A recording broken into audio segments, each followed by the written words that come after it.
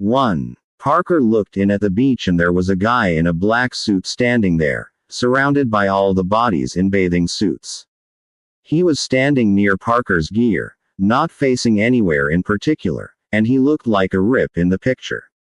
The hotel loomed up behind him, white and windowed, the Puerto Rican sun beat down, the sea foamed white on the beach, and he stood there like a homesick mortician. Parker knew him. His name was Fusco. Parker rolled over and called to Claire, a wave away, "I'm going in." "Why?" But then she looked toward the beach, and didn't need an answer. She paddled over near Parker and said, "My God, he's inconspicuous." "Who is he?" "Business, maybe. You can stick around down here." He knew she wouldn't want to hear about business. "I'll work on my tan," she said. "Will you come back?" "Yes. Don't get too much sun." He let the long waves glide him in toward the beach, and when he waded out onto the sand, Fusco was gone. He walked up to his chaise longue, toweled himself dry, slipped into his sandals, draped the towel around his shoulders, and crossed the sand to the rear entrance of the hotel. He was a big man, blocky, with a big frame and an efficient, graceless way of moving. It took him a second to adjust to the darkness inside the door. He stood on the carpet until he could see, then walked down the long corridor to the hotel lobby. As he crossed the lobby, Fusco got up from one of the black leather chairs and strolled obliquely across Parker's route and into the cocktail lounge. Parker went on to the elevator, rode up to 7 and went down the hall to his room. The air conditioning was on and the room was as cold as a piece of tile. Parker called room service, ordered tonic and ice, and got dressed. Then he stood at the window, looking down at the tourists walking along Ashford Avenue, until the knock sounded at his door. It was the tonic and ice. He signed for it, got a glass from the bathroom and the gin from the dresser, and made himself a drink. And Fusco came in saying, "Christ, it gets hot down here." "That's what it is for." Parker shut the door. "Make yourself a drink." "What's that?" "Gin. I can't touch it." Fusco shook his head and patted his stomach. "It's a funny thing," he said. "Since I got out I can't touch the hard stuff, it makes me double right up." There was nothing to say to that. Parker went over to the chair by the window and sat down. Fusco said, "Maybe some ice water." "Okay. Go ahead." Fusco was medium height and very thin. His face was lined as though he worried a lot. Parker hadn't seen him in 10 years, but he didn't seem to have aged at all. Having been inside had affected his stomach, and maybe was making him act so hesitant, but it hadn't been bad for his appearance. Parker waited while Fusco built himself a glass of ice water, and then he said, "You could have tried looking like a tourist." Fusco frowned like a man worried about constipation, his forehead laddering, and said, "Christ, Parker, not me. I put them Bermuda shorts on, hang a camera around my neck, I look like a pickpocket headed for Aqueduct. I got to stay who I am." Parker shrugged. "Anyway, you're here. I got the address from Handy." That was unnecessary to have said. Handy McKay was the only one Parker had given the address to. Parker had some of his drink and waited. Fusco said, "I don't like letters through the mails, you know. And telephone calls when it is a complicated thing like this. So I figured I'd come down myself, personally, tell you about it." Parker sat there and waited to be told. Fusco looked worried again. "Handy said you were looking for work. I wouldn't have come down otherwise." Fusco had to have some kind of reassurance, or he'd never get to the point. Parker said, "I'm available." Fusco flashed a brief nervous smile of relief. "That's good," he said. "I'm glad." But then he didn't say anything more. Parker prodded a little, saying, "You've got something on. Right? You remember that wife I had? Ellen." Parker vaguely remembered hearing that Fusco had married, but it had been only 5 or 6 years. "I didn't. Yeah, I didn't think so." Anyway, she divorced me when I got sent up. A little over 3 years ago. You know I got a daughter. Parker shook his head, not giving a damn. I didn't know that, he said. 3 years old, Fusco said. 4 in July. Afraid Fusco was going to come out with baby pictures in a minute, Parker said. What's this got to do with the job? I'm getting to it, Fusco promised.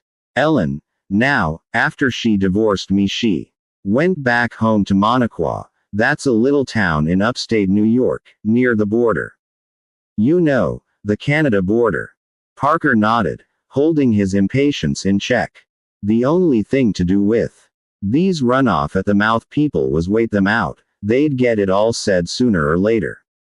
Try to rush them and they'd just get derailed and leave out half the things you should know. She lived with her folks for a while, Fusco said, but I guess they gave her a bad time about me, or something. So she went off on her own and got a job at a bar outside of town there. See, there's this Air Force base there. It is huge, and across the road from the gate there's all these bars, you know. Parker nodded. Fusco said, after a while she started shacking up with one of the guys from the base. Stan Devers, his name is. What the hell, I don't blame her. She's divorced in the first place, and I'm in stir, so why not? Where was all this letting? Parker couldn't see a job anywhere in the story. Yet, and it was spreading out wider and wider all the time, getting more and more soap opera. Parker said, what's the point of all this? I'll tell you in a minute, Fusco said. You got to understand the background. As all. Parker shrugged. All right, let's hear the background. The main thing, Fusco said, is this guy Stan Devers. He's just a kid, you know, maybe 23, 24. Younger than Ellen, you know. But he's okay. When I first got out, and went up to see Ellen and the kid, and there's all these uniforms and things in the closet, I got mad, you know. Naturally. Also I was a little short, I didn't have nothing stashed away when I took the rap. So I tried to lean a little on this Devers kid, and he was a real surprise. He's a sharp kid, he knows his way around. He's never been in on anything like our stuff, you know, but he's cool. You couldn't badger game him, you mean? Fusco shrugged, not seeing any humor in it. It was worth a try, he said, but with Stan it wouldn't work out. But we got to know each other, you know. Sit around, have a Coke or whatever, throw a little bull. He's a good kid, Parker said, so now you're buddies. And he's got an idea for a heist. It was my idea, Fusco said. He wasn't sure at first but I talked him into it. And now he's 100%. And I know what you're thinking about amateurs, but not in this case. Stan's as good as half the pros in the business. Parker said, half the pros in the business are in the big house. You'll have to see the kid for yourself, Fusco said. If you don't think you can work with him, naturally you don't stick around. But like I told him, what we need is an organizer. Neither of us could set this thing up right, and I don't ever again go into a job that isn't set up right. That's what happened the last time, and it isn't going to happen again. I told Stan I'd try to get you, I told him you were the best blueprinter in the business. He's the one sprang me for me flying down here, $120. He's a good kid, and he's serious, and this thing can work. Parker said, why do you need him? He's the inside on the thing, Fusco explained earnestly. He's a clerk in the base finance office, and wait a second. The base finance office. Talking fast, Fusco said, Parker, they got 5,000 men on that base. They pay twice a month, they pay cash, the whole thing's. Parker broke in, saying, wait a while, this is the job you came down here to offer me. Go steal an Army payroll right off the post. It isn't Army, Parker, it is Air Force. And besides, they What do you mean it isn't army?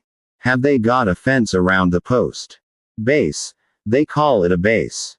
Have they got a fence around it? And gates. And armed sentries on the gates. Parker. It can be done. There's better than 400 grand in there. Parker. Twice a month. Ours for the taking. Yours for the taking. Parker told him. I don't take money away from 5,000 armed men. It isn't 5,000 armed men, Parker. Christ. You know what Stan calls the Air Force. The saluting civil service, he says. You know what they carry on their practice alerts. Empty carbines. They don't even get bullets, for Christ's sake. Somebody's got bullets, Parker told him. Somewhere on that post, base. Whatever they call it, somewhere there's somebody doesn't want us to take that 400 grand. I'll leave that somebody alone. Parker. We got an inside. Who's the first guy the law talks to? Your pal. I told you. Fusco said urgently. Stan's okay. He'd carry it off. Parker. I know he would. You don't know anything about him, Parker said, until he's gone through it. That's what the word amateur is for. It means somebody you don't know about because he hasn't gone through it before and you can't tell what a guy's going to do until he's done it once. Fusco spread his hands. Parker. What can I say? I'm convinced. Parker looked at him. Fusco was convinced. All right, but what did it mean? Was it the pro in him that was convinced, or was he locked into the kind of desperation that hits a lot of men, even the good solid pros, when they first make the street after a stretch on the inside? Lack of money has something to do with it, because most men fresh from stir have spent whatever they used to have on lawyers, but there's also the need they feel to get back on the horse, to prove to themselves they can still operate. The fall they took was nothing but a fluke, a 1 in a million shot that can't possibly happen again. So they get impatient and they take the first thing that comes their way and they wind up back inside.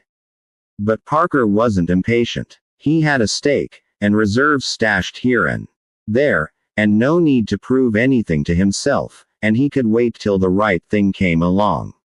His reserve fund wasn't deep enough to satisfy him, particularly with Claire along now, and that's why he was looking for work, but the search had in it no overtones of urgency. Claire was responsible for a lot of the absence of urgency. For the last few years before her, he'd been finding himself moving more and more in the direction of work for work's sake, work to relieve the boredom of being alive and not involved in a job, and that was a habit of mind just as dangerous as the ex-con's desperation. It was on a job that he'd taken in spite of knowing it was bad, a job set up like this one of Fusco's by a recent ex-con and an amateur inside man, that he'd met Claire. The job had gone sour in a lot of different ways, but at least out of it he'd gotten her, and calmness, and the ability to look at this thing Fusco was offering him, and decide whether or not it was something he wanted to get involved in. Parker finished his drink, got to his feet, walked over to where the ice and gin were on the dresser, and made himself another. When he sat down again he said, "Tell me about your inside man." "A kid," Fusco said. "Sure. He isn't supposed to, you know, but he got himself a set. Who knows he has them? Me and Ellen. Now you." Parker shook his head. "What about his buddies on the base?" "He ain't that kind," said Fusco. "He's a loner, Parker. He's got a couple buddies he drinks with sometimes, but he wouldn't tell them nothing." "You sure? Maybe he wants them in on it." "Hell, no." Fusco was very emphatic. "Parker, I tell you the kid's sharp. He knows you get professionals to do a professional job. He already told me, the string we put together doesn't look good, we can forget it, he's out." Parker said, "What about when the law leans on him afterward?" "They will. You know. He'll keep his head." "How do you know?" Fusco made vague hand movements. "Because I know the kid. You'll know it yourself when you see him. It doesn't necessarily kill the job if we have to do it the other way," Parker reminded him. Fusco was too far inside his own ideas to get what Parker meant. He said, "What other way? If we have to lose the kid when the job's over." "You mean, bump him?" Fusco seemed really shocked. "Christ, Parker, I told you he's okay. Any record?" "I don't think so. He's only a kid. Kids can have records. You'll have to ask him. I don't know." Parker shrugged, said, "All right, let it go. What about this ex-woman of yours, Ellen? What about her? She's in on it, isn't she?" "Sure," said Fusco, throwing it away, as though he didn't know why Parker would bring it up at all. "She knows about it, if that's what you mean. Does she sit in, or just kibitz?" "Oh, no," Fusco said, "Ellen wouldn't want to work. But it is okay her knowing. What the hell, she used to be with me, she knew all about everything I worked. That's the way it is. She's seeing some head shrinker. She's got it all doped out. We shouldn't have got married in the first place. It is nobody's fault. Nobody should get mad at nobody. And between you and Devers, I got no jealousy, Parker. You know me better than that. That's you. How does he act? You, the ex-husband, hanging around." Fusco shrugged. "He's cool. What the hell? He knows the score. He knows I'm not trying to freeze him out. All right. Tell me about this base. You say it is Air Force." "Yeah." Fusco leaned forward, elbows on knees, expression earnest and intent. "It's some kind of training base. It is all schools. They get a big turnover of people. Most of them only stay 2 or 3 months." "What kind of planes do they have there?" Fusco seemed surprised at the question. "I don't know," he said. "You want to go in by plane?" "How do I know? I'm not sure I want to go in at all." "Do you know anything about this base or don't you?" "Stan would be the one to tell you about that," Fusco said. "I don't know this military stuff, Parker. You never cased it." "Sure I did." Fusco's professional pride was hurt. "I've been on the base a couple times. Stan fixed me up with a fake ID." "How far's the finance office from the gate?" "Well, there's 3 gates. It's a hell of a distance from the main gate, but there's this other one, the south gate. It is only like 2 blocks from there. It's like a back entrance." "How many guards on each gate?" 2. "Just kids, you know. And the payroll's 400 grand. Around that. Sometimes a little more, a little less." "How's it come in?" "They fly it in, the day before." Parker said, "Give me the sequence." Fusco said, "The plane comes in the day before, in the morning. The payrolls, they split it up," Fusco said, "into the payrolls for all the outfits on the base.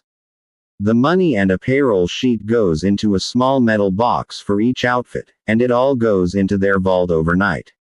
Then in the morning they load it all into the armored car again and drive it around the base. There's one officer in each outfit takes care of the payroll. He signs for his box, takes it, gives out the cash." "What's the overnight surveillance?" 2 apps inside the building, in the room next to the vault." "Apps. Air police." "How many people work in the finance office during the day?" "I don't know for sure. Maybe 20. That's the kind of thing Stan could tell you. Maybe he should have come down here." Fusco grinned. "Would you listen to a kid you didn't know?" "I'm not sure I'll listen to you either," Parker told him. "What do you want from me now?" "Come back with me. Talk to Stan. Look it over. Make up your mind. If you don't like it, Stan pays your round trip. And the ladies, if you want." Parker emptied his glass again, got to his feet. "I'll let you know," he said, and went over to the dresser to get out his other bathing suit. While changing he said, "You registered here?" "No. I'm at the Holiday Inn out by the airport." "What room?" 49. Wearing the bathing suit, Parker went into the bathroom for a dry towel. When he came out he said, "You go back there, I'll get in touch with you. It, too. Claire was lying face up on her chaise longue, arms at her sides, eyes closed, one knee raised. Her suit was yellow and two-piece. Her skin was tanning nicely. Her face was made anonymously beautiful by her sunglasses, and the men watching her looked at Parker with disgust when he sat down beside her and said, "I'm back." She opened one eye, nodded, and closed it again. "He's a funny-looking little man. His ideas are funny too." "Don't tell me," she said, and her body seemed to have tensed slightly. Without actually moving. "I won't tell you," Parker said. Claire's one involvement in a heist had been too much for her, and now they had a deal. She would never ask him what he was working on, and he would never volunteer to tell her. It was a perfect arrangement for both of them. She said, after a minute, "Are you going away?" "I don't know yet." He put his towel down beside him on the chaise longue, and said, "I'm going in and get wet. I've had enough for a while. I'll stay in the sun." He walked down across the sloping hot sand to the water. Two tanned women, in white bathing suits, coming out together, pulling off their bathing caps and shaking out blonde hair, looked at Parker through their lashes, trying to upstage one another, but he ignored them both. There was a time when women had been a brief antidote for the itch to work, but now that he had Claire, the quick anonymous lay was no longer necessary. He walked on past them and into the water, and when it was thigh-deep he stretched forward into a breaking wave, rode the trough and up the face of the next one, and rolled over to coast with the motion of the sea. He kept one eye on the beach, not wanting to lose his orientation. The ocean here could turn bad all at once, and he wanted always to know where land was. Just yesterday a young couple had been caught in some kind of backwash, the waves refusing to ride them in but instead keeping them imprisoned out there. Slowly pulling them away until they'd had to call for help, and fresher swimmers had gone out after them and towed them into where they could stand. Parker respected the sea, as he respected any powerful opponent, and was in no hurry to challenge it. Was he going to join Fusco in challenging the United States Air Force? On the face of it, it didn't seem sensible, but every job seemed impossible before it was done.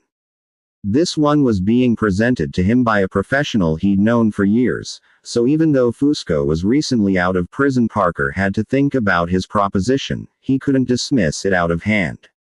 And maybe Fusco really did have something. He was still a pro, with a pro's eye and a pro's judgment. So maybe up there in upstate New York with the ex-wife and the payroll clerk in the United States Air Force there was a workable job to be done after all.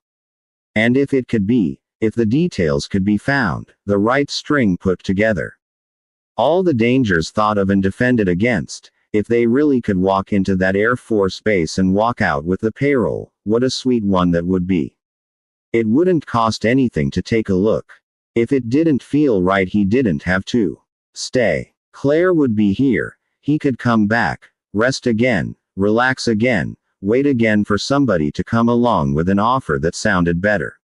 All right. He rolled over, drifted lazily into shore, walked up the beach in the sunlight to where Claire was lying now on her stomach, propped up on her elbows as she read a paperback book.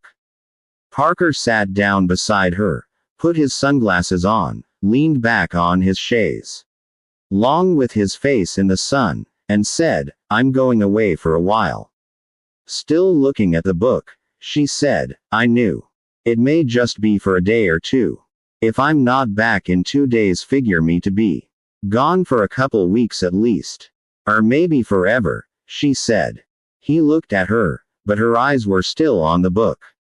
He said, "I'm not walking out on you. Maybe not on purpose," she said. "I've known men like you before." She might have been talking about her airline pilot husband, who wound up smeared like raspberry jam across some mountaintop. Parker didn't like the analogy. "You've never known anybody like me before," he said. "I only walk where the ice is thick." "You walk on ice," she said.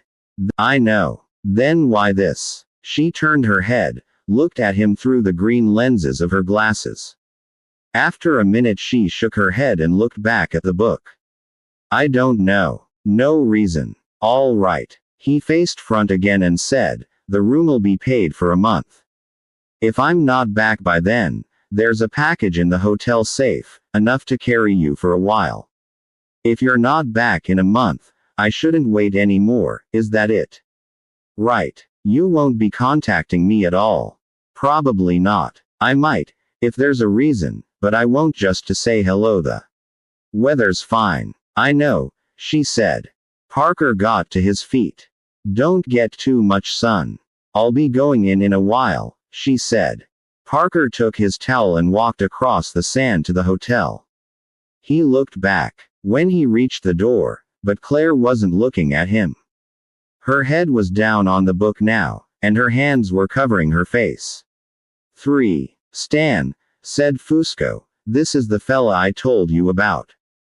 Parker. Stan Devers. It was raining in New York, drizzling down on the airport in the darkness, cold and wet and a million miles from the heat of Puerto Rico. People with intent faces were hurrying by, bumping into each other, carrying luggage, in a hurry, not happy. In the middle of the brightly lighted floor Parker and Fusco and Devers made an island that the bustle eddied around, the hurriers managing to miss them without quite seeing them. Devers stuck out his hand.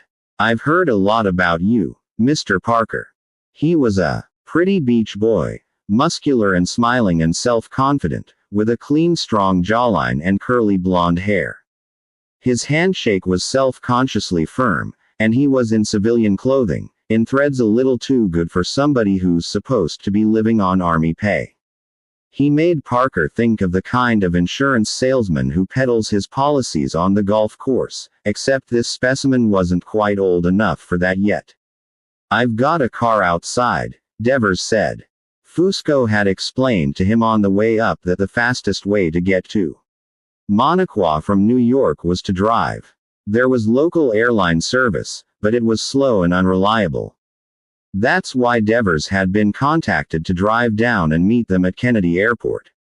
They started now toward the exit, Devers leading the way through the crowd, saying over his shoulder, it's about a 5-hour drive, so if you want to make any kind of stop now, go right ahead. We'll stop on the way, Parker said. Fine. The doors opened for them and they went out to moist cold air. There was a roof over this area, but everything was wet just the same, glistening with a clammy sheen of moisture.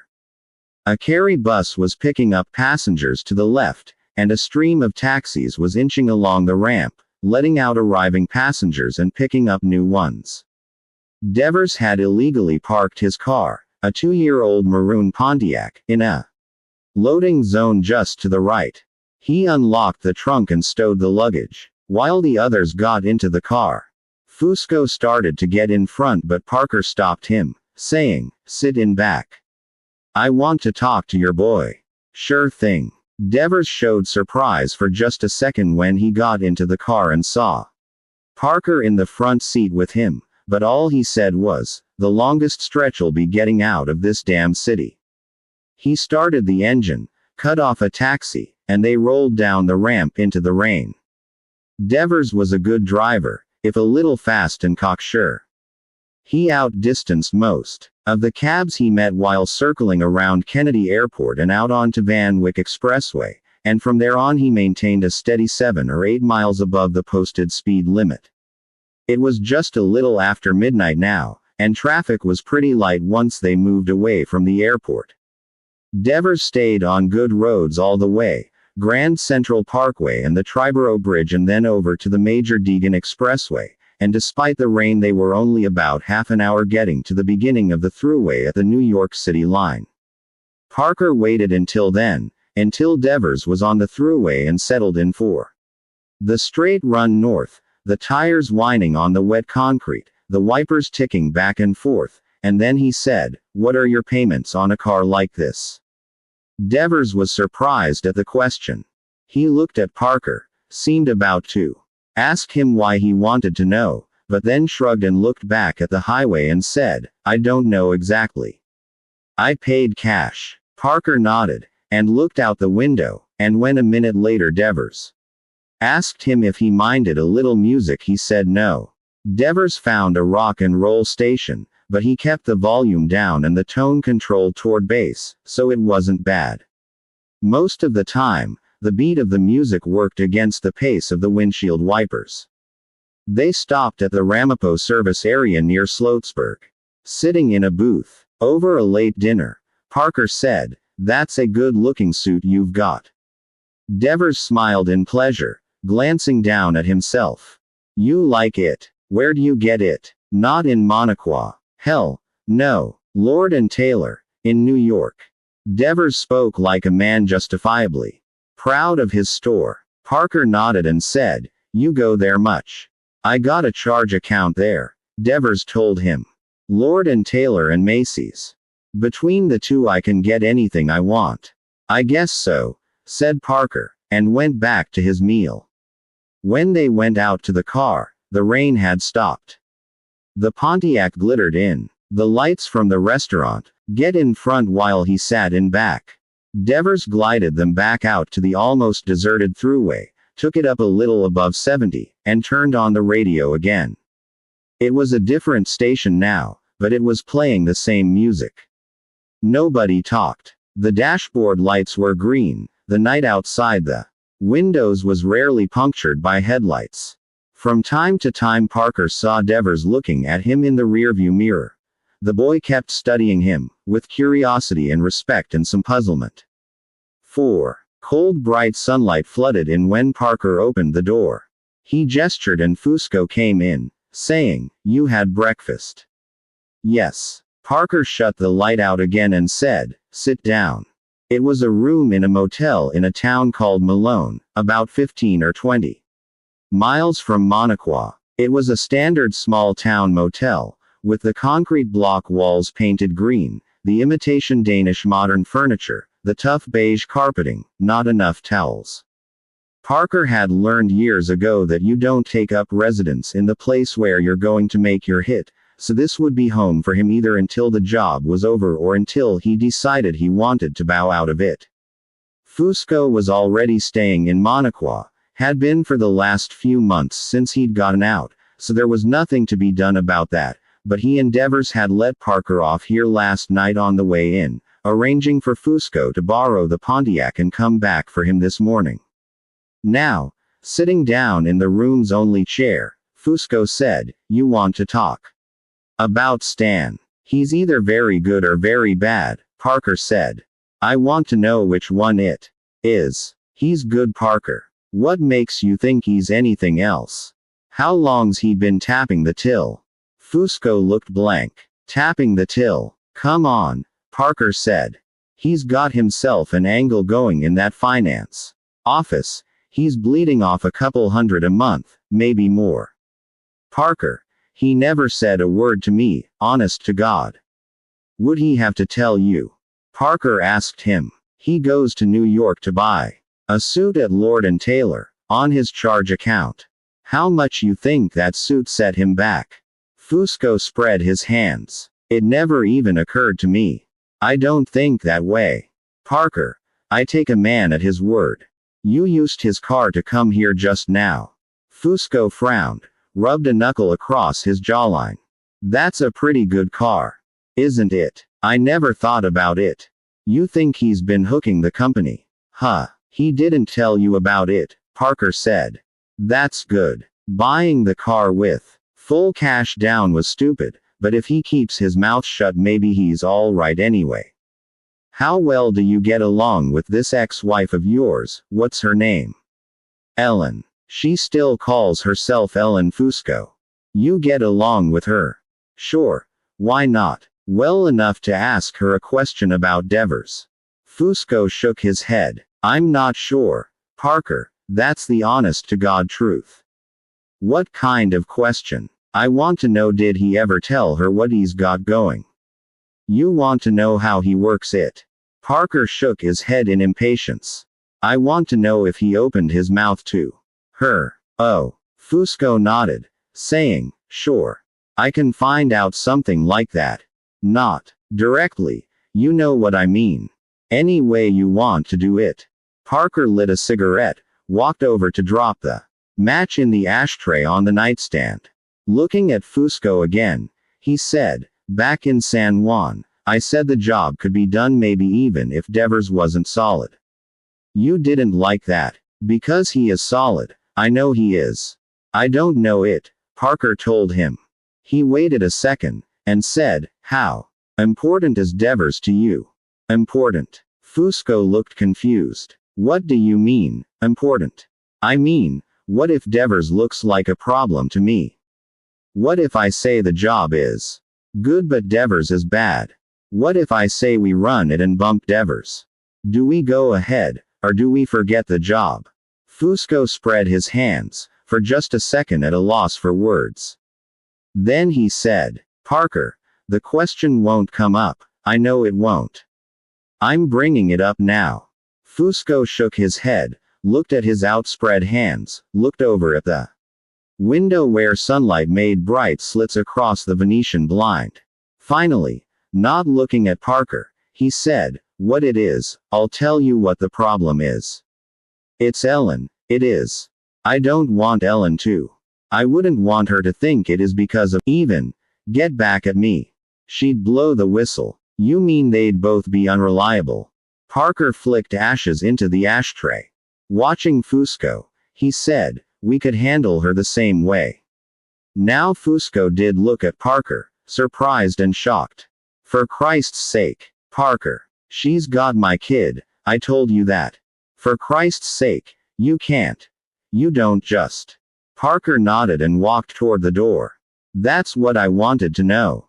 He said. What the rules are. Fusco was still sputtering. Parker, we're not going to. I know we're not. But I have to know the limitations. Now I know. Devers has to be all right, or the job's no good. Fusco looked at him. Parker shook his head. I don't want to kill your kid's mother, he said. I want to know what we can do and what we can't do, what kills the job and what keeps it alive. He opened the door, and sunlight sliced in. Let's go. You scared the crap out of me, Fusco said. He got to his feet, grinning weakly. The next thing I thought you'd say, okay, we'll bump the kid, too. 5. Ellen, said Fusco, this is Parker. Parker, my ex-wife. Ellen, Fusco said, how are you? Parker nodded. Good. Ellen Fusco was something different from what he'd expected. A short, intense, bony girl, she would have been good-looking except for the vertical frown lines gouged deep into her forehead and the way she had of looking at the world as though challenging it to a spitting contest. She looked as though she should go through life with her hands always on her hips. Her home reflected this attitude of belligerence. It was shabby, but clean, as though neither fancy frills nor dirt would ever dare enter here. The furniture was usual enough, from the sway-backed sofa to the table model television set on its wheeled stand, but the bookcase was maybe a little larger than in the average living room, and the books it contained were for the most part fairly heavy reading: Sartre and de Beauvoir, the James Brothers, Uwe Johnson, Edmund Wilson. Her clothing showed the same truculent plainness. She was wearing black slacks, a short-sleeved gray pullover sweater, brown loafers, no socks. Her hair was black and long and straight, held together with a rubber band at the nape of her neck. She wore no makeup or nail polish, as though the image she was trying to get across lay somewhere between a Greenwich Village bohemian and a Nebraskan farm wife. Fusco said to her, "Is Stan up yet?" "He's in the bathroom." Parker looked at his watch. 10:40. Ellen, Fusco said, "You want some coffee?" "Sure thing," said Fusco. "What about you, Parker?" He was somewhat eager, somewhat nervous, and couldn't make up his mind whether he should play host or not. He'd been married to this woman, he'd brought Parker here to her house, but there was another man in the bathroom. "Black," Parker said, talking directly to Ellen. "Make yourselves comfortable," she said, and went through the arched doorway into a small crammed white and yellow kitchen. This kitchen opened directly from the living room, so she could be seen moving around in there, getting the coffee ready. As Parker sat down in the armchair near the door, Fusco said, looking around. I guess Pam's out in the backyard. That's my kid. He looked around at Parker, seemed about to say something more, and then to realize this was neither the time or the place. Nor was Parker the man to ask him if he wanted to go out in the backyard and take a look at a 3-year-old girl. Fusco turned away, moved vaguely in the direction of the kitchen, or maybe just toward the back window there, but then abruptly turned back and sat down in the middle of the sofa. They sat in silence then, Fusco fidgeting slightly and looking this way and that, Parker unmoving, waiting. Ellen's coming in from the kitchen with the coffee was simultaneous with Devers' arrival through the other doorway, dressed in fatigue trousers and shirt. He was barefoot and looked still half asleep. He saw the coffee and said, "One of those for me." "Get your own," she said.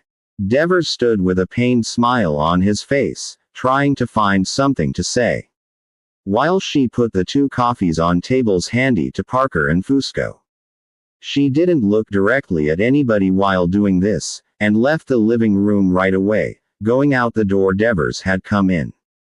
Devers beamed his painful smile at Parker and said, "Domestic bliss. It's just a funny game we have." But when Parker just looked at him without saying anything, Devers shrugged and got rid of the embarrassed smile and went over to sit on the sofa beside Fusco. He picked up Fusco's coffee cup, drank some, made a face, and said, "You know I like it with sugar." He put the cup down, looked at Parker, and said, "You want to see the base today, right?" "That's right. We'll take a run out there. You mind if I make myself some breakfast first?" Parker shrugged. "We're in no hurry. I want to know some things first. Anyway, name it. How long have you been stationed here?" 11 months. Finance office the whole time. Right. U.R.A. or U.S.? Devers frowned. "What's that? Maybe they changed things." "Oh, that's Army. There's no draftees in the Air Force." Fusco said, "You enlisted." He couldn't believe it. Devers grinned at him. "I'm no place getting shot at, am I?" "What's your term?" Parker asked him. 4 years. "How much to go?" 7 months. "I did a year in the Aleutians before I came here." Parker said, "You want to hold this job up till you get out?" "That'd be smart. I leave the office, then they get held up. They'd come looking for me." Parker nodded. He knew that was true, but he hadn't known whether Devers would understand it or not. He said, "What about the way it is now? Only 7 months to go." "There's 2 short-timers in the office," Devers said. "One's getting out in 3 weeks, the other one in 2 months. So the law will look at them before they look at you." "That's what I figure," Parker said, "but they will look at you." Devers nodded. "I figured that, too. How long have you been working your Dodge in the office?" "What Dodge?" "The Dodge you bought the Pontiac with." Devers grinned and shook his head. "I saved my money while I was in the Aleutians." "You got bank records to prove it." "Do I need them?" "Yes. I didn't keep it in the bank." "Where did you keep it?" Devers was getting irritated despite himself. The smile was slipping slowly from his face. "What's the point?" he said. "We're talking about robbery, not embezzlement." "The law," Parker told him. "They'll check out everybody in your office. They'll say, there's a kid with charge accounts in New York, expensive clothes, expensive car. How'd he do all that on Air Force pay?" Then they look very closely at you, just to see what happens. Devers bit a knuckle, frowning, thinking. Finally he said, more as though it were a question than a statement, "I had my grandmother hold it." "Your grandmother? Why? I always got along with her best," Devers said. "My mother and father split up. I wouldn't trust my mother with the prize from a Cracker Jack box. So I gave my money to my grandmother, and when I got back to the Z she gave it back to me. Fusco said. Back to the what? The States, Devers told him. Z. Zone of Interior. Christ, said Fusco. Parker said, your grandmother's going to cover for you. Devers grinned. Guaranteed. She died in April. Parker said, what if they check with your mother? What my mother says is her business. She'd say something different from me. Just out of spite. Would she? Devers hesitated. Who am I talking to now? Parker or the law? Does it matter? No, you're right. I've told you the straight story. Parker said, you got a checking account. Sure. Let me see the checkbook. Oh. Devers nodded. Yeah, I see what you mean. Fusco said, what's the problem? My deposits, Devers said. Like, I put in 130 last week, so. Where did it come from? Parker said, where did it come from? Give me a minute, Devers said. Parker waited, but when Devers kept on concentrating he said, you're a sitting duck, Devers. You aren't covered at all. They could land on you any time. They've never had any reason to look me over. Parker said, what if somebody else in the office tries something, and he's clumsy? So they find out there's something wrong, they start looking around, and you stick out like the Empire State Building. God damn it. Devers gnawed his cheek. There's got to be some way to cover. Not the old lucky at cards routine, Parker told him. That way, you've got to get half a dozen other people to say yeah, they played cards with you, they lost to you. That's too many people. I know. I wouldn't try. Fine. Parker got to his feet, and Fusco bounced up after him. They went out to the sunlight and got into Devers' Pontiac. Fusco said, which way? Gas station. We want gas and a road map. Right. As they drove, Fusco said, you were right about him. I mean, hitting the company. The question is, said Parker, can he work out a cover? He's a smart boy, Parker. Maybe. They came to a gas station and Fusco pulled to a stop beside the pumps. While the attendant pumped gas, Fusco went into the office and got a map. He brought it out and handed it to Parker, already folded to the area around Monaquah. They were in an out-of-the-way northern corner of New York State, close to the Canadian border, about 15 miles west of Malone, north of Route 11. The nearest city of any size was called Massena, farther west, large enough to have a commercial airport. The border was about 12 miles to the north. Dannemora, the New York State Penitentiary, was about 40 miles to the east. Fusco paid for the gas while Parker looked at the map. They drove out of the station and Parker said, let's go north, toward the border. Fusco looked at him in surprise. We won't want to go crossing any borders. Parker. I know that. But they'll figure us to try, so let's see what the road looks like. Fusco shrugged and went back to driving. Monaquah was a small town, overbalanced by the Air Force base just outside the town limits. There were more people on the base than in the town, so the influence showed up everywhere, in the names of bars and diners and motels, in the heavy preponderance of blue uniforms on the downtown streets, in the number of bars and movie houses. If the majority of people at the base had been permanent rather than transient, the effect on the town would have been even greater, but as it was, the place was unmistakably a camp town. They had to go through town and out past the air base to Route 95. It was scrub country out here, hilly but not mountainous, heavily forested. Very little of the base could be seen from the road, only a few drab slant-roofed buildings glimpsed through the trees and then the sudden complex busy structure of the main gate, like a stage set in the sunlight, with a dark blue billboard on one side giving, in gold letters, the names of the military organizations here, all done in incomprehensible abbreviations. Fusco turned north on 95, went up to Bombay and took the unnumbered road. Up to Fort Covington. This was a smaller and less traveled road than to continue on to Massena or to take the bridge across the St. Lawrence from Roosevelttown to Cornwall on the Canadian side. They went through Fort Covington, but stopped on the other side before reaching the border. Parker said, "All right, let's go back." It didn't look good. No place had shown itself readily as a hideout. The forest was thick between the little towns, but it wasn't empty. Most of the woods were posted against hunters, and the rest would be full of them. It didn't look likely for them to come up here after the job and cool out somewhere short of the border. Of course, he couldn't be sure yet, and anyway this was doing it backwards. If Devers couldn't cover his embezzlements, there wouldn't be a job anyway. And even if he could, there was still the base to be looked at. The whole thing might be impossible because of some element long before the getaway or hideout.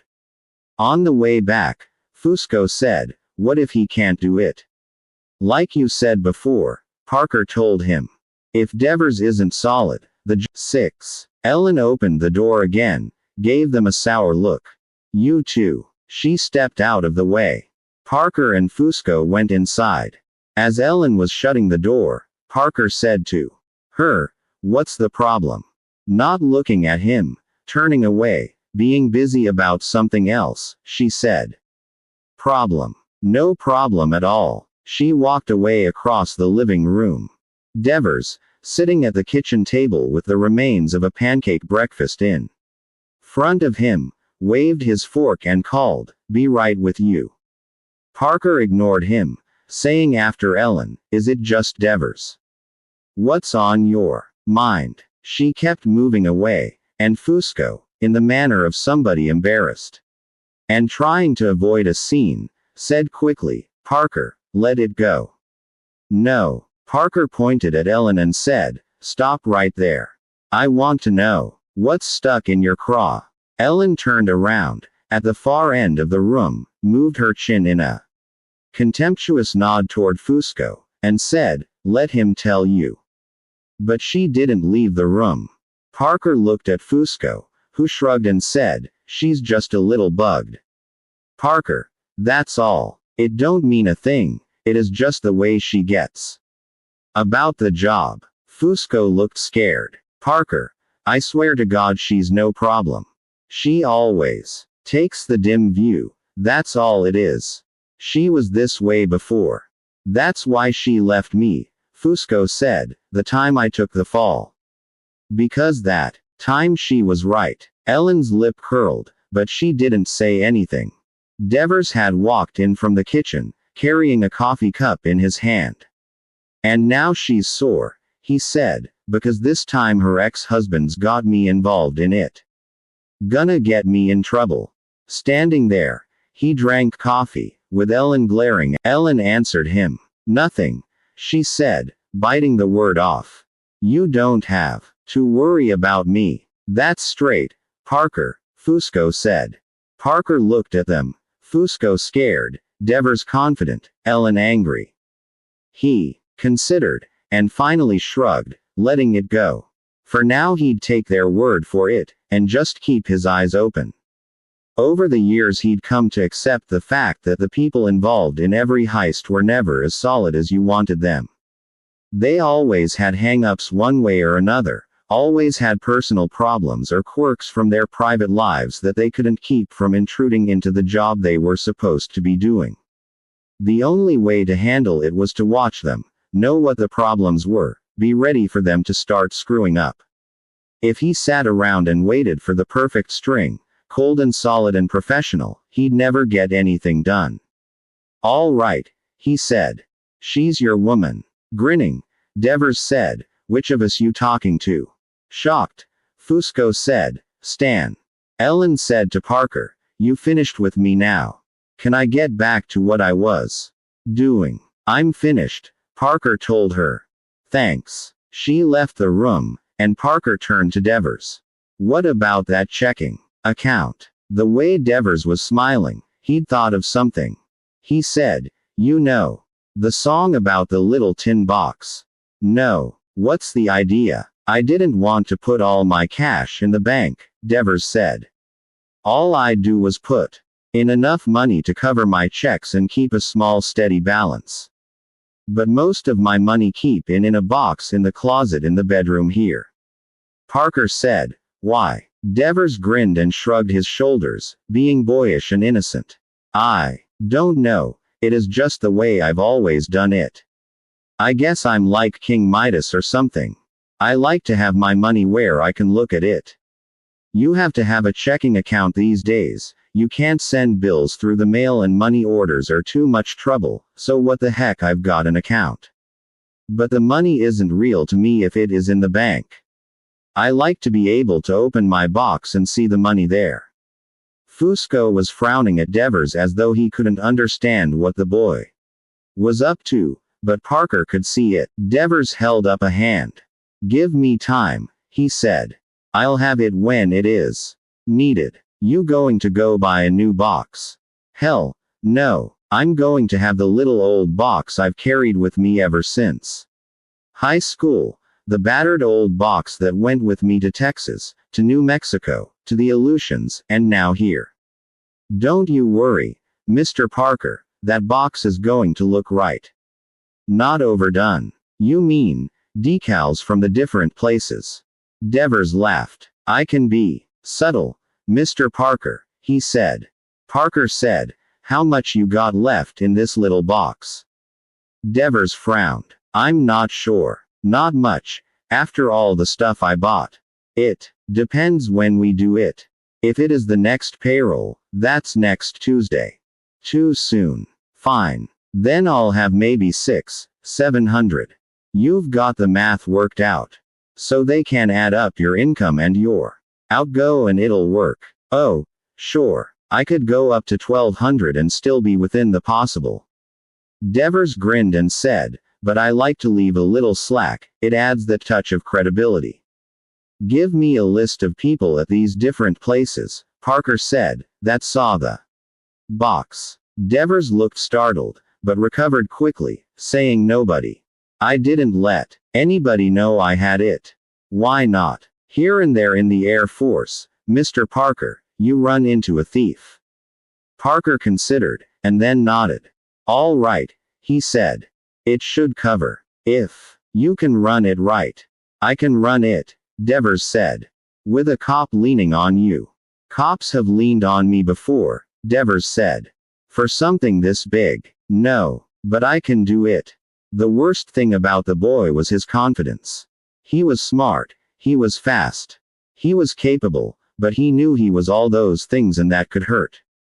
But he'd been running his dodge at the finance office almost a year without being caught out, so maybe his confidence wouldn't be a liability. Devers spread his hands. If I can. You've got a nice thing going at this finance office. It seems safe and sure. And profitable. This knockover's got to be risky. Why not stick with what you've got? First, Devers said, I've only got 7 more months of this gravy train. If I re-enlist, I'm bound to get transferred out pretty soon, probably overseas again. Besides, I'm not all that happy with Air Force life. So when I get out, where am I? I've got a car, some clothes, a few hundred in cash, and a nice way to cut the pot in an Air Force finance office. Big deal. I go to work someplace else, maybe in a bank or something, and it takes me a while to figure an angle. Maybe they're tougher than the Air Force, in fact they probably are, so maybe I don't figure an angle at all. The point is, what I've got is fine for right now, but what about the future? What will you do with your chunk? Live on it, Devers said. Not loud, but comfortable. And when it is gone? Shrugging, Devers said, I'll worry about that when the time comes. What this does, it buys me a year or two. Then I'm where I would have been when I got out anyway. Parker knew he was looking at a new recruit to the profession, knew he was aware of it before Devers. Devers had been tapping the Air Force for money for this month, next month, the month after that. Now he was coming into the heavy racket to take care of this year, and next year he'd be coming back, looking up Parker or Fusco or whoever else might be getting into this string, saying, "You need a boy anytime, I'm available. If things went well this time." Devers hadn't been tried yet, not 100%. He could still blow, he could still fail to have the nerve for it. But Parker thought the odds were with the boy. 7. This was the bad moment, walking up the blacktop toward the gate. Devers went first, a little ahead of Parker and Fusco. They were all in their normal civilian clothing, which Devers had told them would cause no comment. Most guys are in civvies any time they're off duty, he'd said. He'd also explained that because the base was full of technical schools, which ran on shifts, it wasn't unusual to see men off duty at any time of the day or night. They were coming to the main gate rather than the one nearer the finance office because here the traffic was heaviest and they were the least likely to get any kind of close study. Parker in particular had an ID card with a picture far from his own appearance, though the relationship between Fusco's face and that on his card was also slight. "They won't look," Devers had said. "You just open your wallet and wave it at them as you go by." He'd demonstrated, holding his wallet open at arm's length. Parker had thought they would go in Devers' car, but the boy had been against it. "We'll be noticed," he said. "There's a bus out from town, it is always full of guys. We take that, get off with them, everybody goes through the gate in a bunch." So they'd driven downtown, parked the Pontiac a block away, and boarded the civilian-operated bus out to the air base. It was about half full, and as Devers had said, most of the passengers were in civilian clothes. Now they'd reached the base. The three of them were in the middle of the straggling group of 25 or so walking up to the gate in the sunlight. The two APs stayed inside Air Shack, looking through the window at the IDs held up for their inspection, nodding, their expressions bored. You could only go by the shack in single file. Devers went first, Fusco second, Parker third. Parker noticed that most of the men ahead of him barely glanced at the APs on their way by, so he did the same. Their bored expressions didn't change as they looked at his card, and a second later he was inside, putting his wallet away. "We'll take the bus," Devers said. "This is a damn big base, the office is way to hell and gone over there. There's a special bus, sure, run by the Air Force. Actually there's 3 routes, but they all come by here. We want a number 1. They run all night." "Yeah." Devers looked at him. "You thinking of something?" "I'm just asking questions," Parker told him. It was true. He didn't know whether a bus would work into this heist anymore. Then he'd known whether or not they'd use a plane when Fusco had asked him about it back in San Juan. He wanted to know about transport, vehicles, everything that moved and traveled and had reasonable justification for being on this base. What he could use and what not he'd find out later on. The first bus that came they didn't want, but most of the others waiting with them did. As they all climbed aboard, Devers said, "That's the bus goes to the transient barracks area. Those are all our scholars." "What kind of schools?" Devers shrugged. "Everything. Everything from personnel technician to A&E mechanic. Translate both of those." "Okay," Devers said, grinning. "A personnel technician is a clerk typist in the orderly room. A&E is aircraft and engine. A grease monkey. What about military police? Do they have a school here?" Devers looked surprised, and said, "Be damned. That's one they missed." "Good." Fusco said, "Here comes our bus." The bus was dark blue and rickety, with the engine in front, like a truck. The driver was wearing fatigues, with Airman First Class stripes on his sleeve. There were only about 10 people in the bus, scattered here and there.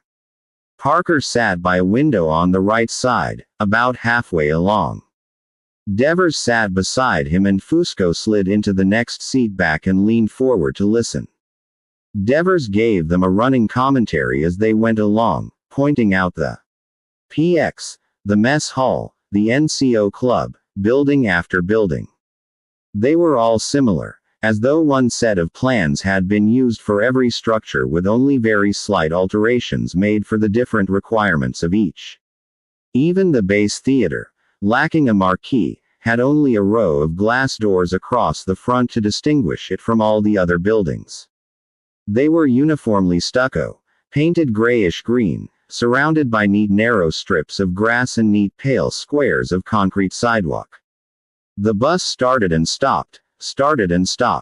People got on and off, about half in uniform, most of the uniforms the casual workwear of fatigues. Only 2 officers rode the bus during the time Parker was on it, and there was a great deal of coming and going out there, people walking along the sidewalks, going in and out of the buildings, riding by in cars and trucks. Down the cross streets where the barracks were, lines of cars were angle parked, other cars moved slowly in the sunlight. Parker said, "Is there always this much activity?" "Sure," Devers said. "See, the schools run on 3 shifts. 6 in the morning, till noon is a shift. Noon to 6, B shift. And 6 to midnight, C shift. So there's always 2/3 of the students off duty. And a lot of the permanent party works shifts, too, so some of them are off duty now." The finance office was a hell of a distance from the main gate. Parker counted 16 blocks, with the bus only having made 1 right and 1 left turn. When Devers said, his voice suddenly just a bit more tense, "That's it there." Parker told him, "We'll wait 2 blocks, and walk back." Good. They got off the bus 2 stops later. No one else got off with them, and after the bus pulled away, Parker said to Devers, "You better stay here. We don't want your friends inside to look out a window and see you with 2 guys they don't know." "I was thinking about that," Devers said. "You're right. So when you go by, the finance offices are on the 2nd floor. The 1st floor is the Red Cross on the left and the re-enlistment office on the right. Major Creighton's office is way to the left upstairs, that's where the safe is." "All right. We'll be back in a few minutes." It was a bright day but cool.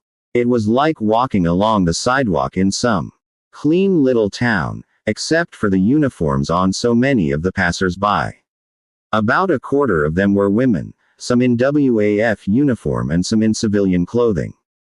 The finance office was in a building like all the rest. 2-story, stucco. Rectangular. A roof. Gray-green, casement windows, off-white woodwork. Signs were in the windows flanking the main entrance, which was in the middle of one of the long walls. The signs on the left were dominated by red crosses, those on the right by the word bonus. The last 2 second-story windows on the left were covered by wire mesh and vertical bars. Parker and Fusco turned the corner, walked around the building, and saw nothing more except that the second-story windows all across the left side. Devers grinned and shook his head. "The Red Cross is shut more than it is open. There's only 2 people in there, an old guy and a nice-looking chick, and half the time they're down to the snack bar having coffee." "What about the re-enlistment office?" "Same hours as us." Parker nodded, stood looking around. This part of the base was laid out in a grid of streets, every block an absolute square, with 2 long buildings on each side. Parker said, "Is the whole base set up like this?"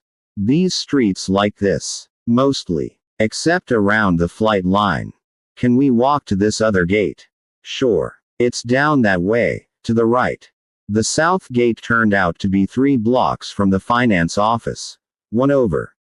And 2 down. It was a smaller gate, less pretentious, with no billboard outside.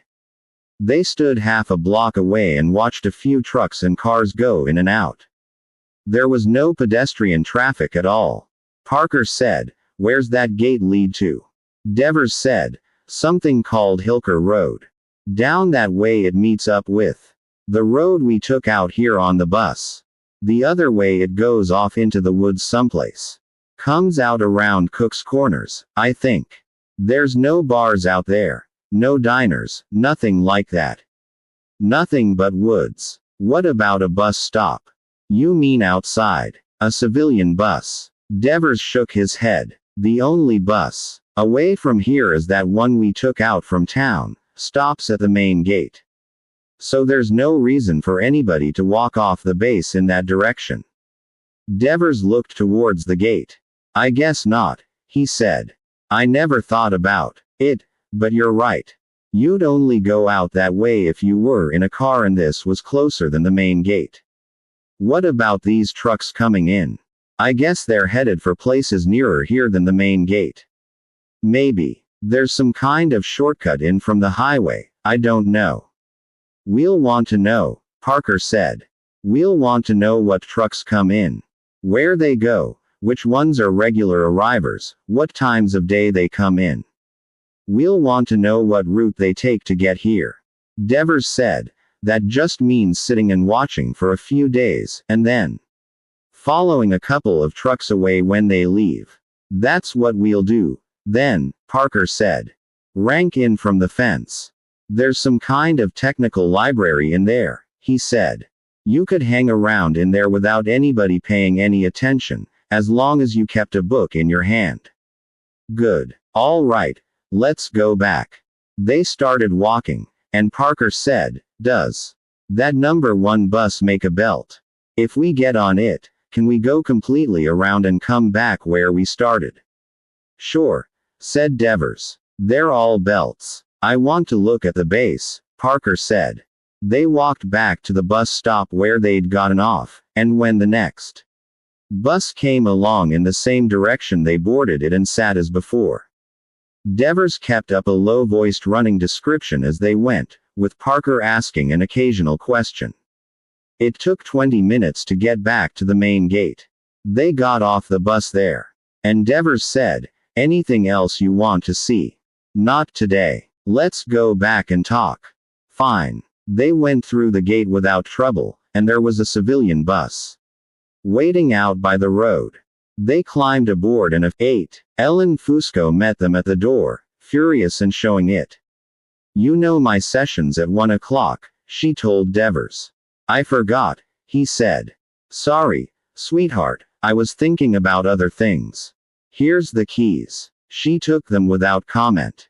Pam's in the yard, she said, and went out to the car. The 3 men went into the house and Devers shut the door, saying to Fusco, if that ex-wife of yours doesn't come off it pretty soon, I'll be trading places with you.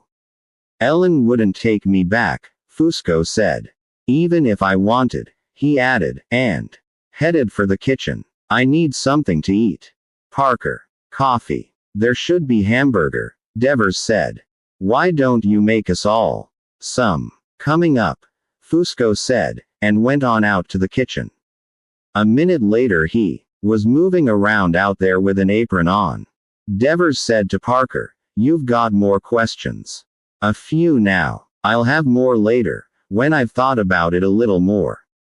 Naturally. Sit down, Parker said, and himself went to the chair he'd been sitting in the last time. When Devers was settled on the sofa, Parker said, the building next door to the finance office, facing the barred windows on the side.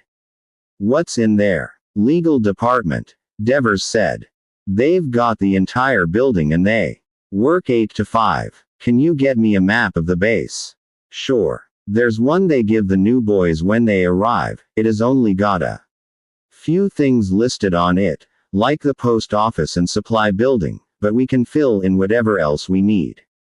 Good. A Polaroid, Parker insisted. We don't want any drugstore developing our prints. I don't have one myself, Devers said, but I know a couple guys on base who do. I can borrow one for a day or two. Good. I'll want pictures of the finance building, every side. And the offices inside, if you can manage it. That could be tricky, Devers said. Don't do it if it'll blow things. I'll see what I can work out. Anything else? Probably. I'll let you know. Fusco came walking in with 3 cups of coffee on a tray, distributed them.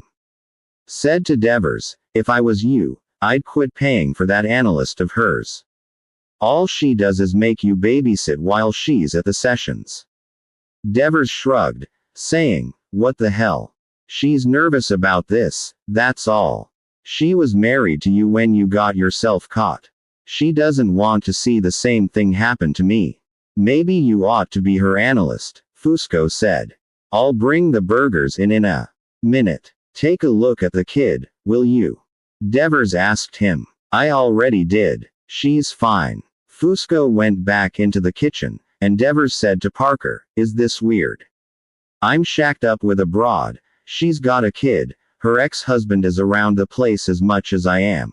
I'm in on a goddamn robbery with him. I'm paying for the broad's analysis. I swear to God I never thought I'd get involved in anything this complicated in my life." "The robbery part is simple," Parker told him. "We look it over. We see if it can be done. We work out the method. We do it. We split. We don't let other things come in and make complications." "I follow you," Devers said. "Don't worry, Ms. Sorry. Don't worry. Anyway, there won't be any complications." Fusco came back in with the hamburgers. "I've been listening," he said. "You think it can be done, Parker?" "Maybe. But it looks good," Fusco said. "So far," said Part 2. 1. "They're going to do it," Ellen said. "I know they're going to do it now." Shivering, she hugged herself and shook her head. "I thought it was just a dream for a long while, just a game they were playing. I thought my husband had learned his lesson. I thought he was too scared to try anything like that again. But it is real, it is going to happen, and this time he's going to take Stan with him." Dr. Godden said, "What makes you so sure?" "The man who came today," Ellen said. "The man my husband brought back with him from Puerto Rico." It was easy to talk to Dr. Godden. She could fold her arms around herself and look at the intricate patterns in the Persian rug and tell him everything that troubled her. She'd never been able to talk to anybody else like this, never in her life. Certainly not her parents, who listened only to judge, who were never anything in her life but judges, critical judges, prejudiced judges, hanging judges. And certainly not Marty Fusco, whom she now understood she'd married simply as an act of revolt against her parents and who had been no one to understand and help a person like her at all. There was no one, that was the bare fact of it, no one on earth to talk to, no one who would pay attention and try to see and understand and help. Until Dr. Fred Godden. It was the boy before Stan who'd first talked to her about going into analysis. And of course then she'd laughed at the idea. She'd thought analysis was for complicated neurotic people, movie stars and famous writers and society people and like that. Ordinary people like her didn't go to psychoanalyst. But Bert, that was his name, did go to an analyst, because of deep-seated hidden fears that he was homosexual, and eventually he talked Ellen into going to Dr. Godden, too. Not long after that, Bert moved to New York City, to Greenwich Village, to try to work out his problem down there, but by then Ellen had learned just how good analysis could be, and she'd kept on with it ever since. It was Dr. Godden who'd helped her get rid of all that leftover guilt she'd been carrying around, not even knowing it was there, weighing her down, making her do things, wind up with her getting hurt again. Because she'd wanted to get hurt, it was as simple as that. All the guilt her parents had saddled onto her, and then the guilt of feeling that she'd let Marty Fusco down, betrayed him, when she'd divorced him after he was sent away to prison. But it had been the right thing to do. Because he hadn't been the right man for her, he was only a symbol of a revolt that was now complete. She didn't have to do symbolic things against her parents anymore, she was free of them now. So it was right to have divorced Marty, and that was the reason it was right and the real reason she'd done it, though at the time she told herself it was because of Pamela. There was guilt there, too, guilt toward Pamela, feelings of inadequacy and fraudulence. It was all very confused still, very muddled and unclear, but they'd been working on it. Hour by hour, 3-hour-long sessions a week, Monday and Wednesday and Friday, and they'd been getting closer and closer to the root of it all, and then this robbery business had come along, throwing everything out of kilter, and since then it seemed that was all she could ever talk about with Dr. Godden.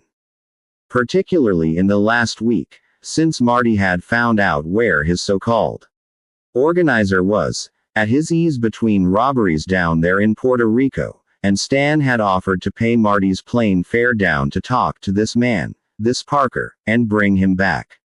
And now he was here, and it was real, and it was actually going to happen, and Ellen sat in Dr. Godden's office, hugging herself, staring at the complex patterns in the carpet, and felt the heaviness of inevitable disaster weighing down on her like a black rain cloud. Because the man had come from Puerto Rico, and it was going to be done. "Tell me about this man," said Dr. Godden.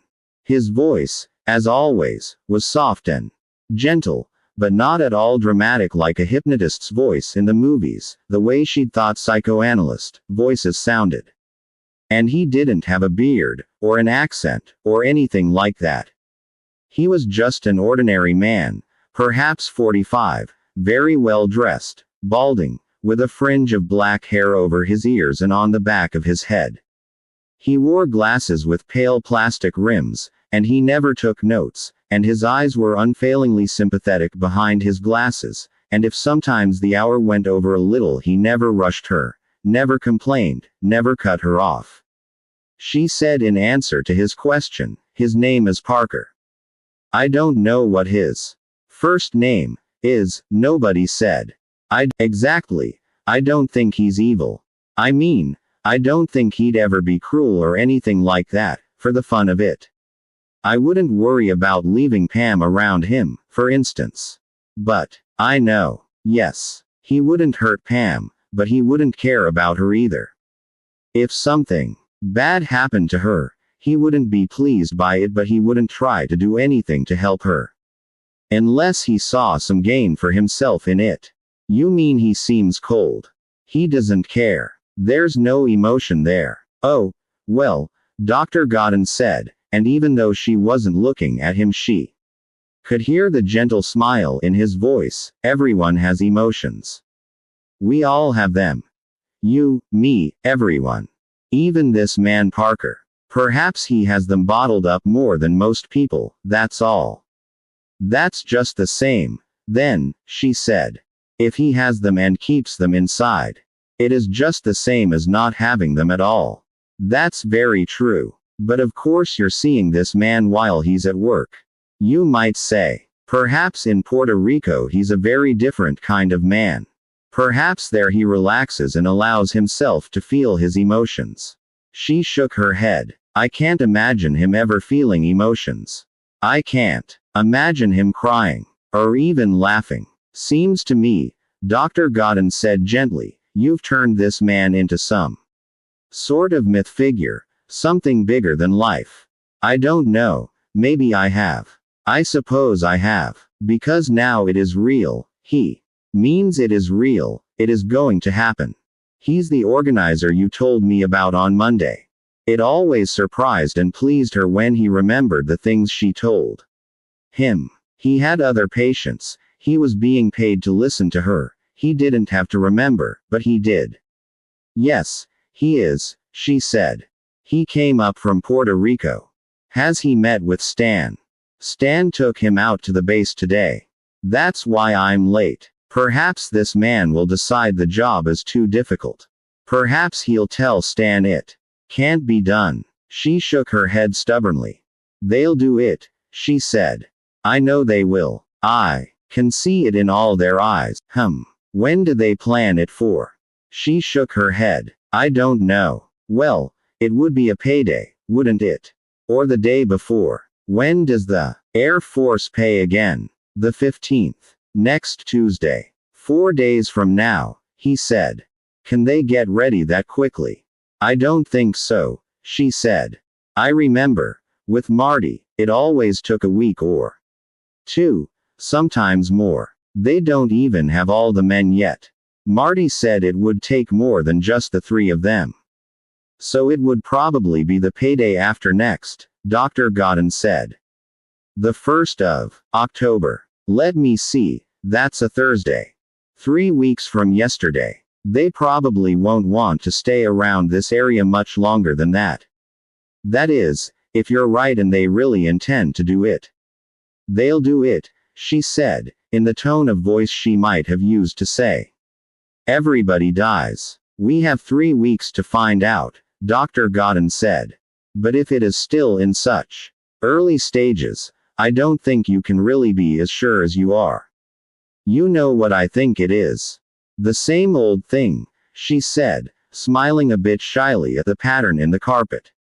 Knowing what he was going to say. "You tell me," he said, urging her gently.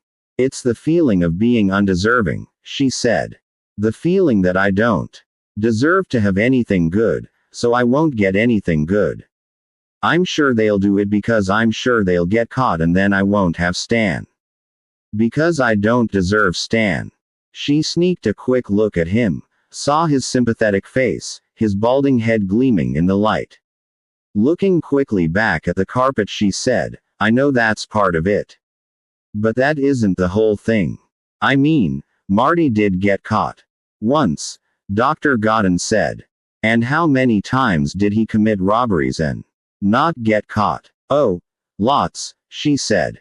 She was no longer amazed at how easily she could talk with Dr. Godden about robberies and criminals. It was almost as though he were a priest.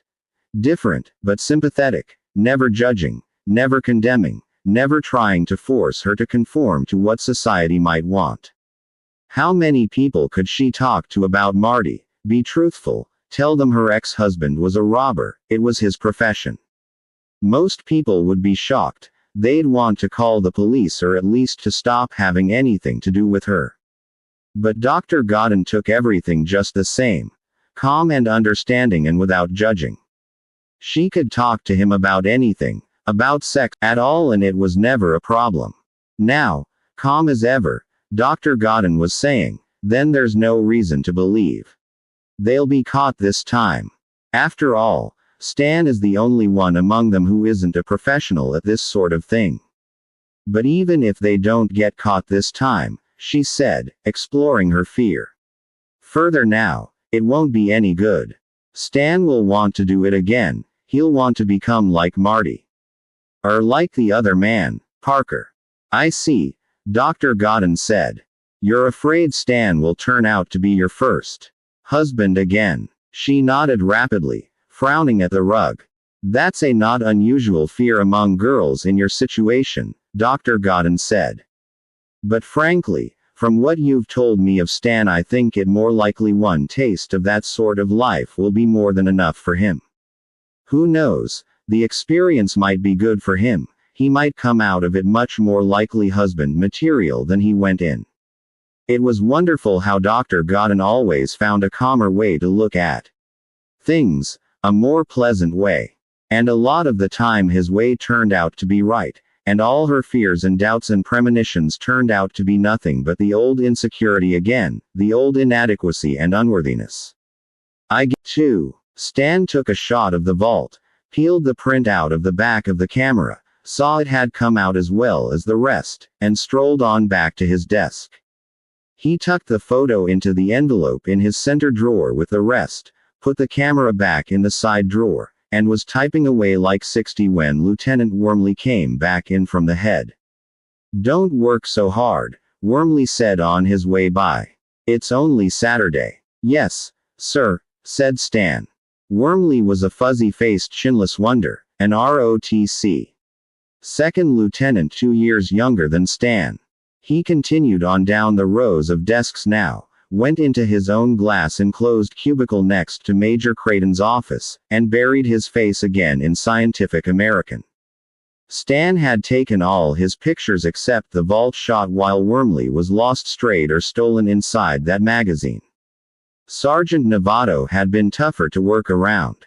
A tough, compact little man who'd never expected assignment anywhere that required brainwork. He took the tasks of this office a hell of a lot more seriously than anybody else, and on the Saturdays when he was on duty he got more accomplished than most people did in a full 8-hour weekday. But it was his very busyness that had helped Stan to shoot around him.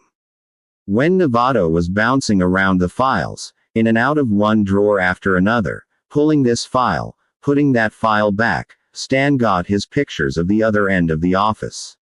And when Novato was down there, absorbed in arithmetic at his desk, Stan took his pictures in the other direction.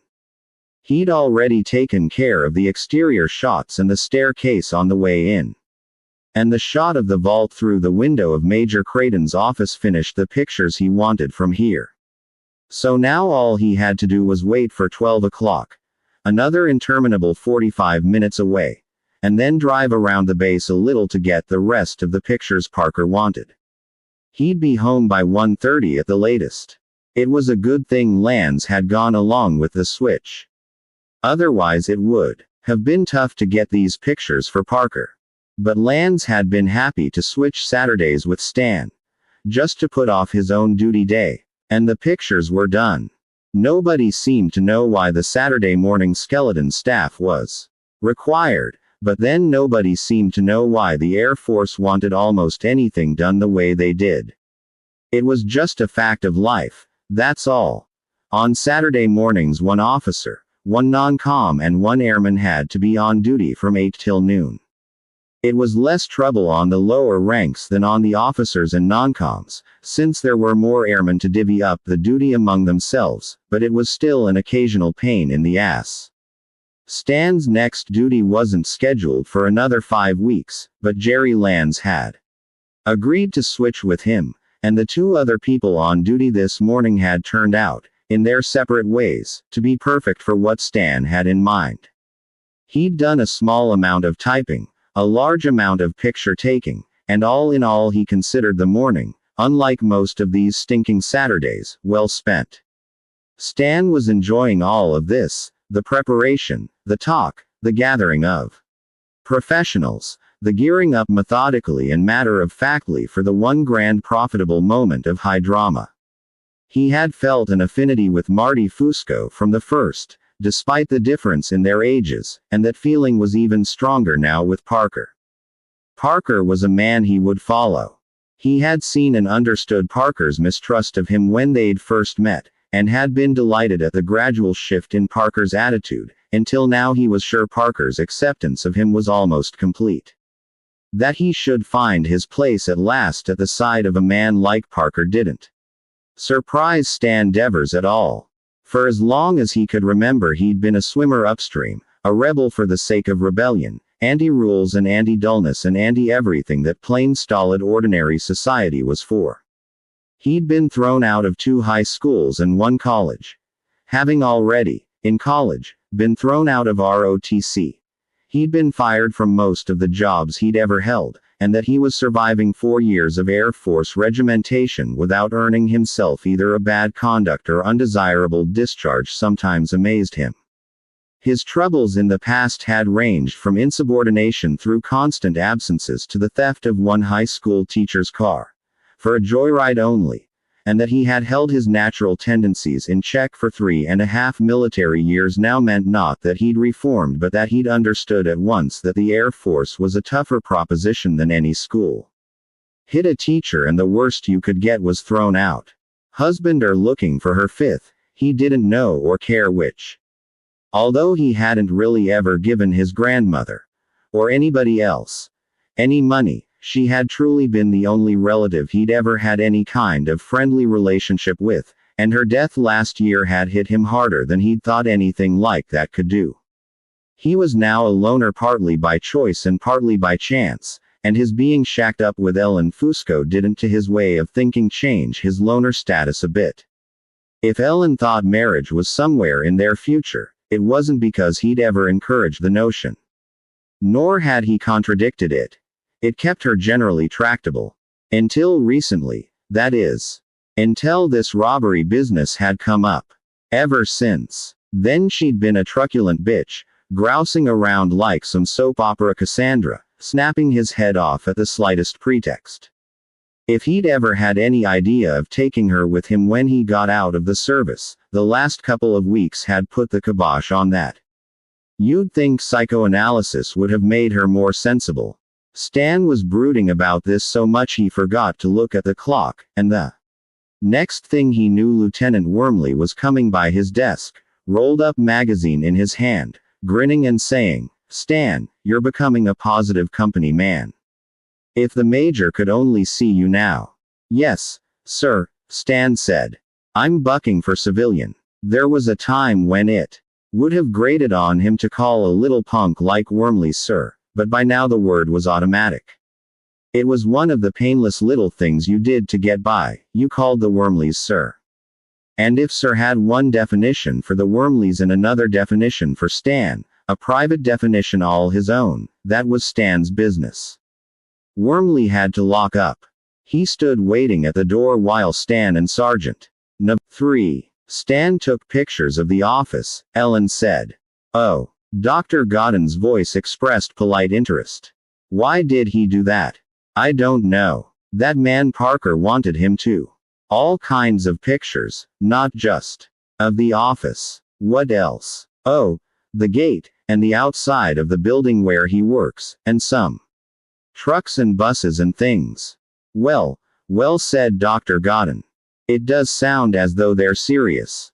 Doesn't it?" "I knew they were." "It seems you were right," said Dr. Godden. "Are they hiding their plans from you?" "No. How could they? They're using my house. As though I wanted to know what they were doing." "Don't you?" "I do not," she told the carpet.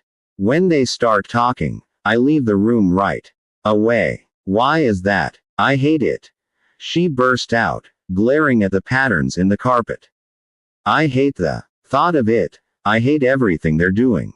"Is it only because you're afraid they'll be caught, or that Stan will want to keep doing it until he does get caught?"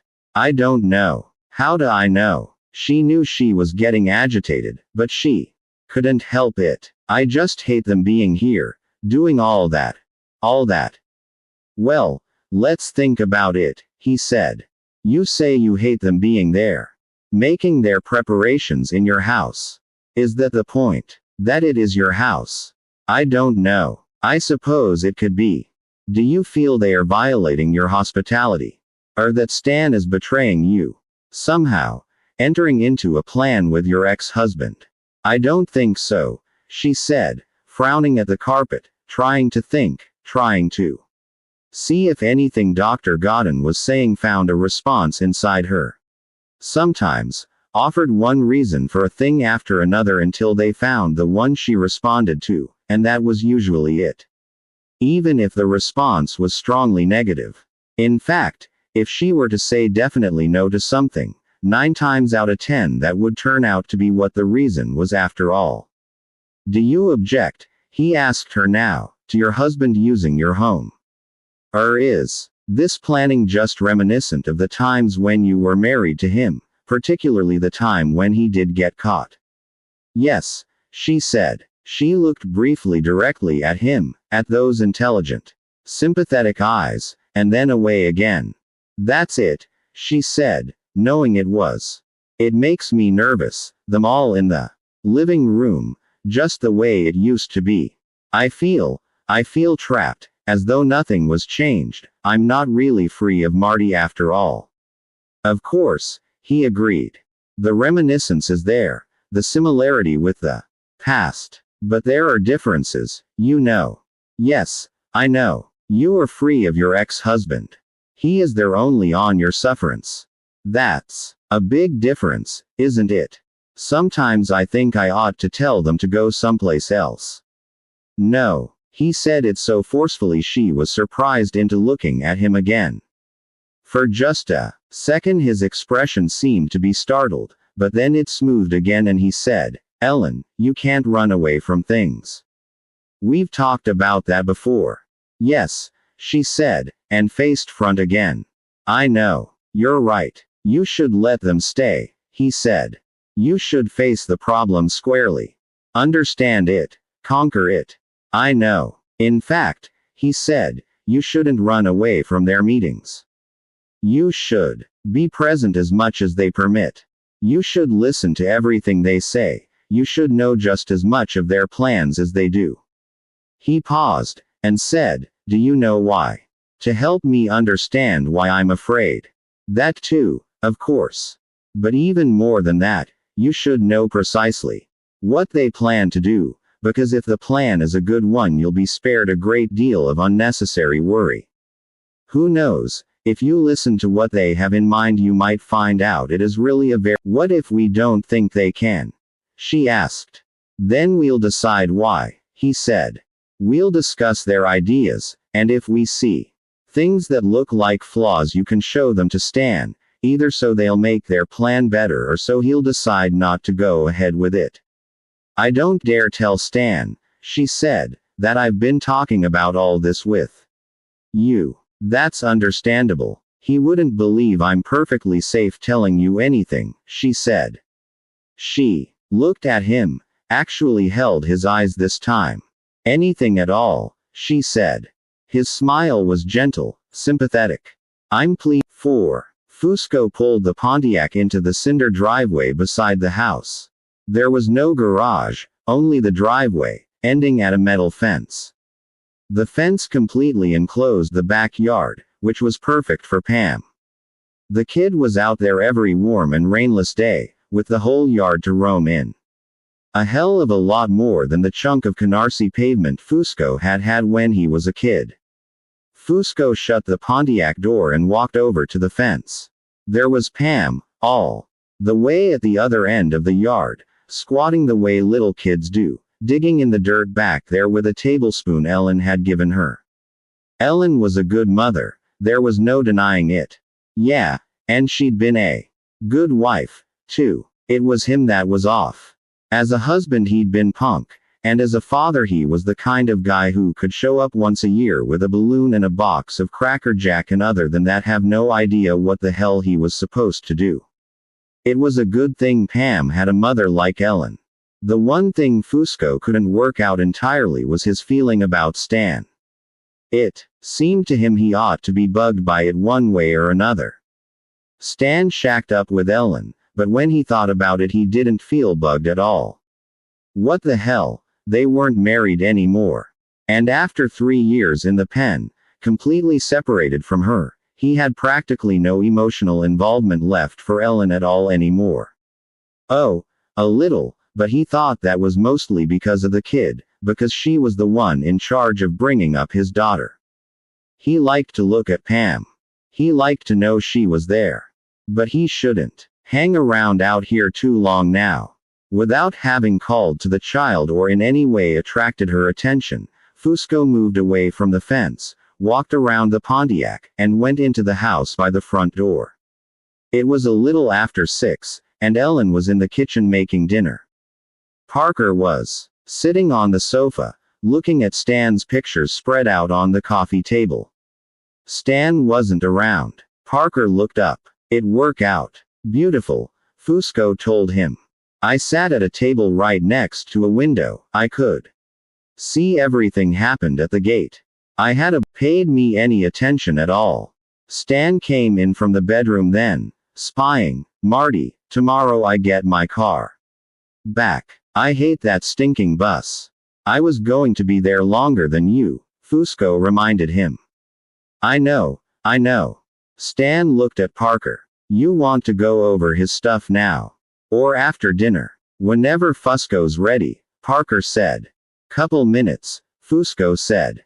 He dropped his notebook on an end table and went into the bathroom to wash up for dinner.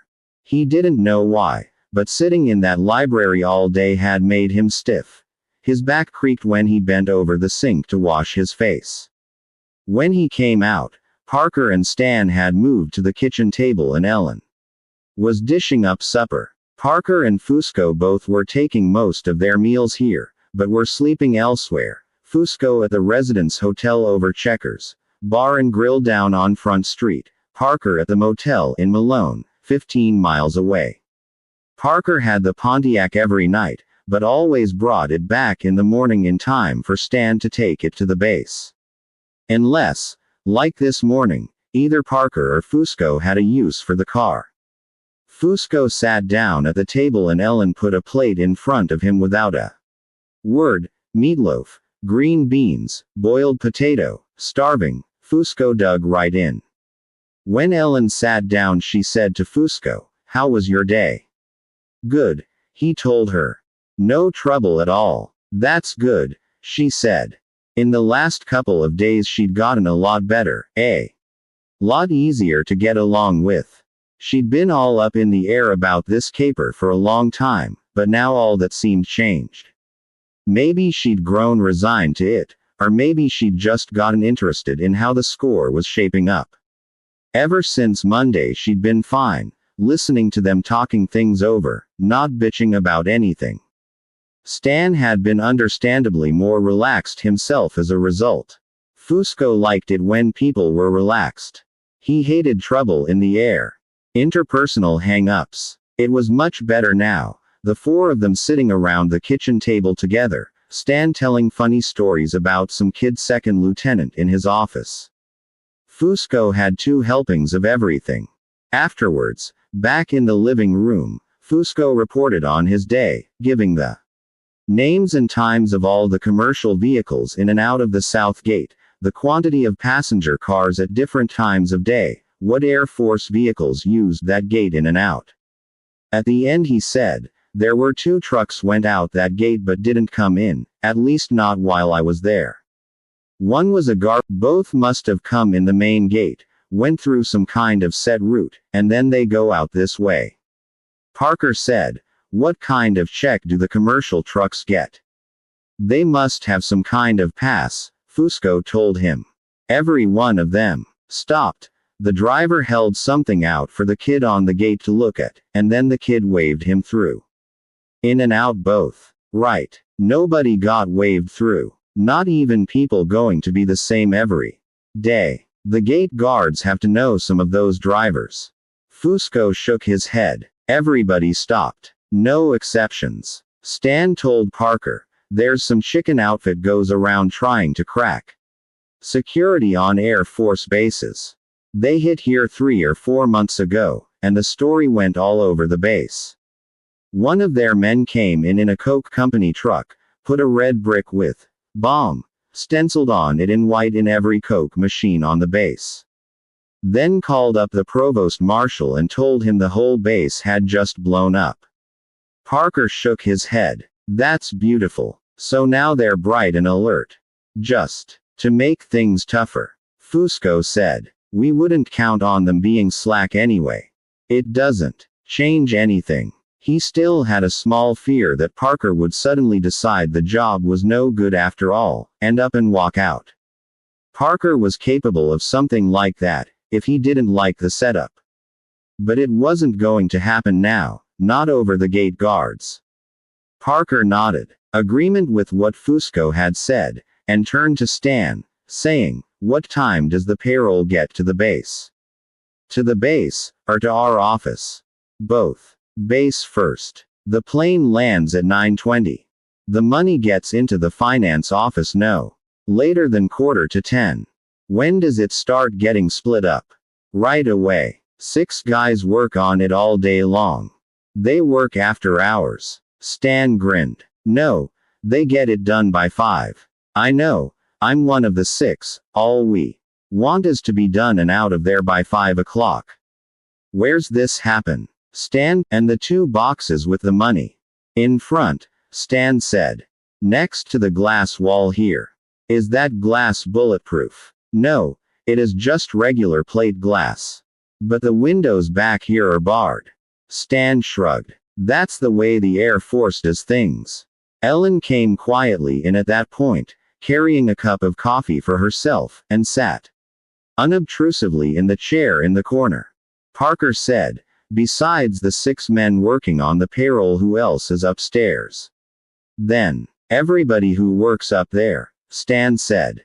"About 20 people. Anybody else in the room with the money?" "The Major. And Lieutenant Wormley and Captain Henley. They both check out 45s from supply in the morning and stand around and play guard."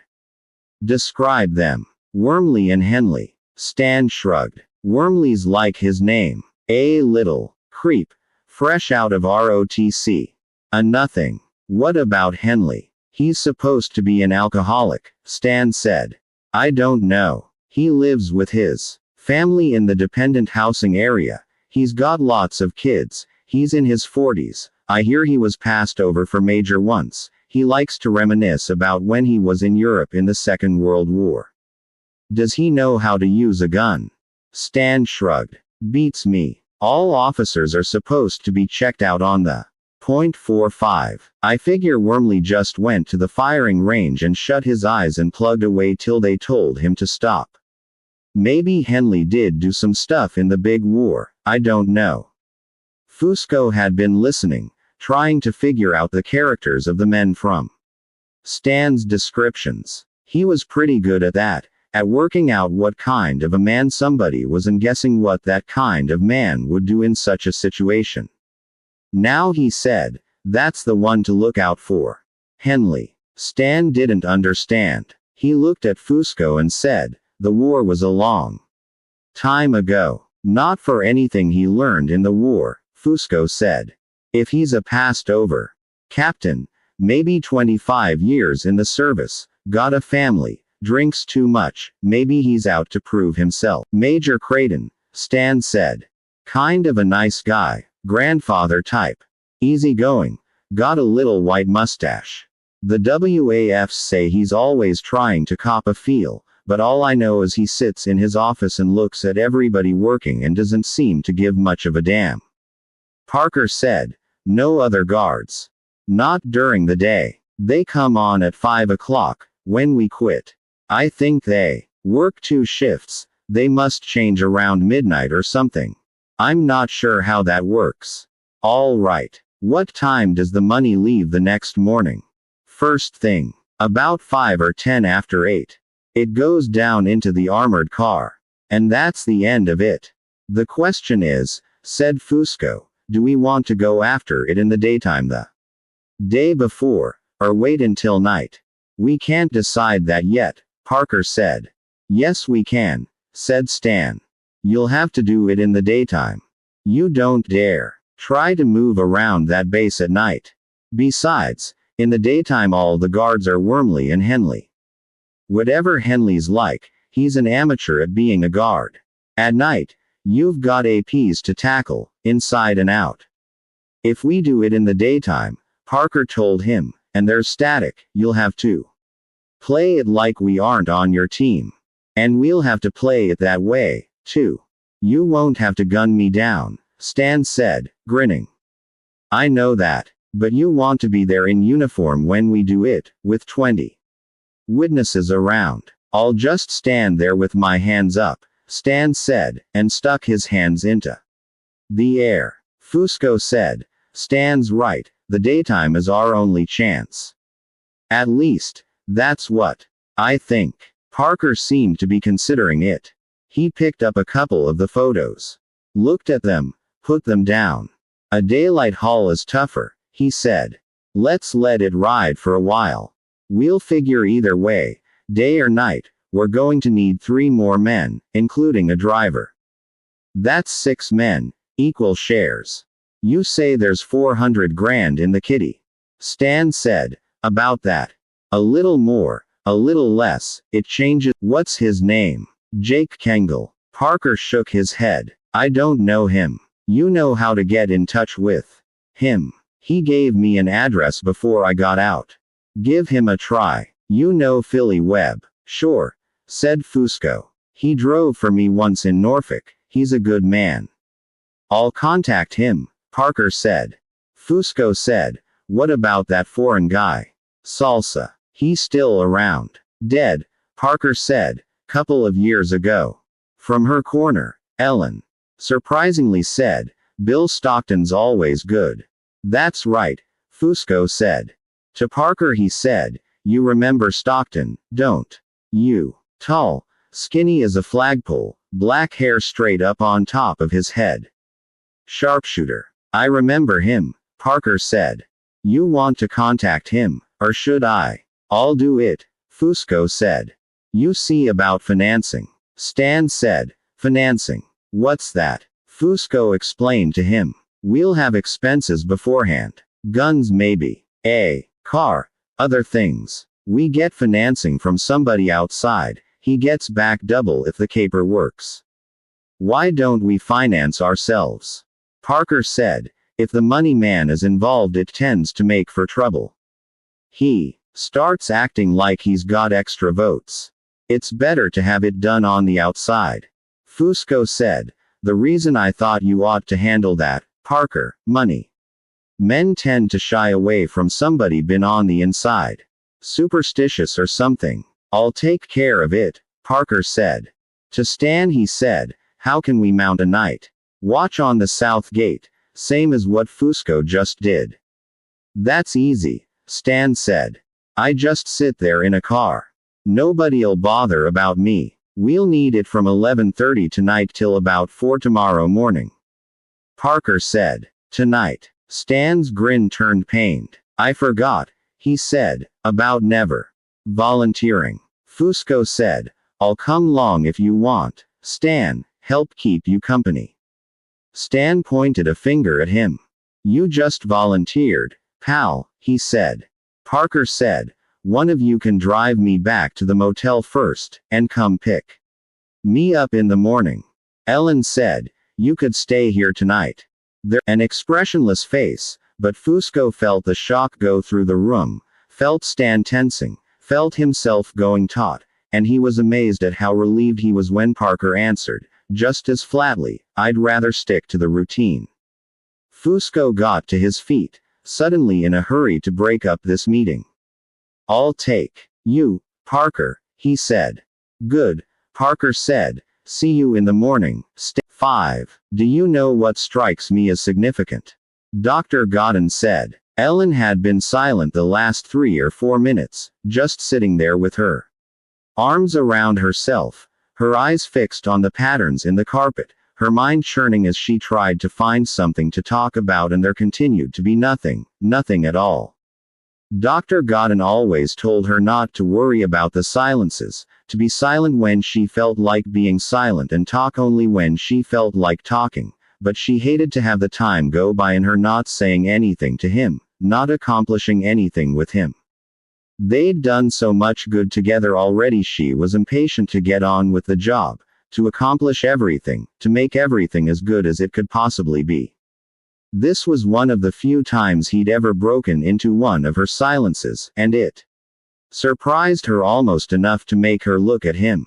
She checked the head movement in time, turned it into a negative shake, and said, No, I don't.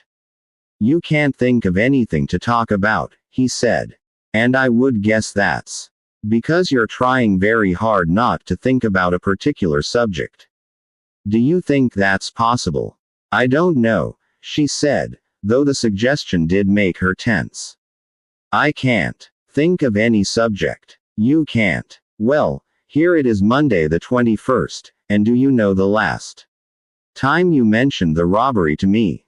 Exactly 1 week ago. Last Monday. Not a word since then.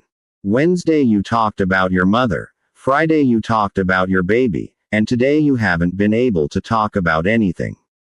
But the robbery is a scant 10 days away, and up until last Monday it was a very strong and important subject to you.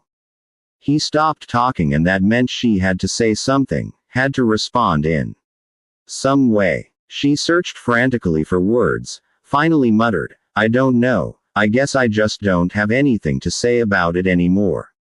Have you been attending their meetings, as I suggested? Yes. Listening to their plans? Yes. Isn't that something to talk about?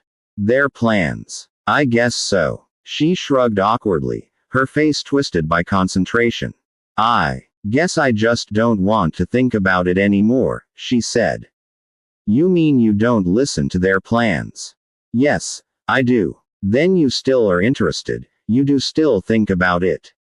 But you don't want to talk about it. Why do you suppose that is? I don't know, she said. He began to throw out hypotheses, the way he always did. Could it be because you don't trust me?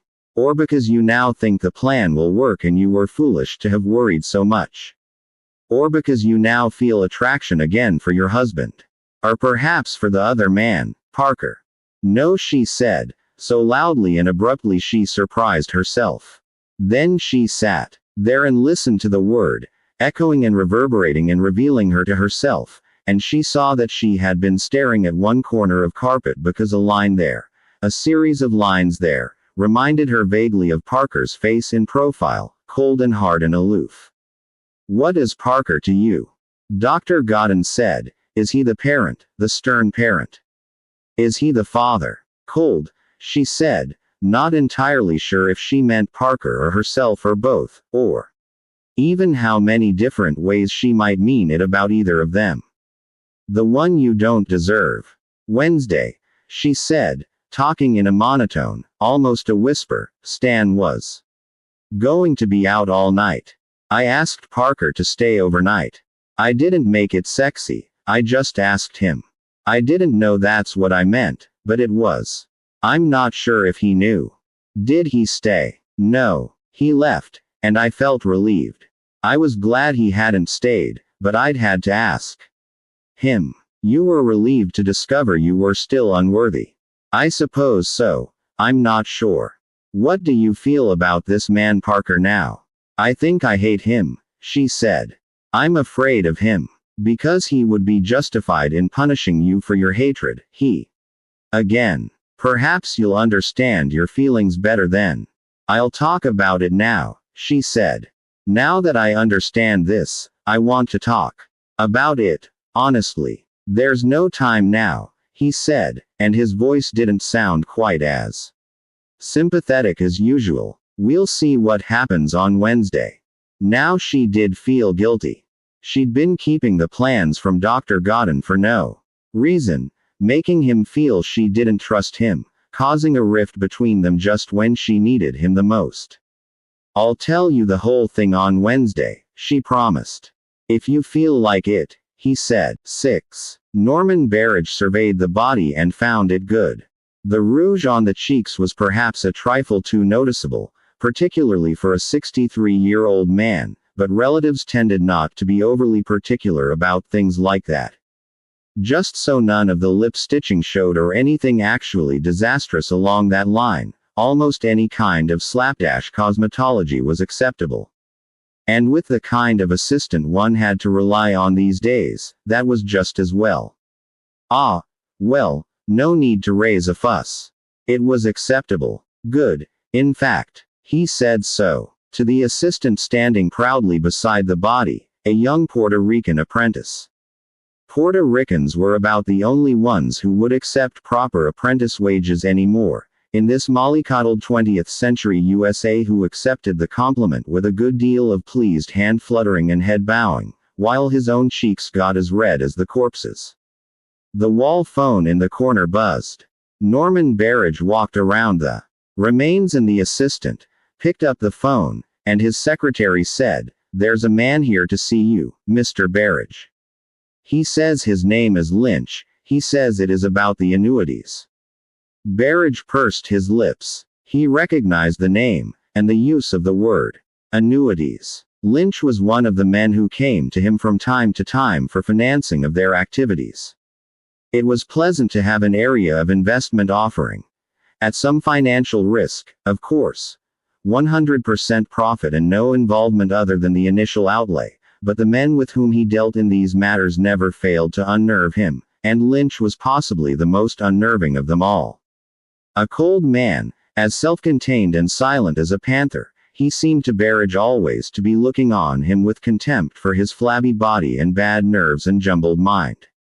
Lynch himself was as clean and cold and empty as the interior of a new coffin. Lynch was not, of course, the man's real name. One time when he had come with another man, the other had called him by a different name, which Barrage could no longer be sure he remembered. Porter, Walker, Archer, something like that.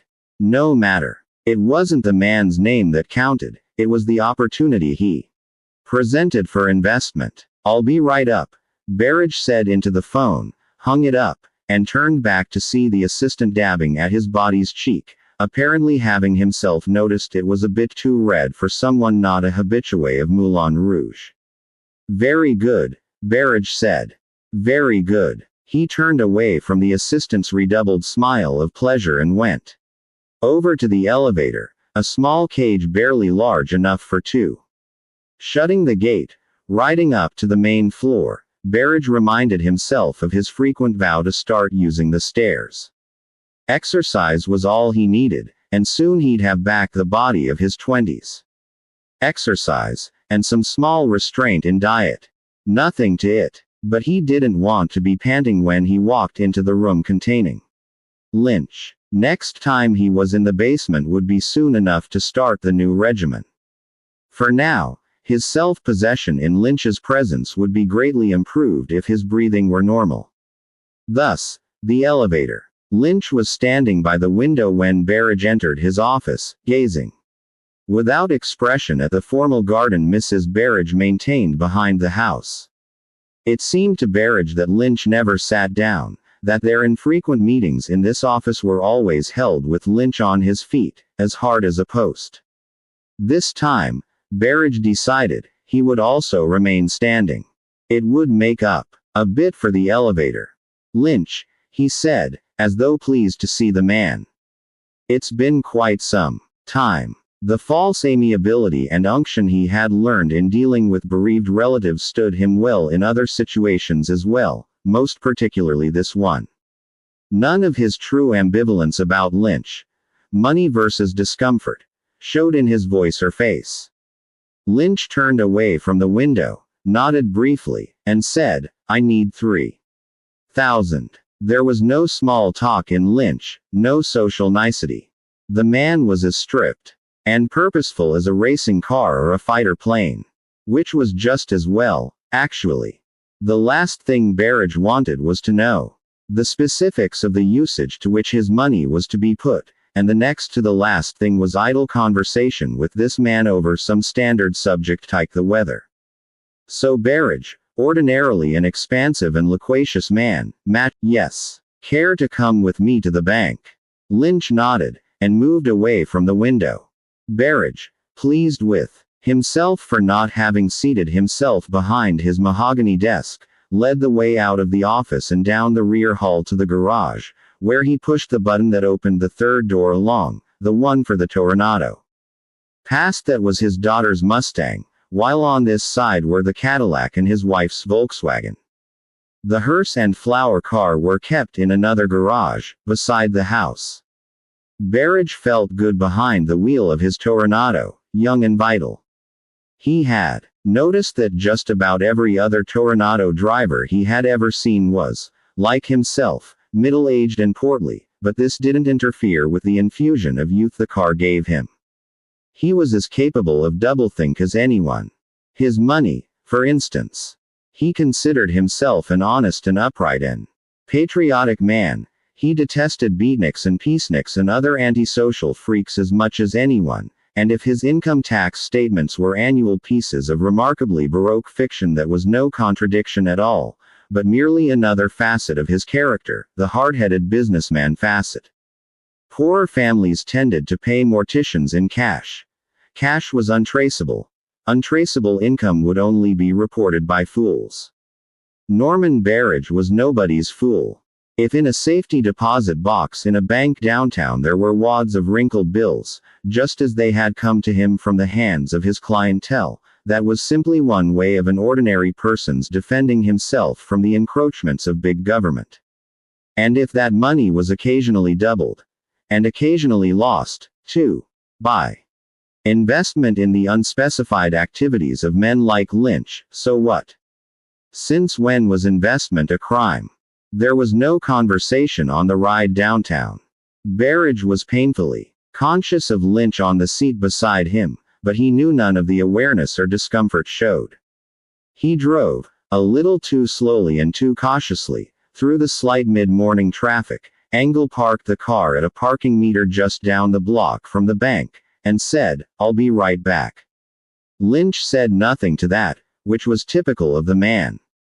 Barrage agonized over whether or not to put a dime in the meter. Would Lynch consider him a feat if he did, or slovenly if he didn't? Contempt seemed possible in either case. The problem was solved for him when he put his hand in his change pocket. He had no dimes. He walked on by the meter and down to the bank. He enjoyed the complexity involved in reaching his box, the gates to be gone through, the form to sign, the dignified obsequiousness of the guard, the necessity of both the guard's key and his own being inserted in the box at the same time, all gave him a feeling of importance, and of safety. And the value so obviously conferred on his safety deposit box seemed to rub off on him as well, giving him a feeling that he himself was considered valuable. All in all, a satisfying experience and a welcome antidote to 10 minutes in the silent company of Lynch. Berridge requested and got a large manila envelope. Carrying this in his box, he entered one of the private chambers, sat at the table there, and counted out 50s and 20s and an occasional 10 until he had reached 3,000. The bills stuffed the manila envelope, which he could barely seal shut. Then there was the reverse procedure to go through, returning the box to its place and himself to the outside air. When he returned to the car, Lynch was smoking, the air inside the car acrid with the smell of smoke. Unobtrusively, Berridge turned on the air conditioner when he started the engine. Meantime, Lynch ripped open the envelope and began to count the bills. He counted as Berridge drove homeward again, his absorption undisturbed by Berridge's progress through the streets. Each little handful, when counted, went into another of Lynch's pockets until when he was done, the envelope was empty, the money was out of sight, and Lynch looked exactly the same as before. When Berridge was stopped by a red light, Lynch extended a crumpled 20 towards him, saying, "You counted wrong." "I did." Surprised, Berridge took the bill, and didn't notice the light had turned green until the car behind him sounded its horn. Then he drove the rest of the way with the bill clutched in his right hand. When they reached the house, large, white stucco, with well-tended plantings all around and a discreet black with gray letters sign on the lawn, Lynch said, "Let me off in front." "Certainly." Lynch didn't say goodbye. Berridge watched him cross the street and get into a Pontiac with a New York State plate. Stolen. He had no idea. After Lynch drove away, Berridge drove the Toronado back into the garage, the door opening for him at his approach. Once inside, seeing the manila envelope crumpled on the seat beside him, he permitted himself to become annoyed at Lynch, at his silence, his cold arrogance, his sloppiness in leaving that envelope there. Berridge looked at the $20. Berridge's stomach felt bad. 7. "I'm not upset about Parker anymore," Ellen said. "Oh. Very good. All I feel for him now is dislike," she said, and she knew her voice was calm with her certainty. "I'm glad things are simpler now," Dr. Godden said. "What made the change?" "Different things," she said. "I know that. There was a time when I would have known only one of them, but now I know there's others." "What's the one you would have known?" "What he did with the guns," she said. Then, realizing she'd started somewhere in the middle and he couldn't possibly know what she was talking about, she hurried on, "You remember Wednesday I told you he'd gone somewhere and gotten a lot of money. The money to finance things." "Yes. I found that very interesting. The reasons for getting the financing on the outside and so on." "Well, yesterday," she said, "he got the guns. They're in toy boxes, model auto racing sets and like that." "How many guns?" "2 machine guns and 4 pistols. All so innocent, packed up in toy boxes. Stan said he got them from a man who runs a hobby shop as a cover for selling illegal guns." "And the guns bothered you?" "Not the guns," she said. "What he did with them." "What did he do with them?" "He put them on the shelf in Pam's closet." Ellen closed her eyes, hugged herself closer. She could see them sitting there, on the shelf in her baby's room, surrounded by truly innocent toys, all that lethal metal hidden away inside cardboard boxes covered with bright colors and gay lettering and pictures of happy things. "Don't you see?" she said, but she kept her own eyes closed. "He's using Pam. Not just me, Not just my house or Stan or even Marty. He's using Pam, making her innocence hide his filth. She opened her eyes, studied the patterned carpet as though the twisting lines would only form letters and words and sentences if she could but look at them right, as though the carpet could tell her something of great importance that would make everything clear and easy and possible. But the pattern remained only twisting lines. Not violated, she said, not exactly violated. It's as though I didn't matter. As though whether I was even alive or not had no meaning at all. He doesn't care. I'm a worm to him, less than a worm. Nothing to him. Not even worth feeling contempt toward.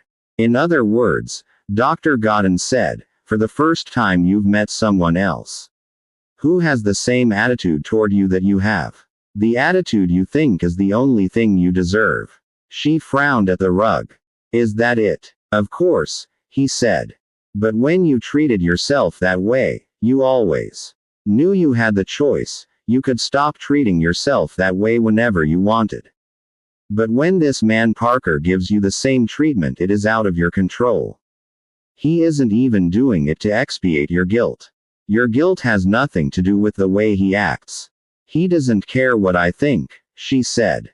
He doesn't care. Everybody cares. You might hate somebody, but you care what they think. You want to know what they think. Dr. Godden let the silence stretch this time, and she knew that meant she was supposed to look inside and see if there was anything else there, anything she was trying to hide from herself. It isn't really Pam I'm angry about, is it? She said. It isn't even me, not the real me. No, he asked gently. What is it, then? The mask I'm wearing, she said. Motherhood. You know, the good mother bit, the whole cop-out to make up for everything I've done wrong all my life.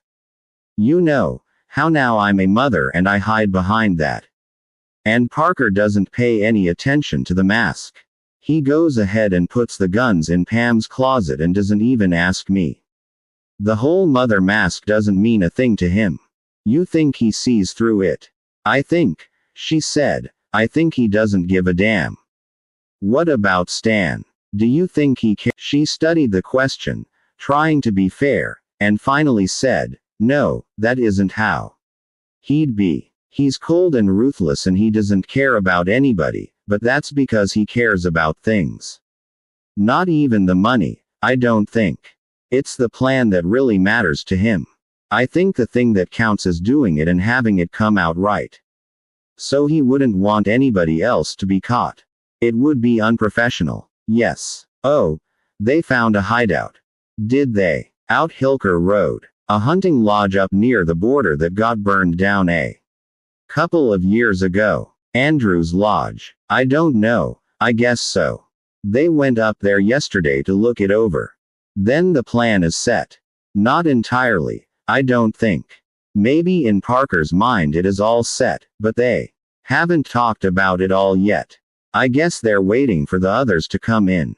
How many more? 3. They're supposed to come in by Monday night. 8. Jake Kengel unlocked his way into his furnished room, threw his briefcase on the bed, and got the bottle of whiskey out of the bottom dresser drawer. He went to the bathroom for a glass, half-filled it, and sat down on the bed to ease his feet while he slowly drank.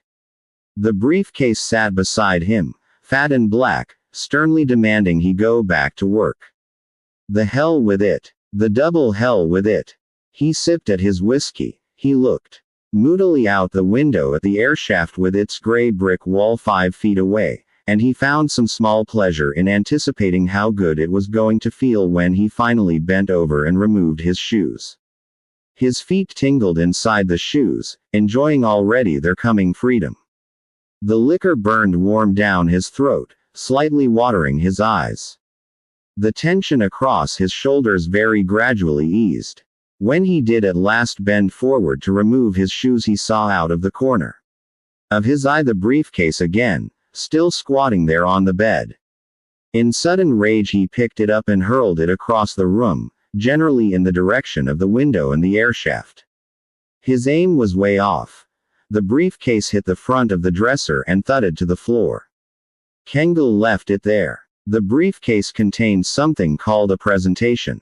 A lot of brightly colored sheets of glossy paper. That meant two expensive-looking loose-leaf folders, all telling how great some damn encyclopedia was.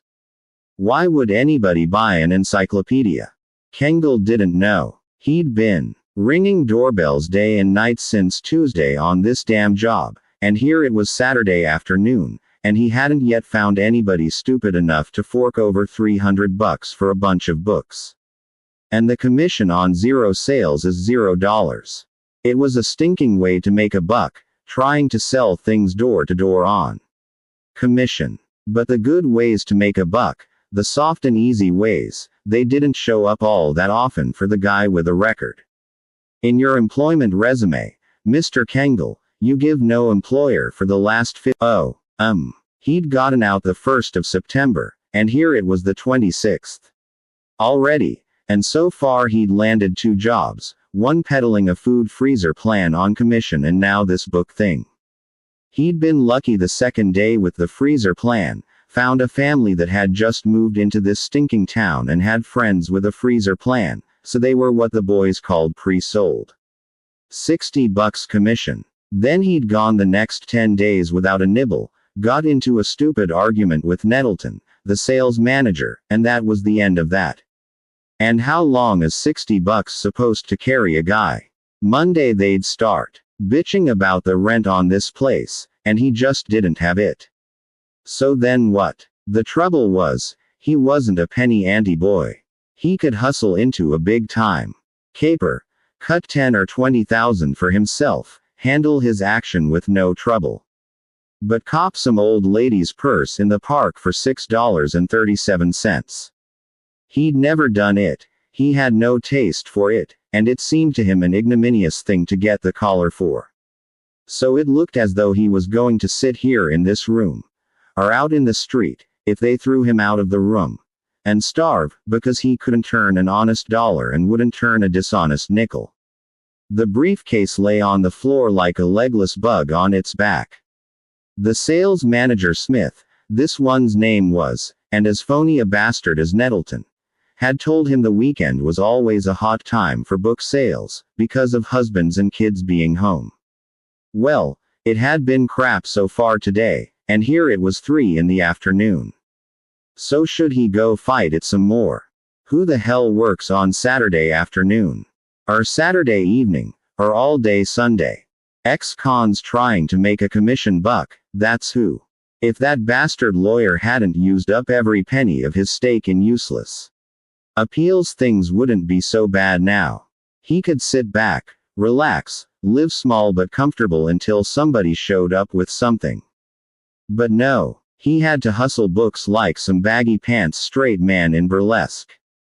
He finished the liquor in the glass, got to his feet and padded in his socks over to the dresser. He was reaching for the bottle when somebody knocked on the door. Weren't they going to wait till Monday? All set to blow his top, Kengel went over and opened the door, and there stood a tall skinny kid in an undershirt. "Phone for you," he said, and trotted away down the hall. This was a sweet place. One telephone on each floor, in the hall near the elevator, and a pay phone at that. When it rang, it was up to anybody who heard it to go answer it and pass the word to whoever it was for. That was the kind of privacy Kengel loved. Kengel locked his door and walked down the hall to the phone. Maybe it was Smith, checking to see if he was out hustling those books. If so, screw Smith. The voice said, "Jake." Kengel recognized it, and a heavy weight seemed to lift off his back. The voice belonged to Ed Dant, who ran a Fleabag hotel in Atlanta and who was Kengel's permanent address. Anybody in the business who wanted to contact him knew to call Ed Dant, who did the same thing for half a dozen other guys. When he'd moved into this place here, Kengel had telegraphed Ed the address and phone number right away, because when the break came it would be coming through a call from Ed. Keeping all trace of excitement out of his voice, Kengel said, "What's new, pal?" "Nothing much. Just to say hello. Glad to hear you're out. See how you're doing. Fine. Got a steady job. Glad to hear it. Ran into an old friend of yours the other day. Remember? Marty Fusco. Sure. How's he doing these days? Working here and there. He thought he might drop by and see you tomorrow. I wasn't sure I had the address right, so I told him I'd call him back. Kengel reeled off his address. They talked a little more, saying nothing, and then ended the conversation. Kengel was grinning from ear to ear when he walked back down the hall and unlocked his way into his room. One corner of his brain said, what if the setup's no good? 9. Maybe I ought to tell the police, Ellen said. She was hugging herself so hard her arms hurt. I don't think you should, Dr. Godden said carefully. I think you're carrying around enough guilt feelings as it is. It's tonight, she said. She was shivering, trembling, no matter how hard she hugged herself. If Stan had had his way, Dr. Godden reminded her, it would have been happening right now. Nobody has their way against Parker, she said. I hate him. I believe we correctly analyzed Stan on Monday, Dr. Godden said. He wanted a daylight robbery so that he could not be asked to take an active part in it.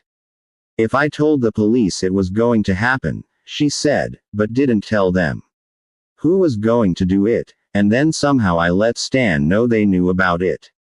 You couldn't do it, he told her. Not without implicating yourself. And then, Stan would merely hate you. But there's no way out. If they get caught, that's terrible, and if they don't get caught he'll want to do it again and that's terrible. We still can't be sure he'll want to do it again, Dr. Godden said, his voice soothing her though she still trembled. After all, if he didn't want to take an active part this time it means he's had some second thoughts already, he's somewhat afraid now.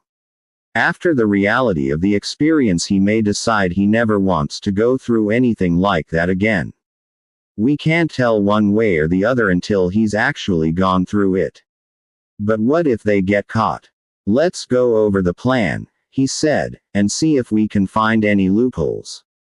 Anything Parker and the others haven't thought of. We've discussed various parts of the plan from time to time, but we've never taken it through from beginning to end. Let's do that now. All right, she said. Her voice began to drone. 10. Dr. Godden stood in the doorway, watched Ellen Fusco go out through the outer office, and then motioned to the slender young man on the Naugahyde sofa to come in. The young man, whose face was covered with acne, got to his feet, said nastily, "Ralph's late again," and sauntered into the inner office. He sat on the sofa there, spread his legs out, folded his arms and said, "Ralph's always late." Dr. Godden shut the door, controlled his impulse to speak harshly, and went over to sit in his accustomed chair at the end of the sofa. "That's a problem of Ralph's," he said. "Perhaps after a while he'll get over it. Soon everyone will be perfect," said the young man. He always strove for sarcasm but never attained anything other than petulance. His name was Roger St. Cloud. He was 22 years old, militarily unsuitable because of some problem with his inner ear, the only son of well-to-do parents. His father had a controlling interest in Monaco First Savings, and a classic bundle of insecurities and neuroses masked by a juvenile nastiness of manner. The clothing he wore, sneakers without socks, filthy chinos, a ratty turtleneck sweater, was intended to infuriate his parents, and it succeeded. It was the positive relish with which Roger's parents rose to every bait the boy tossed them that made Dr. Godden's work so much more necessary and at the same time so much more difficult. If he could get the parents in here for regular treatments it might have some good effect on the son, but of course they'd never agree to anything like that. Well, for the purpose at hand what was needed was not the parents but the son. Dr. Godden said, out of the sense of duty that had been troubling him of late, "While we wait for Ralph, is there anything you'd like to talk about?" Roger shrugged carelessly, which always meant yes, always meant there was. Something he felt about so strongly that the feeling embarrassed him and therefore had to be denied. Had another dream, he said. The dragon. That was the dream about his mother. No, none of the usual. A new one. Ah, what was it? I was walking down a rifle barrel. It was like a tunnel, you know. But it was a rifle barrel, and I was walking toward the bullets. I could look back the other way and see daylight at the hole. It was very realistic, with the shiny metal color and everything. It was cold in there. Then I looked back and there was an eye down at the far end looking at me. It was my father, and he said, "You'll never get away." But he was big, he was normal size for the rifle, so he couldn't get at me. But he kept looking in, his eye there, and I shouted, "Get out of the way. You'll be killed when the gun goes off." But he wouldn't believe me. Then there was a boom, like an explosion. Not like a rifle shot at all. A real explosion. And I looked and there was a bullet coming toward me. It looked like a train in a tunnel, except it filled it all the way around. There wasn't any place to squeeze in and let it go by. And the front was all fat and squashed. I started running away, but I was slow. It turned slow motion, you know, the way they do. But the bullet was slow, too. It was just behind me but it couldn't catch up. And my father's eye was still up at the other end, he wouldn't get out of the way. I kept hollering at him, but he wouldn't get out of the way. In the course of telling all this, Roger's voice had lost its usual whine, his expression had calmed, and he had shown briefly who it was he might have been if things had been different. But now his face twisted back into its usual expression, the whine came into his voice again, and he shrugged negligently, saying, "That's when I woke up." Not hard to interpret. That dream, Dr. Godden suggested. Easy. I'm afraid of getting caught and I'm afraid of getting killed. And you're also afraid that if you do get caught your disgrace will also ruin your father. Roger shrugged. The door burst open and Ralph lumbered in. A tall, heavy-set, very strong man. Of 32, he gave an appearance of flabbiness and weakness that was totally misleading. His strength was hampered by clumsiness, his appearance altered by the way he stooped and shambled, but within the self-negating mannerisms was a strong and capable body waiting to be unleashed. "I ran," Ralph said, panting, and thudded over to drop heavily onto the sofa. What had driven him to the set of mind that he lived by Dr. Godden hadn't as yet been able to learn. It was somewhere in the early years, and Ralph's blankness on that period was itself a strong indication that Dr. Godden was on the right track. Now, Ralph's reply to Roger was only a sheepish grinning, "I'm always late." Then he sat there and panted. Dr. Godden looked at them, his assistants, and he found himself envying the man Ellen knew as Parker.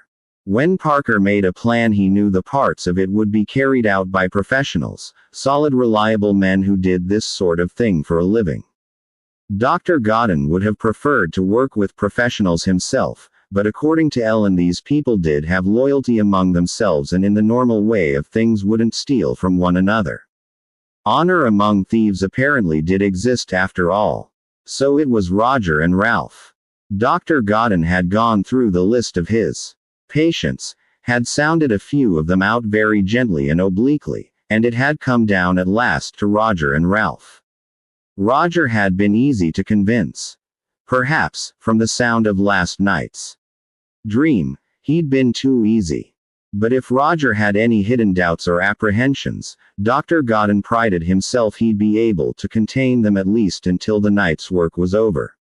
Ralph, burly and cumbersome and self-doubting, had taken longer to persuade, but in the end his trust for Dr. Godden had swung it, and now he was committed without question. The same basic argument had been used on both of them. It would be therapy. To Ralph, here's a chance to prove you are capable after all. With this accomplishment behind you, there's no telling how much we'll be able to unlock, how much more of you we'll be able to free. And to Roger, you'll never find a better opportunity to express all your independence and revolt at once. Do this, act out all your aggressions and resentments in this one action, do it successfully, and you'll be well on your way to the independence we both know you need for self-fulfillment. Dr. Godden's own reasons were more mundane. He needed money. With a rapacious ex-wife bleeding him white for alimony and child support payments, with a second wife who didn't know the meaning of the word economy, and with Mary Beth, a patient now become mistress, becoming more expensive every month, Dr. Godden had been teetering at the brink of financial chaos for over a year now. And to top it off, this man Nolan had reappeared, demanding money to keep his mouth shut, threatening to open up that business in New York again, to let the local medical society know his credentials weren't entirely in order. Fred Godden never intended to get into trouble or to happened around him. Like California, where he'd started out and where the brother-in-law of a patient had gotten him involved in that abortion business. He himself had performed no abortions, he'd only served as a middleman, but when that one girl died, the investigation dragged in a lot of wriggling fish, Dr. Fred Godden among them. The authorities had never quite accepted the idea that the dead girl, and 3 others they'd found, had all coincidentally come to him as psychiatric patients shortly before their abortions, but they hadn't been able to prove anything.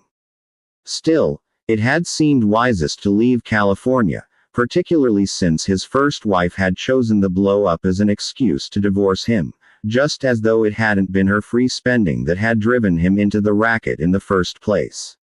In New York he had developed a new practice and a new wife, but his taste in women seemed doomed not to change, and wife number 2 spent just as frantically as had wife number 1, so when one of his patients came up with the drug suggestion, he was ready for it. How did they know? That's what bothered him. How did these people always know he'd be open to their suggestions, weak enough to agree, to lend his respectable facade to their schemes? He'd studied his face in the bathroom mirror more than once, and as far as he could see he didn't look shady. And he'd heard tape recordings of his voice, and he didn't sound shady. So how did they know? They knew, that's all. As a doctor, he could get hold of drugs, especially the new chemicals, the psychedelics. As a doctor specializing in psychoanalysis, his cover was perfect for the people who needed someone to act as a source of supply and a base for distribution.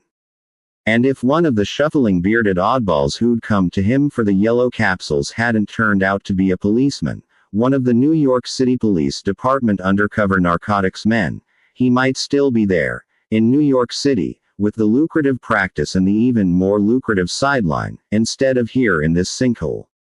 He'd gotten out of it in New York, too, though he'd spent 9 days in jail, in the Tombs, and had come out of it stripped of his credentials and legal permission to operate either as a doctor or an analyst.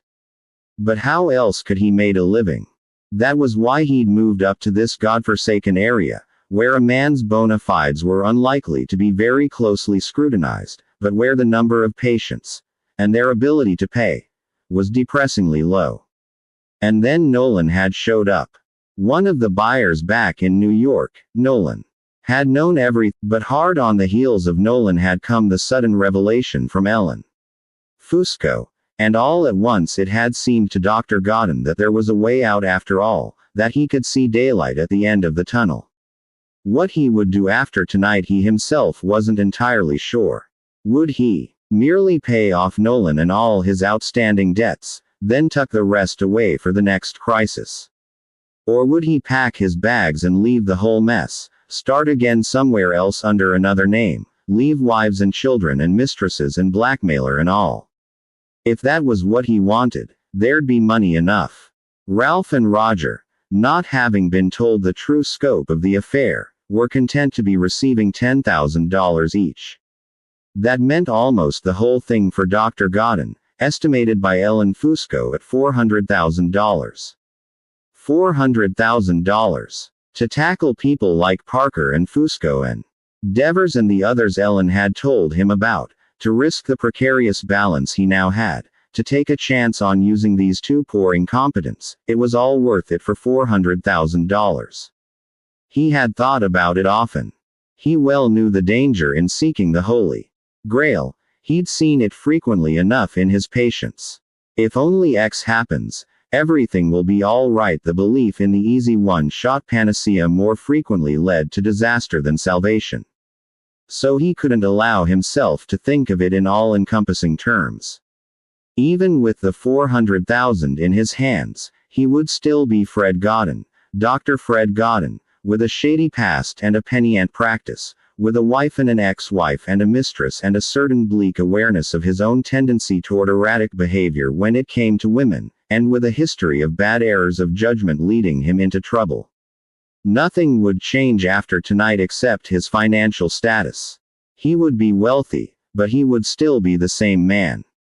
Knowing that, being sure not to forget it, he had studied the proposition, the possibilities, the dangers, the rewards, and at last he had made up his mind. An opportunity like this wouldn't be coming his way twice. He'd be a fool to let this one slip by. Tonight, Dr. Godin looked at Roger and Ralph.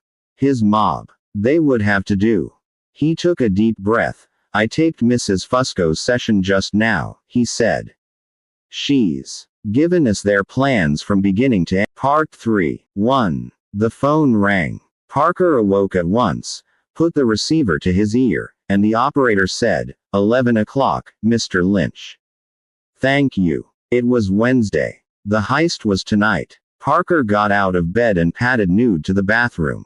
He showered and shaved, then dressed in black rubber-soled Oxford shoes, black trousers, white shirt open at the collar. He left the room, locked it after him, and went across the highway to the diner where he'd had breakfast every day of his stay here. He knew now what was safe to order and what was not. The waitress knew him, too. She came over smiling when he sat down, saying, "Good morning, Mr. Lynch. Getting a late start this morning. Leaving today," he said. He would have preferred a waitress who minded her own business, but this was a cheery, gregarious, stocky woman and there was nothing to be done about it. Rather than have her remember him specifically as the customer who'd been surly to her, he'd maintained a small conversation with her every day, allowing himself to be just another salesman passing through, spending a couple of weeks at the motel across the way. He would be much less specific in her mind then, and if the law did come around in a day or two, her description of him would be that much more vague. Now, sorry to lose you, she said. What'll it be this morning? He ordered scrambled eggs, bacon, orange juice, black coffee, then sat and looked out the window at the trucks going by on the highway.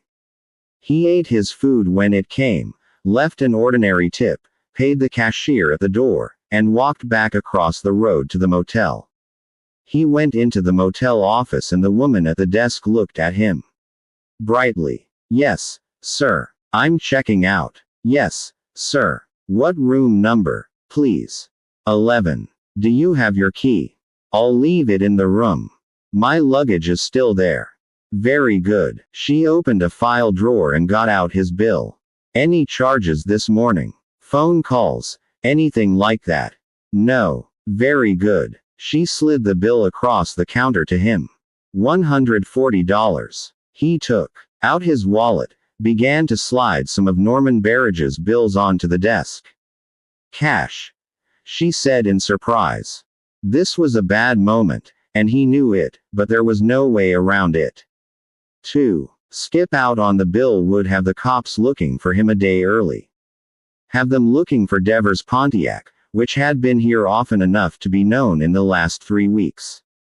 But he couldn't carry credit cards or a checkbook, at least not legitimately, and it was bad business to kite checks in the neighborhood of a score.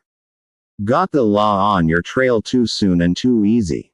So he was going to have to pay this motel bill, and the only way to do it was with cash. He shrugged at the woman's surprise, therefore, and said, "That's what the company accountant says we have to do from now on. It's something to do with taxes. I liked it better the old way. Hand over an American Express card and that's it. You'll want a receipt," she said. "It's the only way I get reimbursed," he said. She stamped the bill paid, gave it to him, and scooped the bills off the desk. "Thank you for staying with us, sir. Do come again." Parker went back outside. It was a good day, sunny but with a bite in the air. He walked down the road to his unit and unlocked the door. The cleaning girl's cart was 2 doors farther along. He went inside, left the door open, and packed his one suitcase, leaving out only a long-sleeve high-neck black pullover sweater, a dark gray sport jacket and a quiet blue and black tie. He put the tie in the side pocket of the sport jacket, set the closed suitcase on the floor and lay down on the bed with his eyes closed to wait. He sensed when the light changed, meaning there was someone standing in the doorway. He opened his eyes and it was the cleaning girl.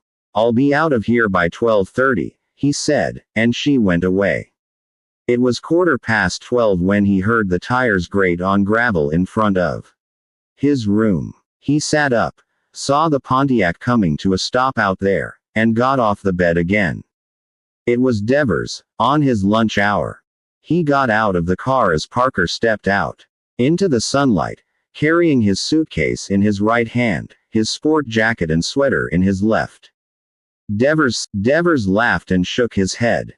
"I'll tell you the truth, it is because I'm a nervous wreck. I'm really shaky today." Parker nodded. "I'll drive," he said.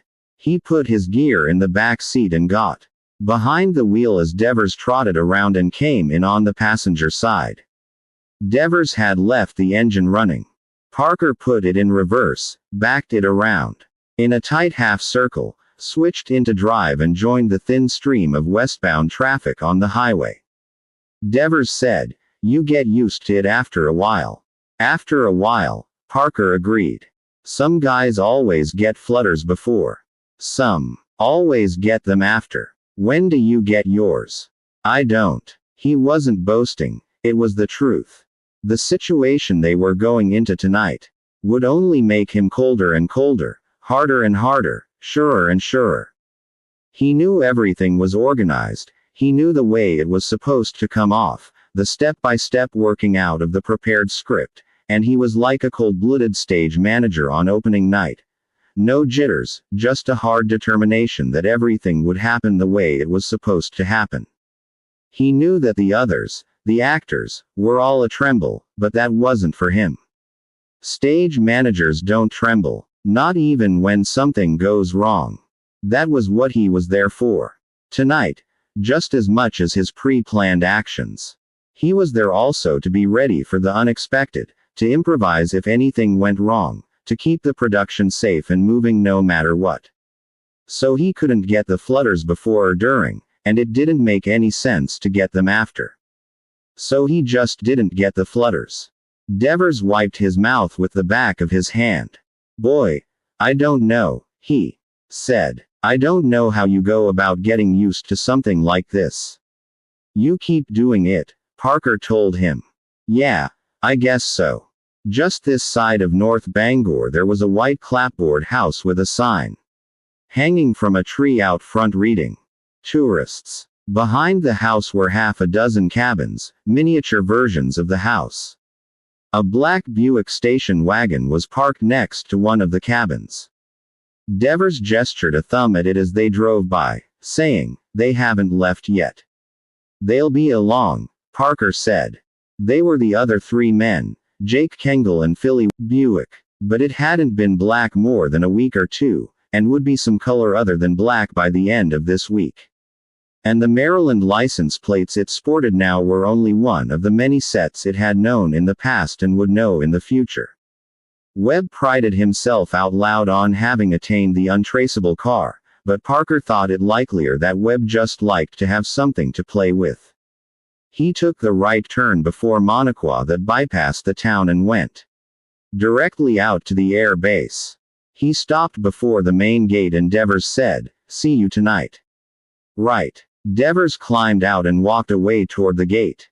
Parker turned the car toward Monaquah. He reached the Fusco house at 1 o'clock, and put the car in place beside the house. The day was beginning to warm up a little, but it wouldn't get much above 70 before starting back down again 2 or 3 hours from now.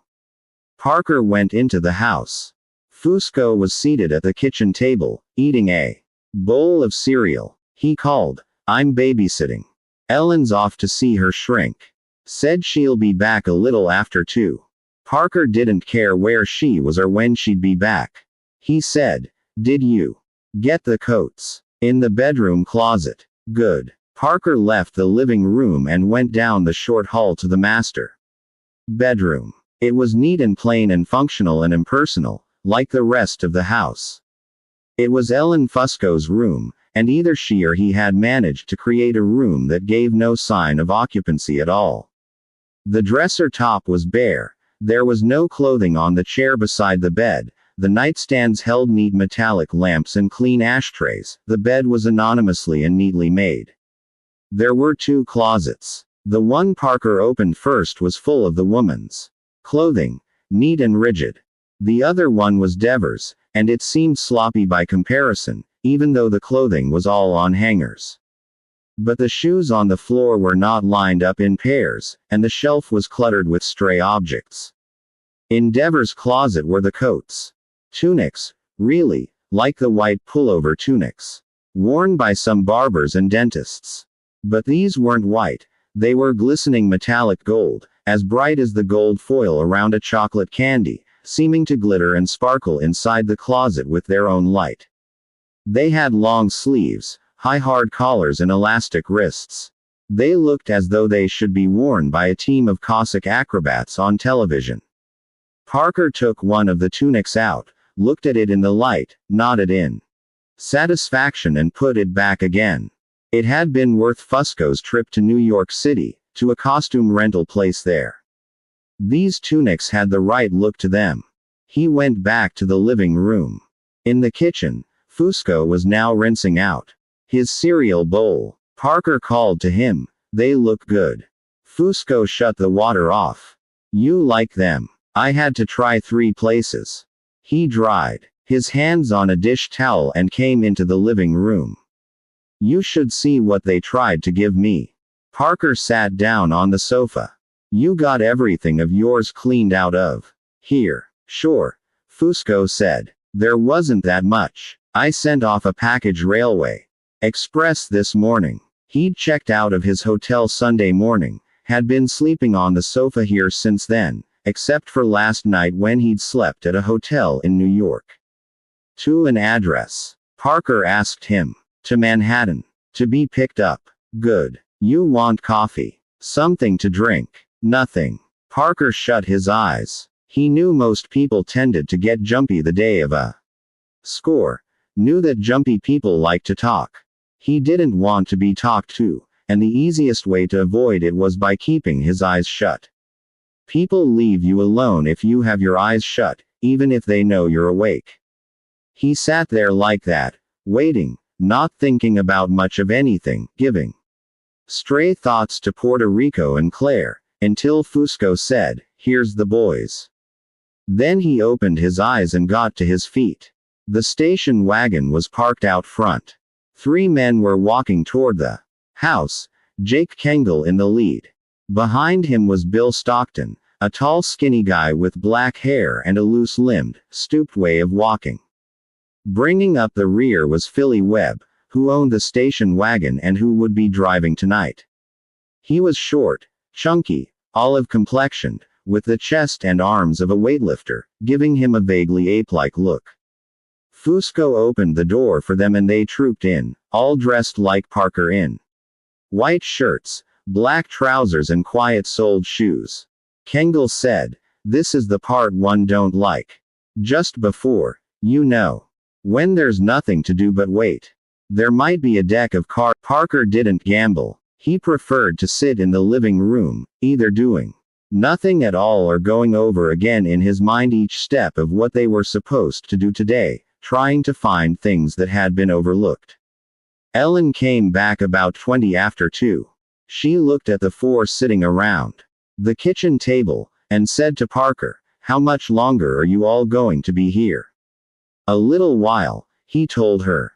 She was acting like somebody being calm with a great deal of trouble. She fluttered a bit in the living room, and then went on out to the bedroom. Parker watched her go, frowning. He didn't like the way she was acting, hadn't liked any of the changes she'd gone through the last week and a half. It had started with that oddball stupid sexless proposition. It had been a proposition, it couldn't have been anything else, but it had been delivered in such a way as to make it tough to believe it had ever happened. As though she'd done it against her will, and had just gone through the motions without really meaning it. But she'd meant it, he was sure of that. She'd spent a couple of days giving him cow eyes alternating with bad temper as though he'd been the one trying to put the make on her, and then it had been all over, with a new phase coming in. The new phase had been hatred, cold silent murderous hatred. Whenever he'd been in the house she was always somewhere around, glaring at him, as though waiting for him to make the one move that would make it all right for her to come after him with a carving knife. But that hadn't lasted either. It seemed as though every time she went off for one of her sessions with the analyst she came back with a different set on the world. The next attitude toward Parker had been studied indifference. She'd ignored him as completely as if he weren't there at all. But not arrogantly, not like a queen ignoring a peasant, which is ignoring in a way that still acknowledges existence. Parker seemed to have ceased to exist for her, as though she had a blind spot and he was standing in the middle of it. That phase had been the easiest to put up with, but it too had changed, and the most recent attitude had been fear, a kind of guilty jumpy fear that had made him almost as nervous in her presence as she was. He'd asked both Devers and Fusco about it, and they'd both assured him she would have done nothing, like talking to the law, to justify her guilt or her fear. That's just the way she gets sometimes, Devers had said. Fusco's comment had been, Ellen wouldn't think, period. Parker had had to take their word, time this afternoon, and Ellen Fusco could stumble on through life without him. But there was one last session with her to be gone through. A little after 3, she came back into the living room and sat down on the other end of the sofa. She was smoking, and she kept nervously tapping the cigarette on an ashtray. She was going to say something, but she was taking her time. Parker waited, and finally she said, not looking at him, what if something goes wrong? He turned his head and looked at her. She was studying the ashtray on the coffee table, tapping and tapping the cigarette against it. He said, like what? She made a convulsive shrugging movement. I don't know. Anything. The alarm goes out too soon. Somebody asks for identification at the wrong time. Anything at all. We handle it, if we can, he said. But it could happen. It can always happen. Maybe it is the wrong kind of job, she said. He looked at her, waiting for her to go on. She sat there, tapping, huddled in on herself, clasping her left upper arm with her right hand as though to hug herself, and although the fear of him seemed to be gone now, another change, the nervousness was even worse than before. She was like an old car with an engine that's falling apart. You can just see the hood vibrating, but underneath there it is throwing a rod. When he kept on being silent, not responding to her comment about the wrong kind of job, she tossed him a quick look. Her eyes were large and round and panic-stricken, stared back at the ashtray, and said, oh, not for you, maybe. Maybe you like this kind of thing. But maybe it is wrong for Stan. Or even Marty. But mostly Stan. It's his choice, Parker said. I wish he wasn't involved. Talk to him. I did. A long time ago. The point is. She stopped, shook her head, frowned at her cigarette, all as though she wasn't entirely sure what the point was. Finally she said, the point is, what happens to Stan if something goes wrong? He isn't a professional, maybe he won't be able to get away. And it would matter to him, don't you see? Marty, it doesn't matter to Marty, he goes to jail, he comes back out, he does the exact same thing again. Jake Kengel was in jail, too. It is the same thing. But Stan isn't like that. I know. It's worth the risk. Everybody's sure it is worth the risk. Maybe it is. Why don't you? She stopped again, shook her head violently, finally took a drag on the cigarette. With one last tap at the ashtray, she rose in a cloud of expelled smoke. Parker said, "Why don't we what?" "Nothing," she said, turning away. "Why don't we call it off?" She shook her head and walked out of the living room. He knew that's what she'd been about to say, that while starting to say it, the impossibility of it all had come through to her. The costumes were in the closet, the guns in the kids' room, the bus out at the lodge, the string assembled and playing poker in the next room, and she'd stopped herself before saying the whole thing. But it was what she wanted, that much was obvious. To have it not happen, never be going to happen. It wasn't the first time Parker had seen somebody's woman get that kind of last-minute jitters, and it probably wouldn't be the last. It was good to have a woman like Claire, strong enough and secure enough and smart enough to stay out of it entirely. It would be good to get back to San Juan, to see Claire again, to relax beside the ocean, to spend some time in the casino. Parker didn't go to the casino for himself, but for Claire. She did the gambling, if it could be called that. The casinos in San Juan didn't have the desperate greedy urgency of Las Vegas, where the gambling rooms have neither clocks nor windows to remind the fish of the passing of time. In San Juan, the casinos were merely entertainment appendages of the tourist industry, along with the beaches and the floor shows and the boat rides to St. Thomas for duty-free liquor. The hotel casinos were only open 8 hours a day, from 8 in the evening till 4 in the morning, and only 3 kinds of gambling were available for the idle speculator: roulette, blackjack, craps. Claire's specialty was craps. She invariably, upon entering the casino, bought $51 chips and headed for whichever crap table was the least crowded. There she would spend her 50 chips one at a time, exclusively on side bets, always passing the dice when they came around to her, and winning about 1 time in 3. She was the most passive of gamblers, but the action exhilarated her, so that as the stack of 50 dwindled slowly away, her eyes always got brighter, her movements more electric, her expressions more excited. Every time, she would turn away from the table after the loss of the final chip as vibrant and exuberant as if she'd just broken the bank. Gambling was like a good alcohol high with her. It made her enjoy life more, enjoy herself more. Afterward, they always went from the casino straight back to the hotel and to bed, where she would be at her most inventive and eager.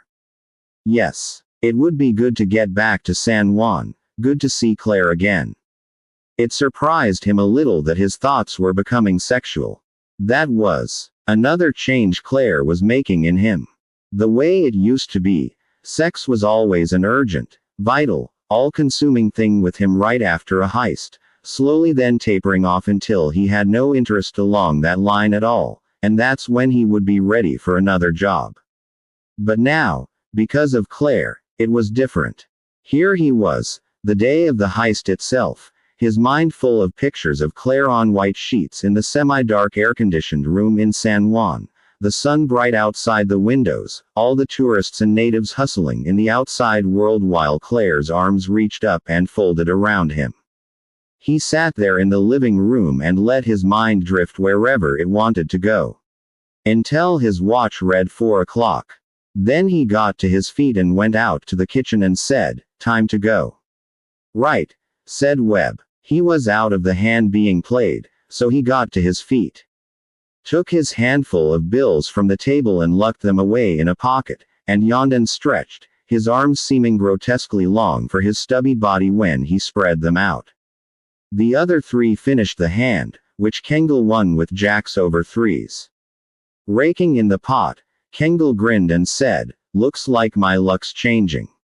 "It's about time," Stockton said. "Mine better change before tonight." "How'd you do?" Fusco asked Kengel. "Made about 18. I'm ahead 3. Webb said. I took a bath, Stockton said, getting to his feet. Fusco said. Parker, I'll be with you in a minute. I've got to say so long to Ellen. Bring the costumes out with you. Right. Stockton said. Where's the armament? This way. Stockton and Kengel followed Parker down the hall to the kid's bedroom. She was in bed now for her afternoon nap, all wrapped up in a filthy blanket she carried around. Fusco was still in the bedroom with Ellen. Kengel, his arms full of boxes, claiming to contain road racer sets, stood in the middle of the living room and gestured toward the bedroom with his head, saying, Marty getting a little off the ex-wife. No, Parker said. He's just being a good guest, thanking her for all the breakfasts. Kengel made a face and nodded. That sounds like Marty, he said. You should have seen him in stir. Polite to the screws. Webb, his hand on the doorknob, said, We'll see you out there, Parker. Right. The three went out, Webb leading the way and the other two carrying the cartons. They were put in the back of the station wagon and a minute later the wagon pulled away. Parker stood by the open door, waiting. It was 3 or 4 minutes before Fusco came out, holding the tunics up by their hangers, a worried expression on his face. Boy, Parker, he said. She's really nervous. I guess me taking a fall really shook her up. She'll survive, Parker said. You want to put those things in a bag or something. Somebody'll see us going out with those things. Nobody pays any attention in a neighborhood like this, Fusco said. Nobody's looked at either of us any time we came in or out here. That's because they can figure us, even if they're wrong. Ellen's a divorcee. We're men. But those are crazy gold pajama tops, and people'll remember them. We don't want the law around here tomorrow, asking Ellen where the guys go with the gold pajama tops. And the gold. Okay.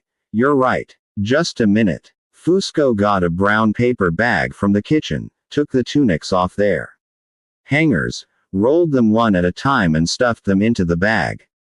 When he was done, he and Parker went out to the Pontiac.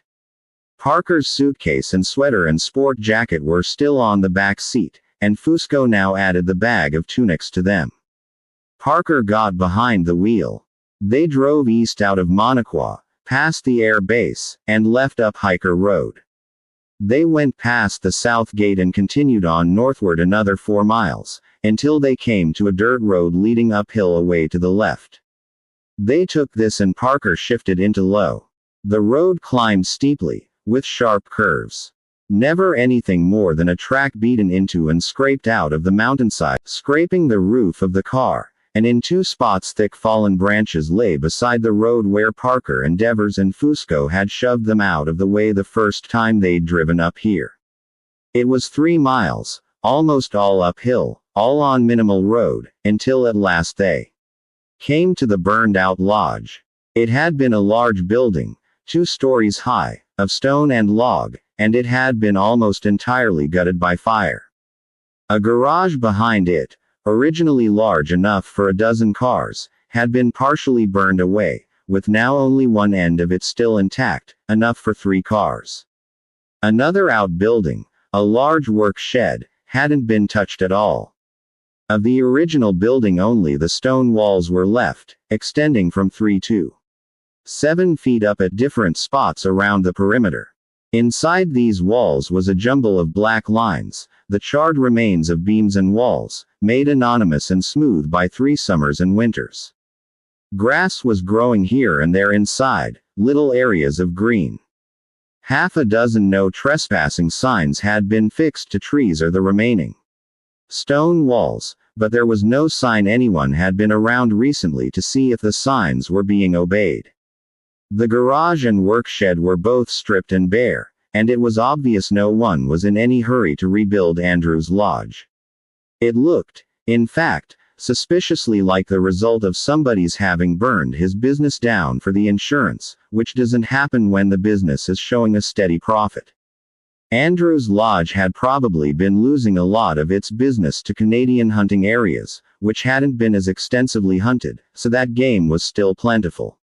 The station wagon was nowhere in sight, but when Parker drove the Pontiac around the corner of the lodge, Shell Stockton was standing beside an open garage door in the unburned end of the garage, motioning at them to come on.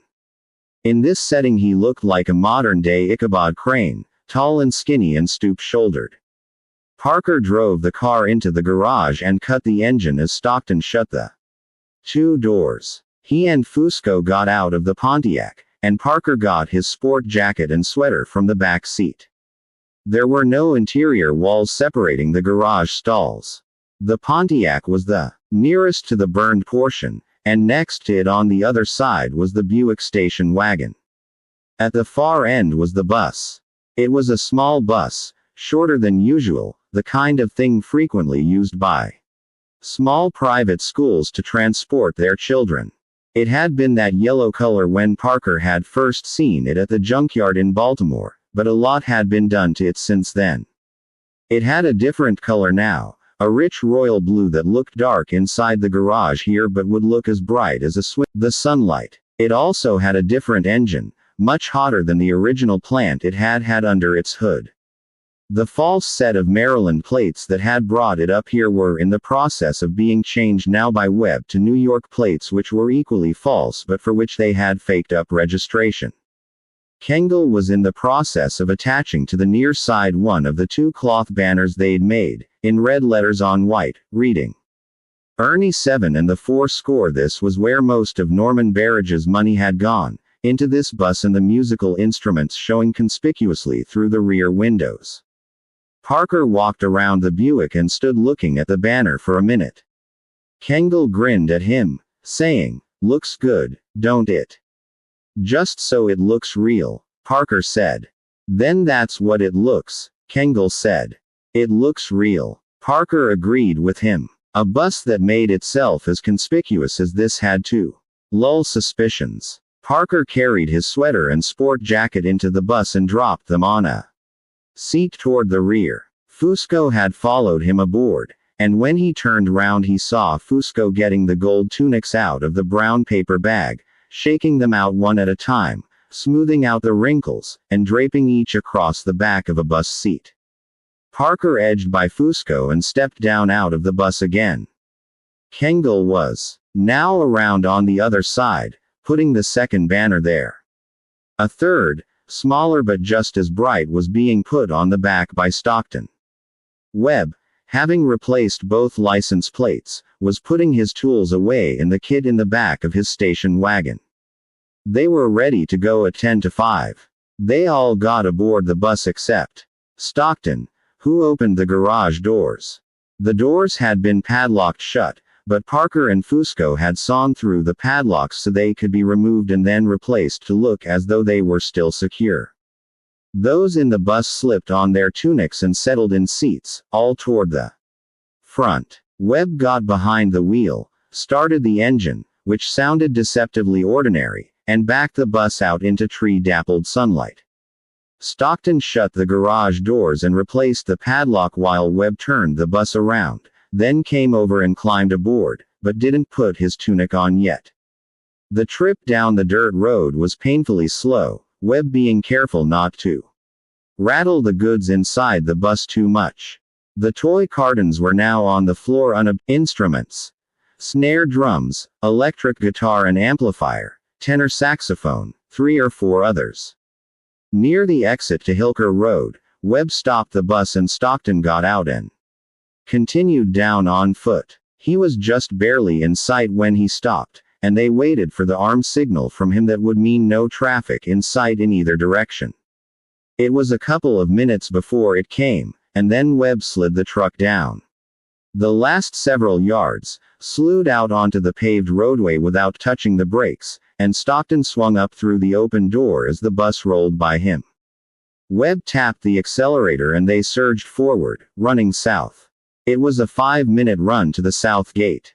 There was talk among Kengel and Stockton and Fusco on the way, but when Webb made the turn off the road and slowed to approach the gate, the talk inside the bus died away and tension clogged the air like a heavy fog.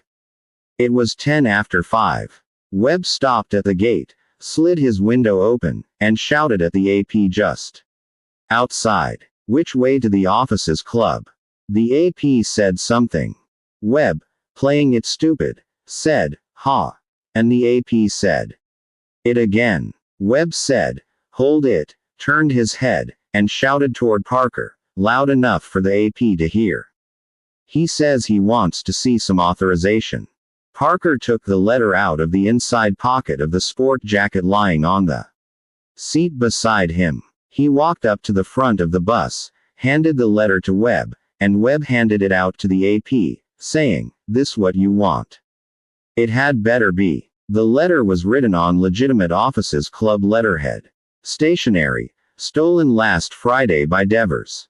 It was addressed to Sheehan and Wilcox, a legitimate booking agency in New York City as gotten out of the phone book. It was signed by Major J. Alex Cartwright, which was the legitimate name of the officer in charge of the Monaco Air Force Base Officers Club. And it requested the appearance of Ernie Seven and the Fourscore for a one-night appearance at the Monaco Officers Club on Wednesday, September 30th, at terms already agreed upon in prior correspondence. This letter, the letter concluded, will serve as authorization for the group's entrance onto the base on that date. We expect them no later than 5 p.m. Parker watched through the window until he thought the AP had just about finished the letter, and then he leaned down past Webb and called, "Buddy, we're late now. Can we go through?" This was the tricky part. If the AP let them through, they'd be all right. If he insisted on checking with Major Cartwright at the Officers Club, the only thing for them to do was back out of the slot, turn the truck around fast, and get the hell out of there. The problem was the bus. They needed a vehicle in which to get the goods off the base, and if they used Devers' Pontiac, it might be traced to him later. Gate guards would be encouraged to remember what vehicles left the base in the time immediately after the robbery. To simply steal a truck from the motor pool was no good unless they intended to crash out through the gate, which they wanted to avoid. They needed half an hour anyway in order to lay a false trail and get themselves to ground. So they had to have a vehicle with papers, even if the papers were false. Which meant, before they could get the vehicle off the base, they would have to somehow get it on. Which was why all this, including a letter that indicated they were already 10 minutes late. Over on the exit side, the gate was crowded with people who'd gotten off duty at 5 o'clock. The AP should have his hands full now. The letter should convince him. The time element of their being late should encourage him to speed them through. Maybe. The AP frowned at the letter, squinted up at Parker and Webb in their gold tunics, looked at the banner on the side of the bus, looked at the musical instruments and the other gold-tunicked passengers he could see through the windows, and finally said reluctantly, "I didn't hear anything about you guys." "It's just a one-nighter for the big wheels, buddy," Webb said. Parker said, "You want to see some identification. Driver's license. Registration." He was ready with both, in the name of Edward Lynch, one of several sets of false papers he'd picked up here and there over the years. Still frowning, still hesitant, the AP looked at the letter again. Then the other AP, over on the other side, called something impatient to him, and he said, more to himself than Webb and Parker, "I guess it is okay." "Sure it is okay," Webb said. "Unless we get there too late. I'll get you a pass," the AP said, and walked into the shack. Moving casually, Webb moved the shift lever into reverse. But when the AP came out, he had a square oblong of green cardboard in his hand. "Display this in the windshield," he said, handing it up to Webb. "And you'll have to turn it back in when you leave. This is yours," the AP said, and handed the letter up to Webb. Gate and onto the base. Parker went back and sat down. Webb drove straight until he reached G Street. And then turned right, as the AP had said. After he made the turn, Parker and the others slipped out of their tunics and put on ties and jackets in their place. Webb kept the tunic on until he parked the bus on the cross street between the Officers Club on the right and the NCO Club on the left. Then he too switched to tie and jacket, while Kengel and Stockton got out and removed the banner from the back of the bus. A few people walked by, in both uniform and civilian clothing, but no one paid them any attention. When Kengel and Stockton were back aboard, Webb started the bus again and drove it into the Officers Club parking lot, putting it down at the far end, in the shade of a thick trunk tree, one of the few trees left on the base. The other banners, tied by string to small hooks protruding from the sides of the bus, could be removed from inside by people reaching out the windows.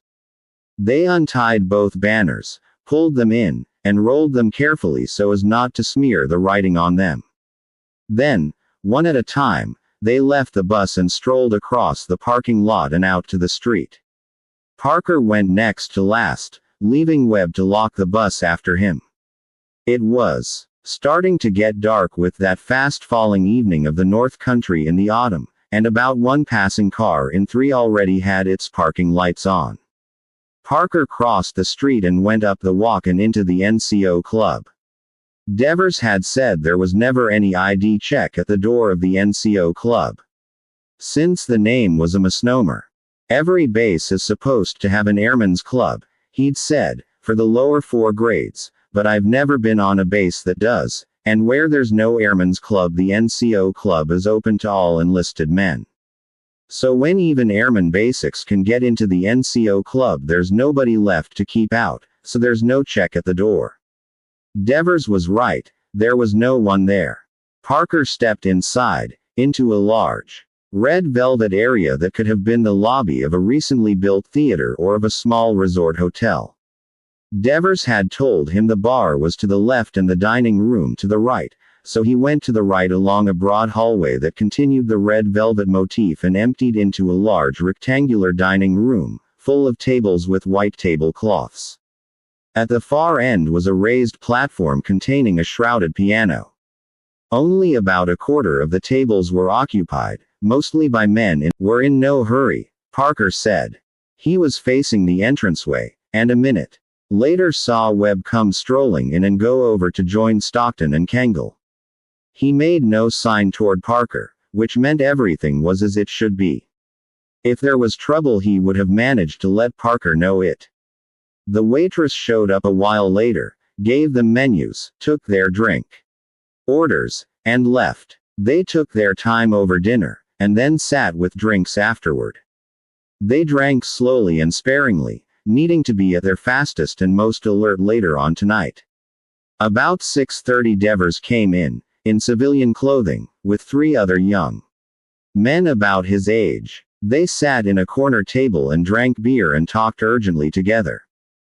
Devers never looked toward Parker nor the other table, and he drank much more slowly than his friends.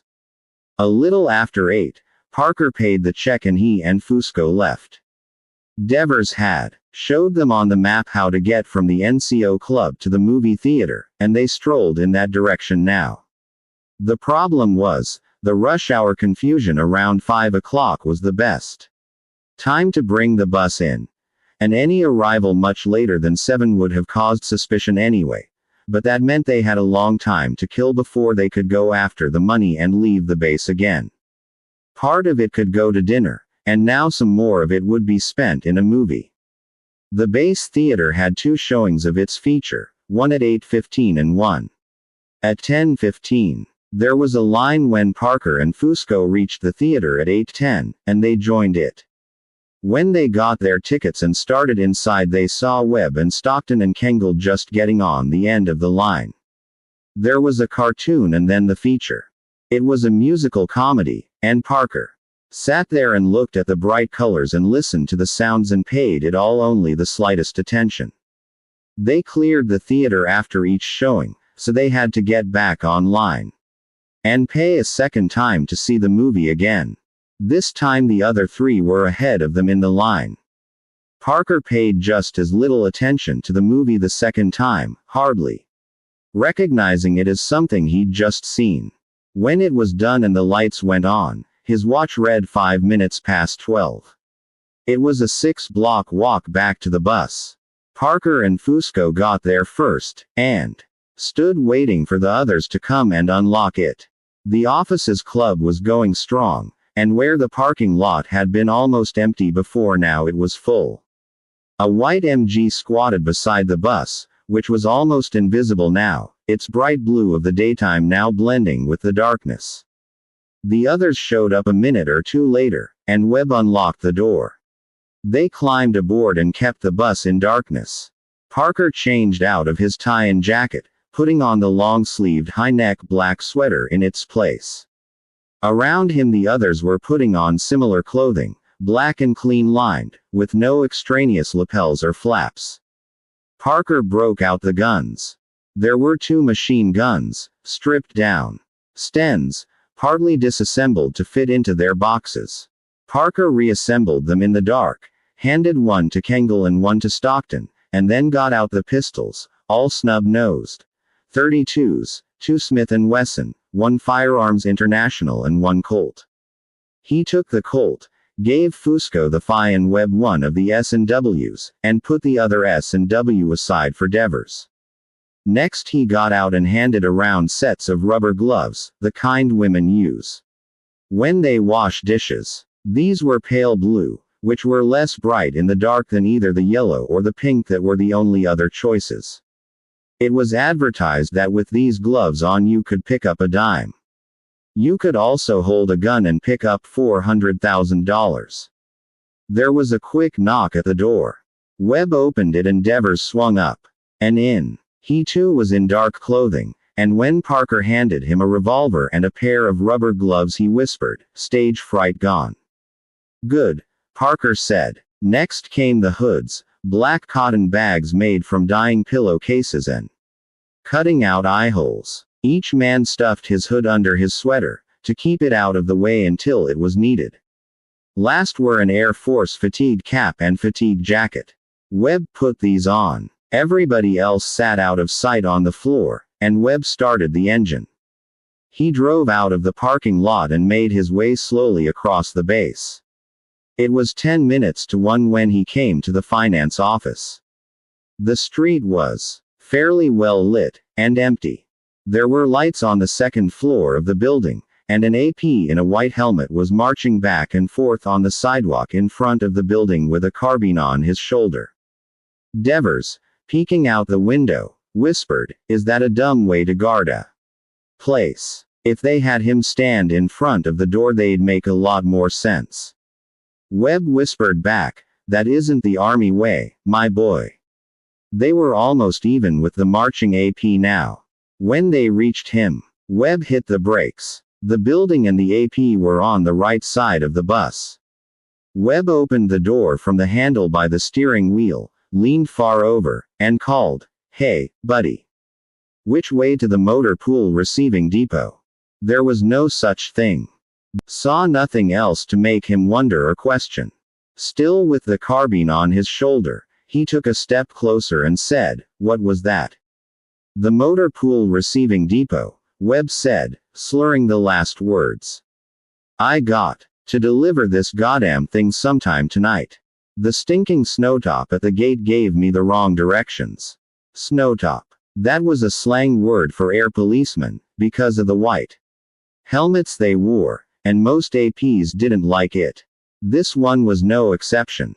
Taking the carbine off his shoulder and holding it at a loose port arms, he came another step closer, almost to the curb, and said, "Maybe you heard him wrong, my friend. The motor pool isn't anywhere around here." "I don't want the motor pool," Webb said, being angry now. "You as dumb as that other one. I want the motor pool receiving depot." The AP was now bridling. Coming all the way to the bus door, he said, "You got any orders on you, smart guy?" Parker was out of sight just beside the door. Now, softly, he said, "I've got one. If you're smart, you'll step up into the bus." As he spoke, He extended his hand out so the AP could see the revolver in it, aimed at his forehead. The AP blinked. "What? Come up here," Webb said, speaking more quietly himself now. "Just like. There's nothing wrong. This isn't the war to be a hero in," Parker said. "I don't." The AP was squinting, trying to see up the arm past the gun. "What is this?" "Just money," Webb told him. "We're just taking the payroll. Don't worry about it. We're not spies or saboteurs or anything. The payroll. You're going to steal. You'll never get away with it. If you raise your voice again," Parker said, "your buddy on the other side of the building is going to hear a car backfire. Now get in here." "But," 1, said Parker. 2. The AP didn't know what the top number was. He put his foot up on the bus step before Parker could say 3. Webb said, "Hand me the rifle." The AP came up the steps, and anger was struggling with fear in his eyes. He was being humiliated, and he hated it, and he suspected that if he tried to do anything about the humiliation he would lose his life, and he hated took the carbine from Webb, and got out of the bus. "Thanks, buddy," Webb called, and shut the bus door, and started away. Devers began to march up and down in front of the building. He looked bulkier than the other AP because, although he was about the other man's size, he was wearing another complete set of clothing under the borrowed uniform, complete to a snub-nosed .32 revolver in the hip pocket of the trousers. But to anyone passing by, or to either of the APs inside the building upstairs who might decide to look out a window, he would pass. Webb drove straight for a block and a half, turned right for 1 block, turned right again, and parked. Meanwhile the AP had been put down in the aisle in his underwear and tied and gagged. Stockton, wearing his hood and carrying his Sten gun, got out of the bus and moved away in the darkness like a long thin shadow. 3 strides from the bus he was out of sight, these side streets being lit only by overflow from the lights at the intersections with the main avenues. There was a second guard on duty behind the building, and this was who Stockton had gone after. He brought him back 3 minutes later, a young scared boy, his face almost as white as his helmet. Stockton held the Sten gun in his right hand, butt braced against his hip bone, with the boy's carbine hanging loose in his left hand. They tied and gagged number 2, left him in the bus with the first one, and they all moved off except Webb, who was to stay with the bus, move it if it seemed necessary and keep an eye on the 2 APs. Parker led the way through the darkness. The sky was clear and full of stars. But they were only 3 days from the new moon, so that only a thin curved sliver, like a fingernail clipping in light, showed to mark where the moon would be a few nights from now. They came at the finance office building from the rear, moved around it on the side between it and the other building on that block, and at the front corner waited, the others strung behind Parker, who watched Devers marching back and forth out there with the same stoop-shouldered fatalistic tread as the boy he was replacing. Parker stepped around the corner, stood against the front of the building. He showed there as a dark man-shaped shadow against the stucco wall. His hood was on, the only pale thing about him were the rubber gloves on his hands. He moved these back and forth in front of himself, fingers split. Parker had Devers' bootleg keys in his hand when he reached the door. He unlocked it and stepped through, stood just inside holding the door, and felt the other 3 slide in behind him. Devers, who had said nothing and who had looked ashen-faced beneath the helmet, Field stripped his cigarette and went back out to march up and down on the sidewalk some more. Devers had given them complete maps of the building. Parker and the others moved without hesitation through the darkness to the stairs and up, their shoes silent on the metal stairs. The door to the left at the head of the stairs had glass in the upper half. Through it, Parker could see 2 overhead globes lit, both down at the far end of the finance office. The one inside Major Creighton's office and the first one on the right on this side of the Major's office. The two APs on guard here were sitting at a desk under this second light, playing cards. They were about 25 feet from the door where Parker was standing, and the area between was lined with 2 rows of desks up to a chest-high counter which stretched across the room about 6 feet in from the door. To the left of the door was a bench for people who had to wait. Parker used another key, opened the door with a faint click timed to happen. When one of the APs was shuffling the cards, and, as down there under the light a new gin rummy hand was dealt out, Parker and the other 3 slid through the slightly open door and moved at a half crouch to the counter. They straightened slowly and stood spread out there, Kengel and Stockton at the ends with the Sten guns resting on the countertop, Parker and Fusco in the middle with their revolvers in their hands. Ahead of them, the APs continued to be absorbed in their game. A cord was hanging down over Parker's head. He reached up with his free hand and pulled it, and the globe up there came on, flooding their end of the room with light. The APs looked over, startled. "Freeze," Parker said. One of them would have, but the other was a cowboy. He made a lunge for where his carbine was leaning against another desk, and Kengel's Sten gun rattled briefly. The AP half turned in midair, slid over the desk, and crumpled like used cardboard on the other side. The shots shook the other one, who had frozen the way Parker told him to. He abruptly dropped out of sight behind the desk. Parker said, "Don't be stupid, son. You don't." The rear wall, where he wouldn't be seen by anybody passing in the street, and when he got to where the second AP had disappeared he waved to the others that it was all right. When they walked down to him, they saw that AP number 2 hadn't ducked. He'd fainted. AP number 1 wasn't dead, but his breathing was shallow and his color bad. He had one hit in the left side, just above the waist, and one that had gone in his left shoulder and out his back above the shoulder blade. Fusco used some of the boy's clothing to make simple bandages to stop the bleeding. They weren't in a hurry for a murder rap. The law might think it looks as hard for every kind of felon, but it doesn't. Just as the cop killer is tracked with more savagery and single-mindedness than is the ordinary killer in his turn is hunted more fiercely than is the robber. Stockton used the rope and handkerchief he'd brought to tie AP number 2. And even though AP number 1 looked to be out for it for the rest of the night, Fusco did the same for him. Meantime Parker helped Kengel out of the small knapsack he'd put on just before leaving the bus. The knapsack contained tools. Drill, various bits, screwdrivers, 2 hammers.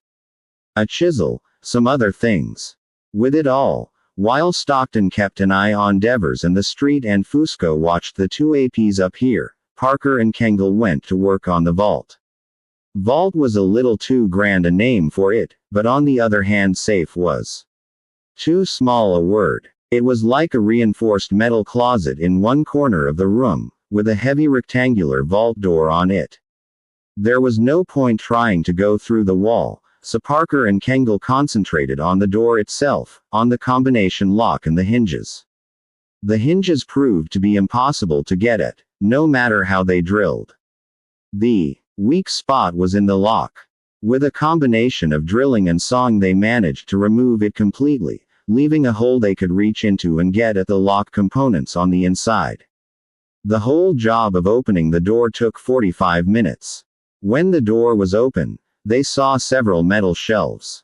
The floor was higher than the office floor, because it was reinforced, and on it were 2 large metal cases, side by side, filling up the whole space. These were what the payroll had arrived in by air this morning. Parker and Kengel pulled them out and opened them. Several of the shelves were lined with metal boxes, dark green, like long, squared-off tool kits, and in each of these was the payroll for a different organization on the base. There was too much bulk and weight to carry all these separate boxes, so Kengel opened and dumping the money into the larger crates. In each box, beside 2 or 3 stacks of bills with red rubber bands around them, There were always a few rolls of coins and a list from a computer giving each man's name and how much money he was to receive. Only the bills went into the crates, the coins and lists being discarded with the boxes. It took another half hour to unload all the boxes, and when they were unloaded, the 2 crates were both about 3/4 full. It was now 2:15. They'd been at work an hour and a quarter. In that time, Devers had not had cause at all to high-sign Stockton. This part of the base was strictly offices, and deserted at night. And tonight, just before payday, besides being a weeknight, there weren't very many men with the money or inclination to be out for any reason. They had the area to themselves. The crates had been pretty heavy to start with, being made of steel, and now that they were full of money, they were a full 2-man job each. Parker and Fusco took one, Kengel and Stockton took the other, and they moved out of the office and down through the blackness to the first floor. Parker lit a match in the doorway, and when Devers saw it, he stopped and shifted his carbine to port arms. He stood there, his back to the building, as he watched in both directions, and Parker and the others carried the 2 crates out, hurried along the front of the building with them and around the corner into the deeper darkness between the buildings. Here they put them down to rest for a minute, and out front Devers went back to his marching. From the side of the building to the bus was fast and easy, in solid darkness.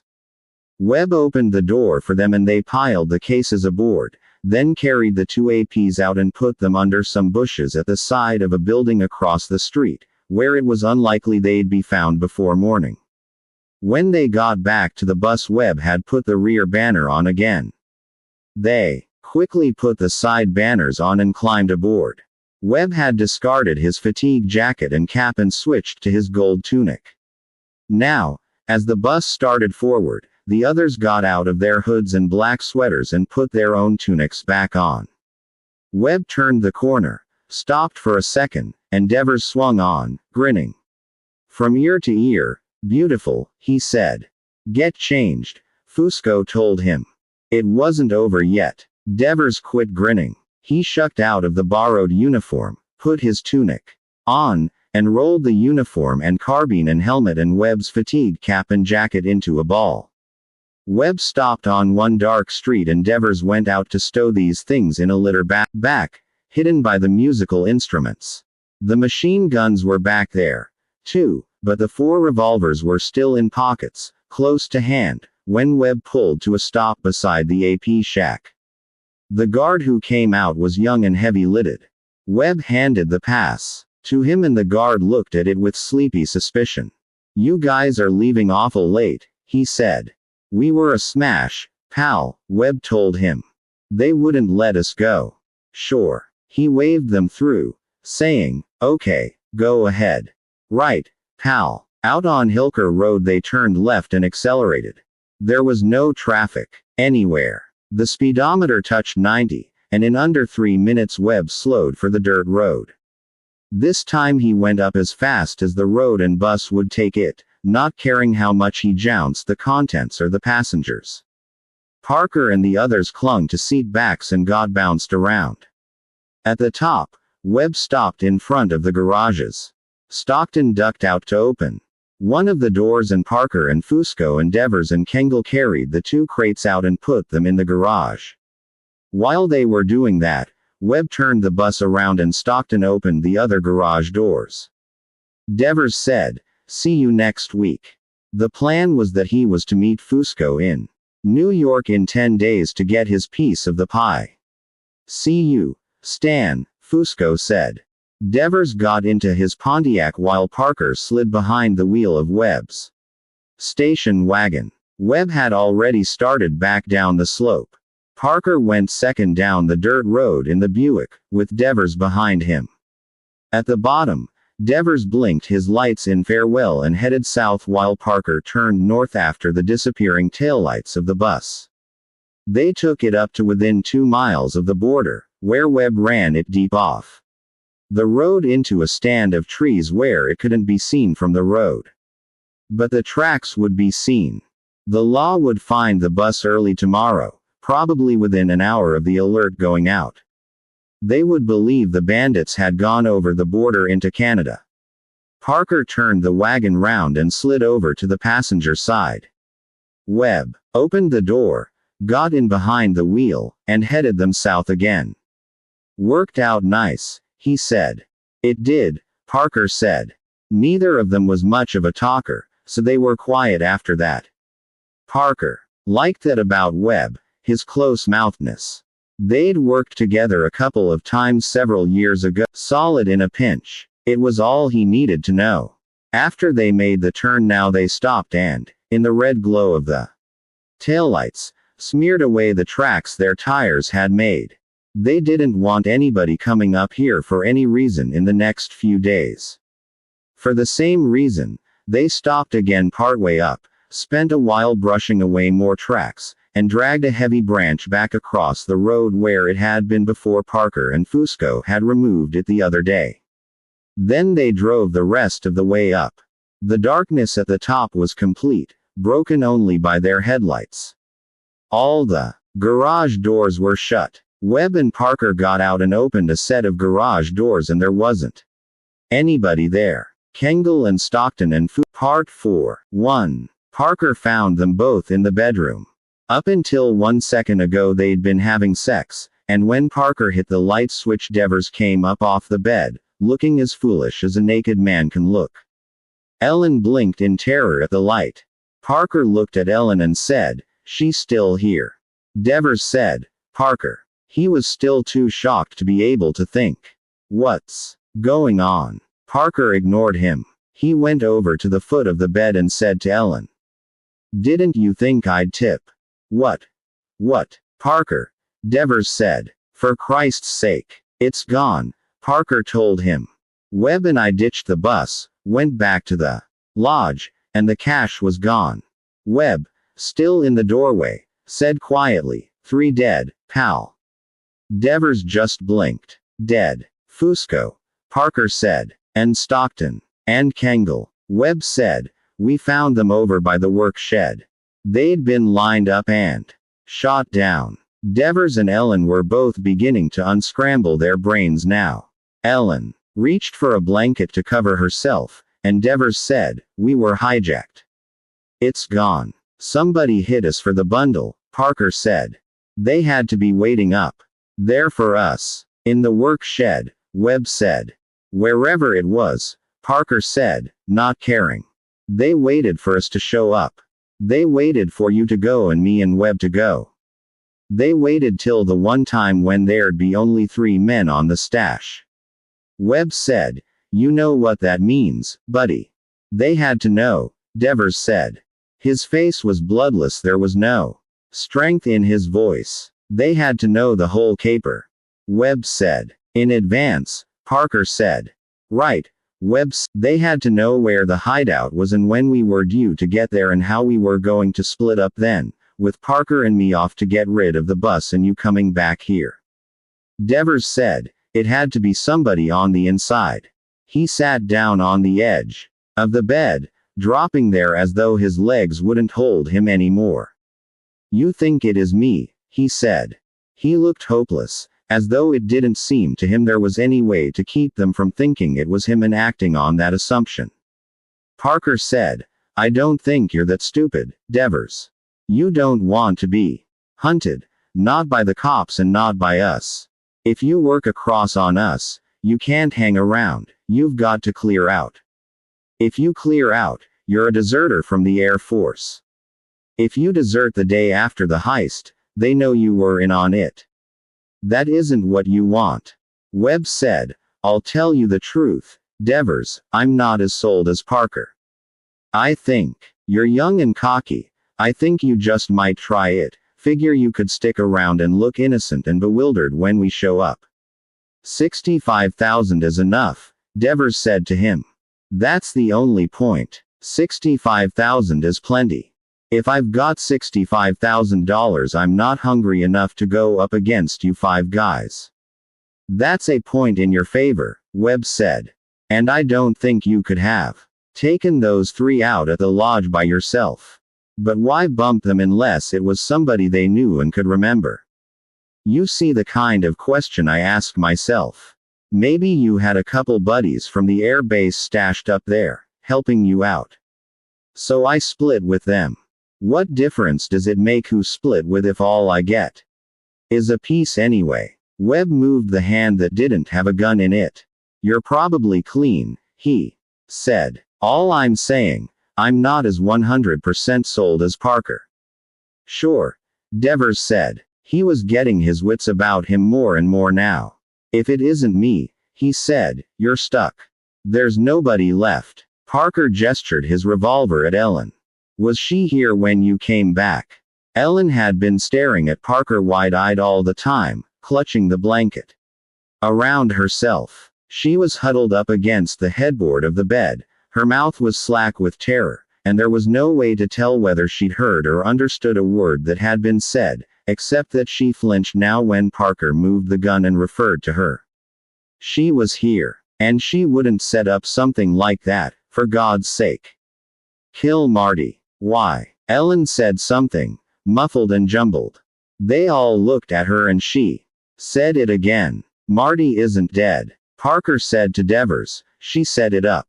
I don't know why, maybe not for the money. Maybe just to keep you from getting into another of these things, maybe she's not taking a piece at all. But she turned somebody loose on us, gave them the whole thing. She almost told me about it this afternoon. She was nervous, acting weird, afraid to go through with it. Devers was steadily shaking his head, and now he said, Parker, Ellen wouldn't do a thing like that. She isn't that kind of woman. She'd never think on anybody like that. Webb said, that's why I'm not 100% solid on you, pal. Because I don't think she's right to play finger either. Parker said to her, where are they? Tell us where they are. I won't touch you. I'll leave Devers to figure out what to do with you. That won't be much trouble. He loves you. Where are they? Marty isn't dead, she said. Parker said, Devers, slap her face. I want her awake. But then Ellen shrieked, why would he do a thing like that? Face contorted with rage, she leapt off the bed and tried to run out of the room. Parker grabbed her and she twisted and squirmed, trying to get away, shouting, I've got to talk to him. I've got to find out. I've got to know why he did it, why he'd do something like that. Parker slapped her with his free hand, open palm across the face, and she sagged against him, her body abruptly boneless. Holding her up, Parker said, Who did it? I was supposed to be able to trust him, she said, her eyes closed, her body slack with defeat. Parker shook her. Who? Devers said, for Christ's sake, Parker, don't you get it? She's talking about her analyst. At the sound of the word Ellen tensed again, but she kept her eyes closed and continued to sag against Parker's chest. Over her shoulder Parker said to Devers, why? She told him the whole dodge, Devers said. Don't you see? Not to set up anything against us, but because it was shaking her up. You know where he lives. I know where his office is. Where's a phone book? Unlisted, Ellen said. It was a near whisper, almost a sigh. Parker held her out where he could look at her lolling face and closed eyes. He said, what's the home address? I don't know. He won't tell. He doesn't want patients bothering him late at night. Parker shoved Ellen over to Webb, saying, tie her. To Devers he said, get dressed. What are we going to do?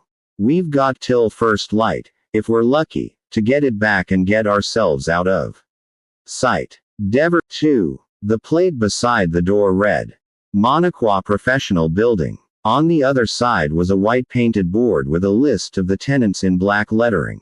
Doctors, lawyers and a firm of accountants. Dr. Fred Godden's name was fourth from the top.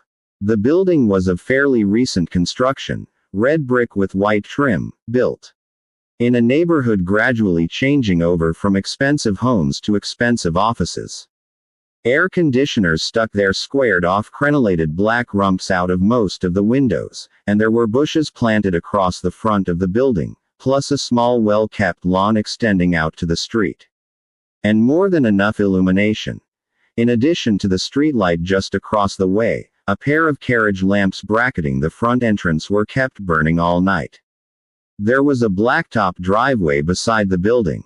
Webb had switched his headlights off 3 blocks ago, and when he reached the building now he kept them off as he turned the Buick into the driveway and aimed for the blackness beside the building. Brick wall went by on their left, a high hedge on their right, both unseen. When the tires left blacktop and crunched on gravel, Webb hit the brakes and cut the ignition. They were all 3 in the front seat, Devers in the middle. Parker opened the door and got out and Devers slid out after him. Webb left the car on the other side. No interior light went on when the car doors were open. Leaving them open, they moved away through almost perfect darkness to the brick rear wall of the building and felt their way to the rear door. If they'd had to go through without leaving any marks, it might have taken half an hour or more, but now they didn't care about marks, only about time. They went through the door in 3 minutes and moved quickly up the stairs to the second floor. The office doors had frosted glass in their upper panels, names on the glass in gold letters. Behind the one that read Dr. Fred Godin, small yellowish red light glowed. Standing against the wall out of direct line of the doorway, Parker tried the knob. When he pushed, the door gave. It was unlocked. All 3 had revolvers in their hands. Devers had left his at the lodge to be disposed of, but Parker had brought it back to him. Parker pushed the door slowly. There was no pressure wanting to close it, but it didn't swing loosely, probably because it needed oiling or adjusting. It opened willingly as far as Parker would push it, but no more. When it was halfway open, Parker eased his head over until he could look one-eyed through the opening. He saw a pie wedge of outer office, a corner of Naugahyde sofa, a part of a desk, a partially open door across the way. The light was coming from that inner room. There was no sound. Parker pushed the door open the rest of the way. Hesitated. Stepped inside. Nobody here. Not in this outer room. Devers and Webb followed him in. They came cautiously at the next door and again Parker leaned into it from the side, the revolver ready in his hand, his other hand flat against the wall behind him to lever him back out of the way if it was needed. Another pie slice. A desk again, this one larger. Patterned carpet. Glass-fronted bookcases. The light came from a table lamp with an orange shade, sitting on one corner of the desk. Again no sound. Nothing moving. Parker entered as carefully as before, and still nothing happened. Now he could see the rest of the room. A sofa along the left wall, an armchair at its far end, a couple more lamps, a library table, a filing cabinet, a coffee table in front of the sofa. A sound from behind the desk. Parker dropped. He lay on the rug, listening, and when he turned his head and looked across the carpet into the darkness under the desk and beyond the desk, near where the wheeled legs of the office chair came down, he saw a pair of eyes, blinking whitely. Sideways. Someone lying on his back, head turned this way, eyes slowly opening and closing. Parker got to his feet. Behind him to the left was a wall switch. He hit it, and indirect lighting filled the room from troughs along the top of the walls. He went around behind the desk as Webb and Devers came in. The man on the floor was tall, muscular with an overlay of flab. He was wearing scuffed brown Oxfords, baggy brown trousers, a bulky dark green sweater frayed here and there. The sweater was caked and smeared dark brown in 2 places over his chest. Heard Parker and the others coming in, had managed to turn his head. He wasn't moving now. Devers had come around the desk from the other side, stood with his shoes near the guy's head. He said, "Dead." "Not yet." "You know him." "I don't think so." I can't see his face. Parker went on one knee beside the wounded man, put his hand on the guy's chin, turned his head so Devers could see it. Blood had started to trickle out the other side of the mouth now. His eyes were open again. They blinked, very slowly, shut and then open. They did it again. When they were open, the eyes didn't focus on anything, just looked straight ahead at the ceiling. They kept blinking at the same slow, steady rhythm. Devers looked sick. He shook his head. No, he said. I don't know who he is. You never saw him at all. Never. I'd remember. Parker let the chin go, and the head stayed where he'd left it. Some blood was on the first finger of Parker's left hand. He cleaned it on the guy's sweater, then pushed the body partway over to get at the hip pocket, where the wallet should be. It was there. Parker opened it, found a driver's license, read the name aloud. Ralph Hochberg. Mean anything? Nothing, Devers said. Hochberg's head was facing front again, his eyes staring at the ceiling.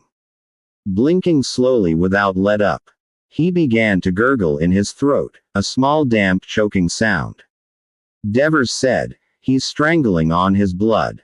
Parker pushed Hochberg's face to the side, so the blood could flow out, and got to his feet. They were here, he said, more to himself than Devers. Godin and this one. Just the two of them. They've started to double-cross each other. Godin wouldn't try it with just one other man, Devers said. Not going up against 3 pros, even with Surprise on his side. He'd want to make it 3 against 3 at least. More, if he could find the people.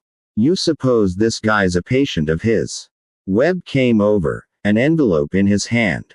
He'd been searching the room and going through the filing cabinet while Parker and Devers concentrated on the wounded man. Webb said, nobody else. The cases are over there, past the sofa. Empty. Parker took it. It was addressed to Dr. Fred Godin, 16 Rosemont Road, West Monaquah, New York. That wasn't the office address. Parker handed the envelope to Devers, saying, you know this town. Would that be a residence? Sure, Devers said. West Monaquah, that's high class. Webb said, let's go there. 3. Rosemont Road curved gracefully back and forth among brick ranches and framed split levels, each on its own grassy lot, with its wide driveway, attached garage, TV antenna and sloped roof. It was almost 3:30 in the morning now, and every house they passed was completely dark, except that every now and then a night light showed faintly through a window. Number 16 was on the right, a split level with the garage in the lower part of the 2-story section. It was as dark as the rest of the neighborhood, a white frame house built up on a rise of land above the road, with a steep rock garden at the front of the lawn, a broad driveway that angled upward sharply, and a look of innocence and sleep. Webb drove on until the curve of the road hid them from the Godin house. And then he parked. All 3 got out and walked back along the sidewalk, cutting across the lawn of the house next door in order to come at the Godin house from the back, on the garage side. There was a door at the back of the house, leading into the garage. They approached it slowly, the darkness as deep as velvet all around them, the house a vaguely seen pale shape looming up in front of them. They were silent, moving on grass. They reached the rear wall and slid along it to the door. Parker tried the knob. It clicked faintly, but the door was locked. A voice said, Roger. Parker flattened against the house. The voice was above him, somebody in a second-story window.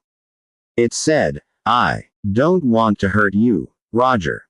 It was a male voice, but womanish and trembling with fear. Parker waited. The voice said, I have a gun. You'd better get away from here. Moving slowly, Parker turned his head. He could see that Webb was no longer there behind him, which was good. Devers, a few feet away, was pressed close to the wall just as Parker was. The voice said, You've got all the money, what more do you want? Whispers don't have much individuality. Making his shrill, Parker whispered. Ralph is still alive. What do you want me to do about it? The voice was getting shrill itself, the tension in it twanged like a plucked zither string. Help him, Parker whispered. Help him. Why shoot him? What's the matter with you? I need your help, Parker whispered. Let me in. So you can kill me, too. Why would I kill you? Why did you shoot Ralph? Roger. I'm sorry, I can't trust you. Maybe. Tomorrow. What are we going to do about Ralph? I thought he was dead. Though I'd have to go back later and take him out and leave his body somewhere. But if he's alive, with sudden suspicion, the voice said, is he alive? How do you know? I went back. How did you know where to find me? Roger. Is that Roger down there? Yes. If Devers was right, that Godden's partners were probably patients of his, a little hysteria might be in order now. Parker suddenly rattled the doorknob loudly, whispering, let me in. I threw the gun away. I don't want to kill anybody anymore. Let me in. I need your help. That isn't Roger. Where the hell was Webb? Help me, Parker whispered, flapping his arms against the door, moving around like someone too agitated to stand still. Or like someone trying to be a bad target. There was a sudden light from above, and Parker was in the middle of it. A flashlight. Parker dove for the darkness, and above him a rifle sounded, loud and flat. Parker landed on his shoulder, rolled, got to his feet in darkness, with the flashlight aimed out past where he was.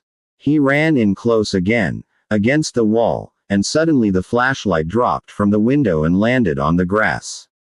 It lay there, still lit, shining with great precision and clarity on a cone of green grass. Parker saw the outline of Devers on the other side of the light, moving toward it. He whispered, keep away. And Devers faded back again. Nothing happened for almost a minute, and then Webb's voice came from up above, softly, saying, clear. There's got to be other people in the house, Parker said, speaking just as softly. Cover them. Right. I came in the garage window on the side of window, now standing open. They climbed through, landing in a mass of garden hose, edged around some kind of long broad car, and went through a doorway and up a half flight of stairs to a kitchen. There was light now, filtering from another part of the house. Moving toward it, they left the kitchen through an arched doorway, turned right down a short hall, and went up another half flight of stairs. There was another short hall up here, with light spilling from a doorway on the right. It was a bedroom, done in colonial, with a canopy bed. Webb was standing by the foot of the bed, revolver in his hand. Sitting on the floor was a balding man of about 45, dressed in pajamas. There was a gash on the side of his head, bleeding slightly.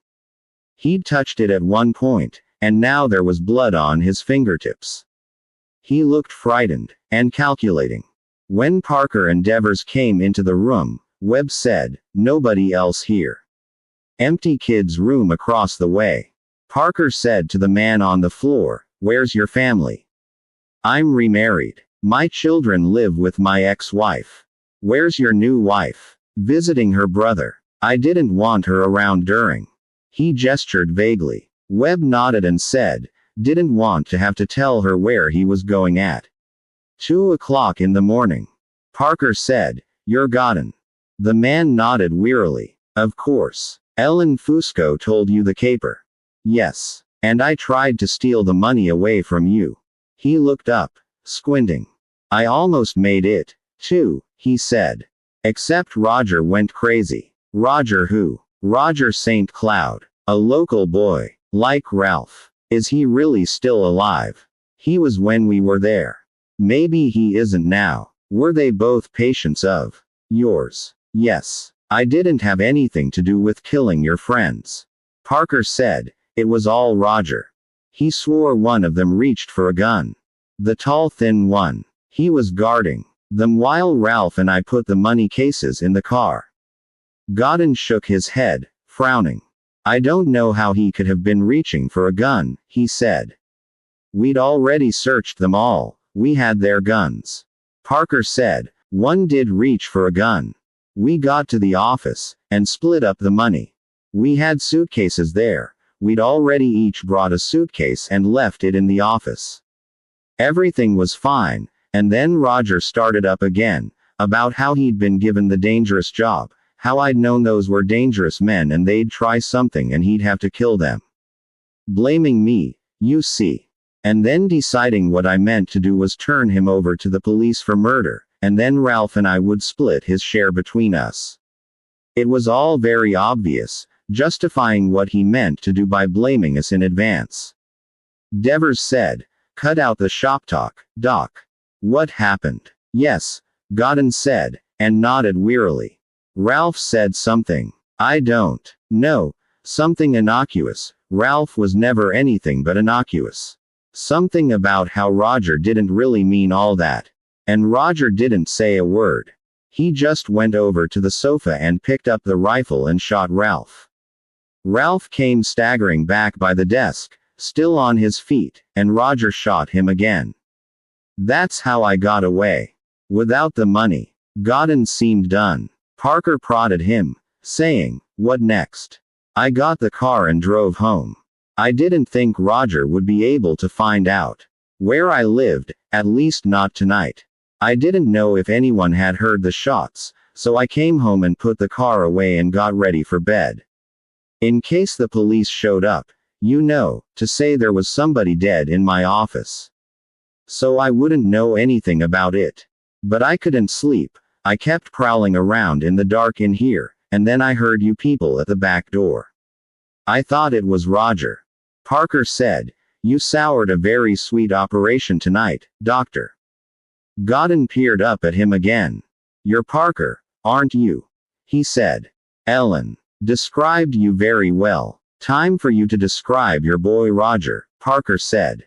I want to know what he looks like, where he lives, and what he's going to do next. How should I know what he's going to do next? You're his analyst. Analyze him. Godin managed a nervous smile. It's not that simple, he said. Parker turned to Webb. You two look the place over. In case this bird got the boodle after all. I really didn't. As Webb and Devers left the room, Parker sat down on the edge of the bed. Roger St. Cloud, he said. Tell me about him. Godin licked his lips, touched again the still oozing wound in his forehead. He sighed. Roger's address. 123 Haynes Avenue. Will he go there? I don't know. He's very erratic, very unreliable. You see how badly I misjudged him tonight. I thought I could control him, but I couldn't. He'd never had power before, you see.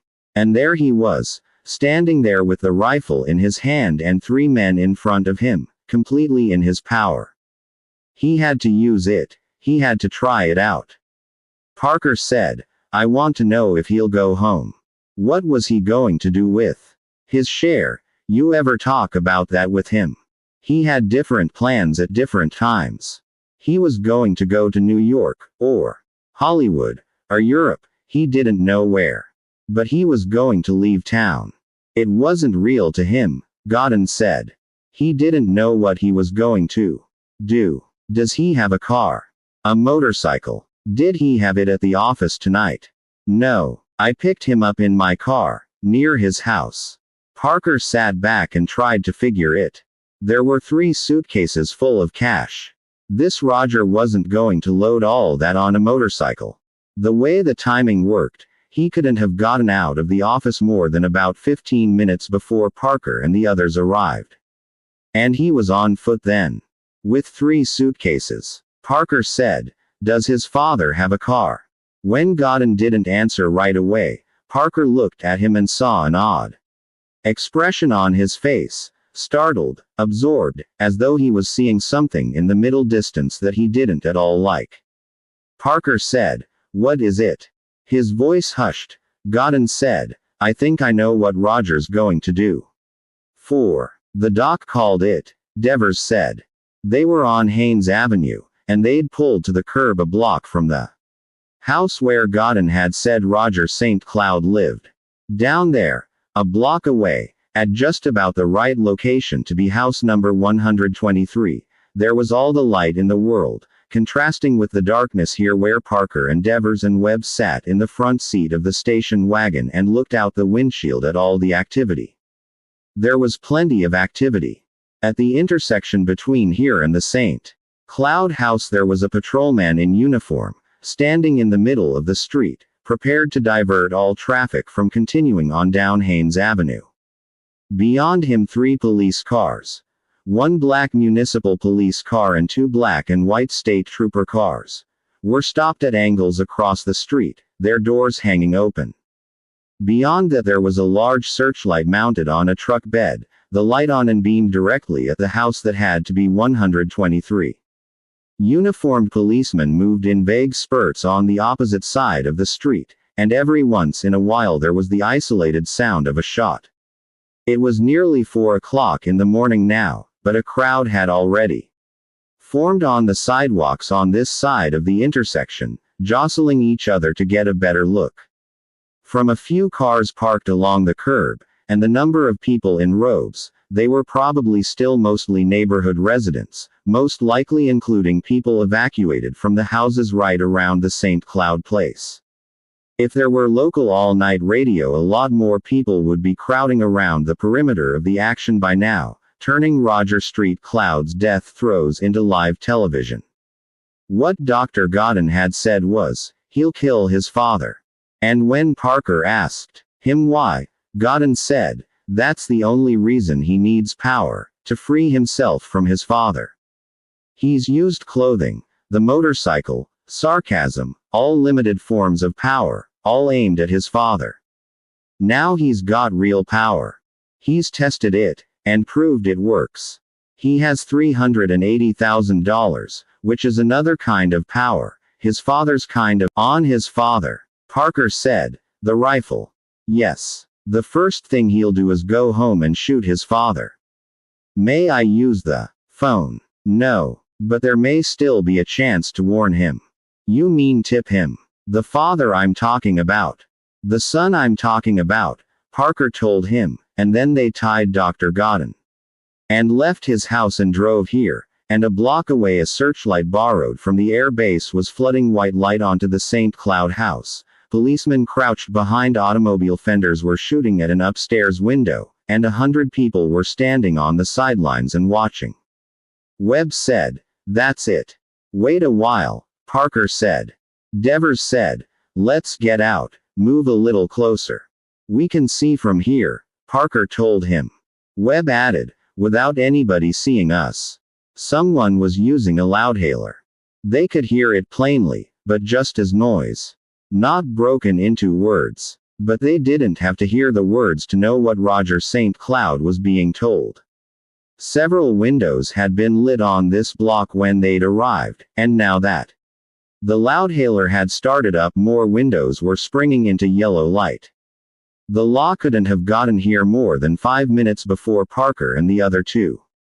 That was better than the other way around. They watched for 3 or 4 minutes.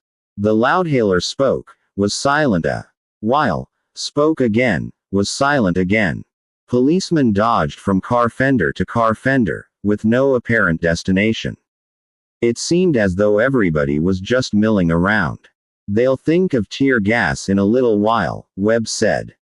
Parker nodded. "It'll be on its way already." In the meantime there was sporadic gunfire, with long seconds of silence. The law was using different kinds of gun, revolvers and rifles, and at least one riot gun that twice made its monkey jabber, hem-stitching a line of bullets across the front of the house. St. Cloud was firing back, too.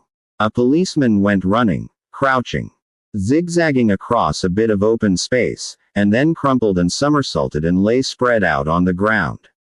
There was a hail of answering fire, and under its cover 2 cops ran out, grabbed the fallen one by the arms and dragged him back out of the line of fire.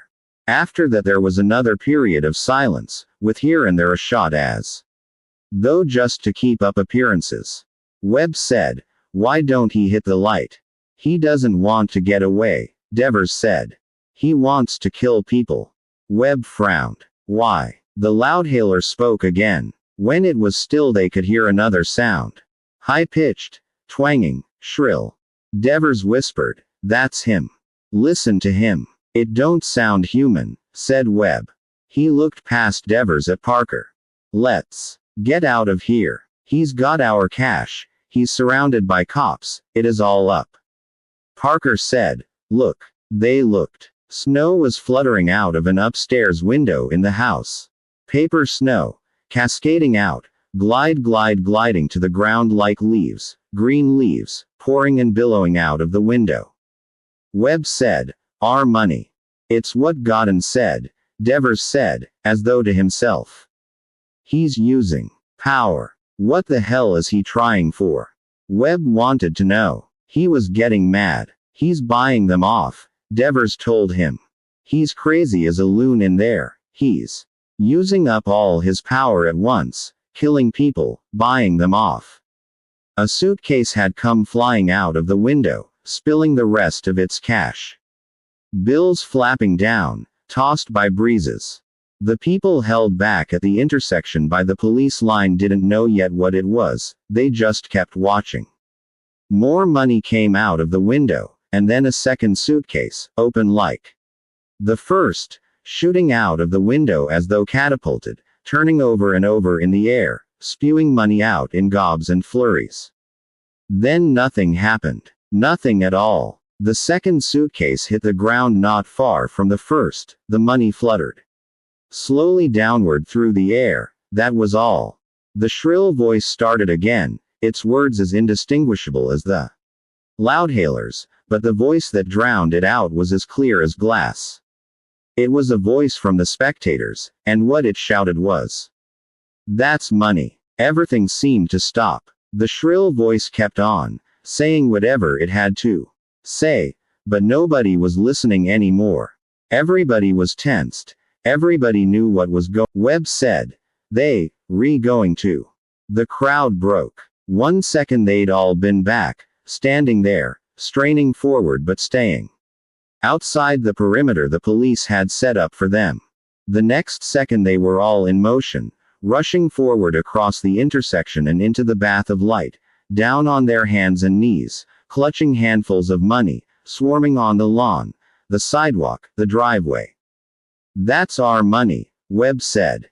He glared through the windshield at the mass of people. Devers pointed higher. "Look at him. He was a black comma, leaning out a second-story window, and the vertical line was a rifle. He was firing into the crowd under him, plinking away, quickly but methodically."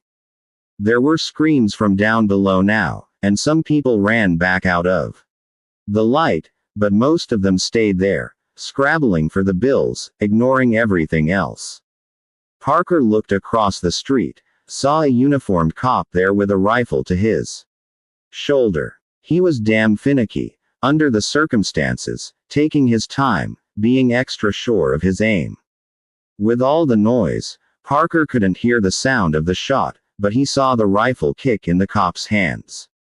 He looked back and saw St. Cloud drop into the people. "All right," he said. "Let's get out of here." "Right." Webb put the Buick into gear, made a tight U-turn, and they headed away from there. Devers, disappointment thick in his voice, said, "What now?" "Godden's office," Parker said. Webb leaned forward to glance at him past Devers, then looked straight again. Saying, "Why?" "Because 2 suitcases went out the window," Parker said. "There were 3. He was on foot and 2 was all he could manage. The 5. It's here," Devers shouted, and the other 2 came running. They hadn't worried about noise or light this trip. Time was the important element now. With the Buick sitting with its high beams on in the middle of the gravel parking lot behind the Monaco Professional Building, the 3 of them had spread out like competitors in a scavenger hunt, first inside the building itself and then around the area in back. And now it was Devers who'd found it, after 15 minutes of searching. stuffed into a large metal garbage bin against the rear wall, with papers strewn over it to keep it from casual eyes.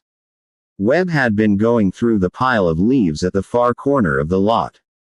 Parker had been searching the hedge along the rear boundary line of the property. They both trotted over to find Devers grinning in the light from the Buick, an old canvas suitcase sitting on top of the now closed garbage bin. Webb said, "Is that it?" "We'll see," Parker said. "Open it." "Right," said Devers. It wasn't locked. Devers flipped open the two catches, raised the lid, and they were looking at a jumbled untidy mass of bills.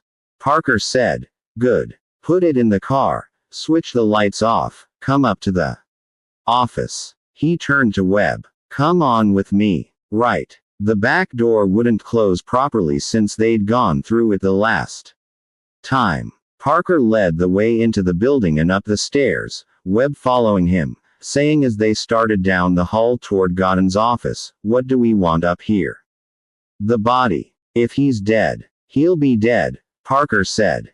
They'd left the office as they'd found it, light on and door ajar, and when they went in now nothing had changed. Ralph was lying with his face turned so he was staring under the desk. Parker went on one knee beside him, closed his hand against Ralph's throat. Webb, leaning over the desk, said, "Alive or dead?" Parker didn't answer for a moment. His arm showed strain. Then he took his hand away and said, "Dead. We need something to roll him in, so we don't trail blood." "Rug in the other office." "Good. Take his feet." They carried the body to the outer office, put it on the small rug in front of the receptionist's desk. When they rolled the rug, Ralph's feet protruded from the knees down. Parker said, "We want the money cases, too." They went back to the inner office, got the two money cases, carried them out to the hall. Then Parker went back to the office to look things over. There were stains on the carpet behind the desk, but there was nothing to be done about that. No other signs out of the ordinary, and the stains could only be seen if you went around behind the desk. Parker switched off the light, went to the outer office, and he and Webb carried the body out to the hall. They shut the door so it locked, and Devers arrived saying, "What's up?" Webb told him, "We're transporting a stiff." Parker said, "Can you carry those two cases? Don't make a lot of marks on the walls." "I'll do my best." Parker and Webb picked up the body again and carried it out to the car. Devers followed, carrying the cases one at a time, bringing one partway and going back for the other and carrying that farther and going back for the first and so on. Because Parker and Webb moved more slowly, Devers could keep 6. The doctor was sitting on the floor where they'd left him, still tied and gagged. Webb went directly to the dresser when Parker turned on the light, picked up Godden's keys, and went out to switch cars, putting Godden's car in the drive and the Buick in the garage. Parker sat on the bed. "Listen close," he said. "Because of you, things got screwed up. We can't use our hideout now, we'd never get out there anymore, it is almost light already. 3 of my friends are dead, and 2/3 of the money is gone. If I didn't have any use for you I'd kill you now with a wire hanger. But I can use you, so you've got a shot at living. Cooperate and you'll be all right. Screw up again and it is all over." Godden nodded vigorously. "All right." Parker went over and removed the gag. "Don't do a lot of talking," he said. "Just answer the questions I ask you." Godden nodded again. "I will." His voice sounded rusty. There were red marks on his cheeks where the gag had bit. The blood on his forehead had dried, so no more was seeping out. Parker went back and sat on the edge of the bed again. He said, "How long is your wife out of town for?" 5 more days. She'll be back Monday afternoon. That is, the 2 of us are supposed to be back Monday afternoon. You were leaving Friday. Friday afternoon. Were you due in your office today? You mean tomorrow? The day that's starting. It's 20 after 4 in the morning. I mean today. Yes, of course. How many patients today? 4. Well, 3, not counting Ralph Hochberg. 10 o'clock. But that would have been Ralph. The next one would be at 11 in the morning. Parker said, call those 2 patients, tell them you won't be in today. Godin nodded. All right. But wait till after the law talks to you. Godin looked surprised. The law? You mean the police? Your boy Roger barricaded himself in the house and shot it out with the cops. My God. They'll be calling you. If you hear about it some other legitimate way first. You call them, offer full cooperation. Offer to talk to them, tell them anything they want to know. But you don't want to go to them, you want them to come to you. What if they insist? You insist. But, won't they be suspicious? No, Parker said. When they come here, give them the whole rundown on Roger. Anything you want to say. But you keep cool about us. You'll be here. This is where you're going to hide out. If you tip about us, Parker said, the least you'll get is your connection with the air base heist found out by the law. The worst you'll get is a bullet in the head. If I come out of this with my skin, Godin said, I'll consider myself well ahead. Ellen Fusco told me about you, Parker, but I underestimated you. I didn't really listen to what she was saying. His face clouded. I underestimated Roger, too. Just keep remembering that, Parker said. He got to his feet. See you in the morning. You're going to leave me here like this. Parker went out, switching off the light. There was a small light on in the kitchen now, enough to allow him to make his way around in the house. He went down to the kitchen and found Webb at the refrigerator. Webb looked around, a container of milk in one hand and a piece of pound cake in the other. I was starved. Where's Devers? Here, Devers said, coming in. Devers was blank. Back to Ellen's place. Where else? Parker said, sometime tomorrow the law's going to find those 3 bodies. Up by the lodge. Either tomorrow or the next day they'll get a fingerprint report, and one of those bodies is going to belong to a guy named Martin Fusco. They're going to look around, and they're going to see an ex-wife of Martin Fusco's living right here in town. Coincidence? They'll go talk to the ex-wife, and they'll find out she's shacked up with a guy from the finance office out at the air base. Coincidence number 2. Devers was pale. Christ on a crutch. How do I get out of it? I just keep saying no. What can they do? I keep saying no. It is a coincidence. What can they do about it? Webb, his mouth full of pound cake, said, they'll lean on you, buddy. They'll lean hard. I can hold out. Parker said, can Ellen? They'll lean on her, too. I'd say kill her, Webb said thoughtfully, but then they'd lean on you harder. And then if they get you they've got you on murder 1. Devers was looking from one to the other. What do I do? You take your 40,000, Parker said, and you go away. But I've got to finish out my enlistment. Parker shook his head. Not now. Between the woman and him upstairs. They've screwed you. Only if they get Fusco's body, Devers said. Webb said, forget it. You're pretty safe to drive around in town, but you go out on the road now they'll be all over you. You can't even get to the lodge without going by the base. So they stop me. I'm clean. Finance office clerk. Driving around 4 o'clock in the morning. No destination. Parker added, if they pick you up on the way back, you won't be clean. Not with Fusco in the car. Devers was getting frantic. God damn it. There's got to be some way. What the hell am I going to do?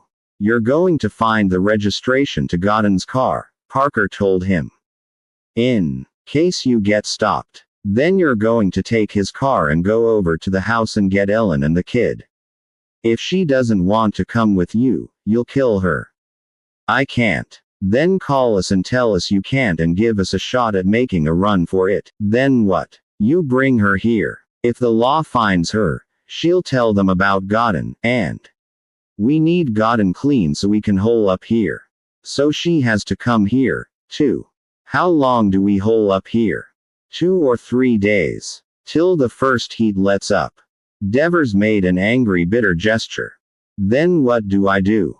Pick a new name for yourself, buddy, Webb told him. And keep your head down. And hope for the best.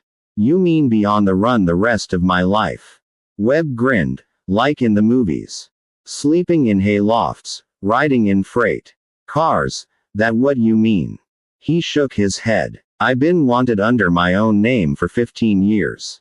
Parker here, he's wanted under more names than he can remember. We both been on the run, we're always on the run. It's a nice easy run if you know how to take it. You were in Puerto Rico, he said. Webb spread his hands. There, you see. 7. When the 2 plainclothesmen left, Parker came out of the kitchen and made a show of putting his revolver away. That was nice, he said. Godden was sweating, the adhesive bandage on his forehead making a dull tan patch against the gleaming pale skin. I wouldn't want to go through that twice, he said. Not for $1 million. Webb and Devers came in from the other side. You did it for 100 G. Webb said, and you don't even get that. Devers didn't say anything. He was resigned now to the impossibility of his going back, but he hated Godden for having caused it. He stood there and glared at Godden, his fists clenched at his sides. Godden nervously touched his bandage. Do you think they believed me about this? They believed everything, Parker told him.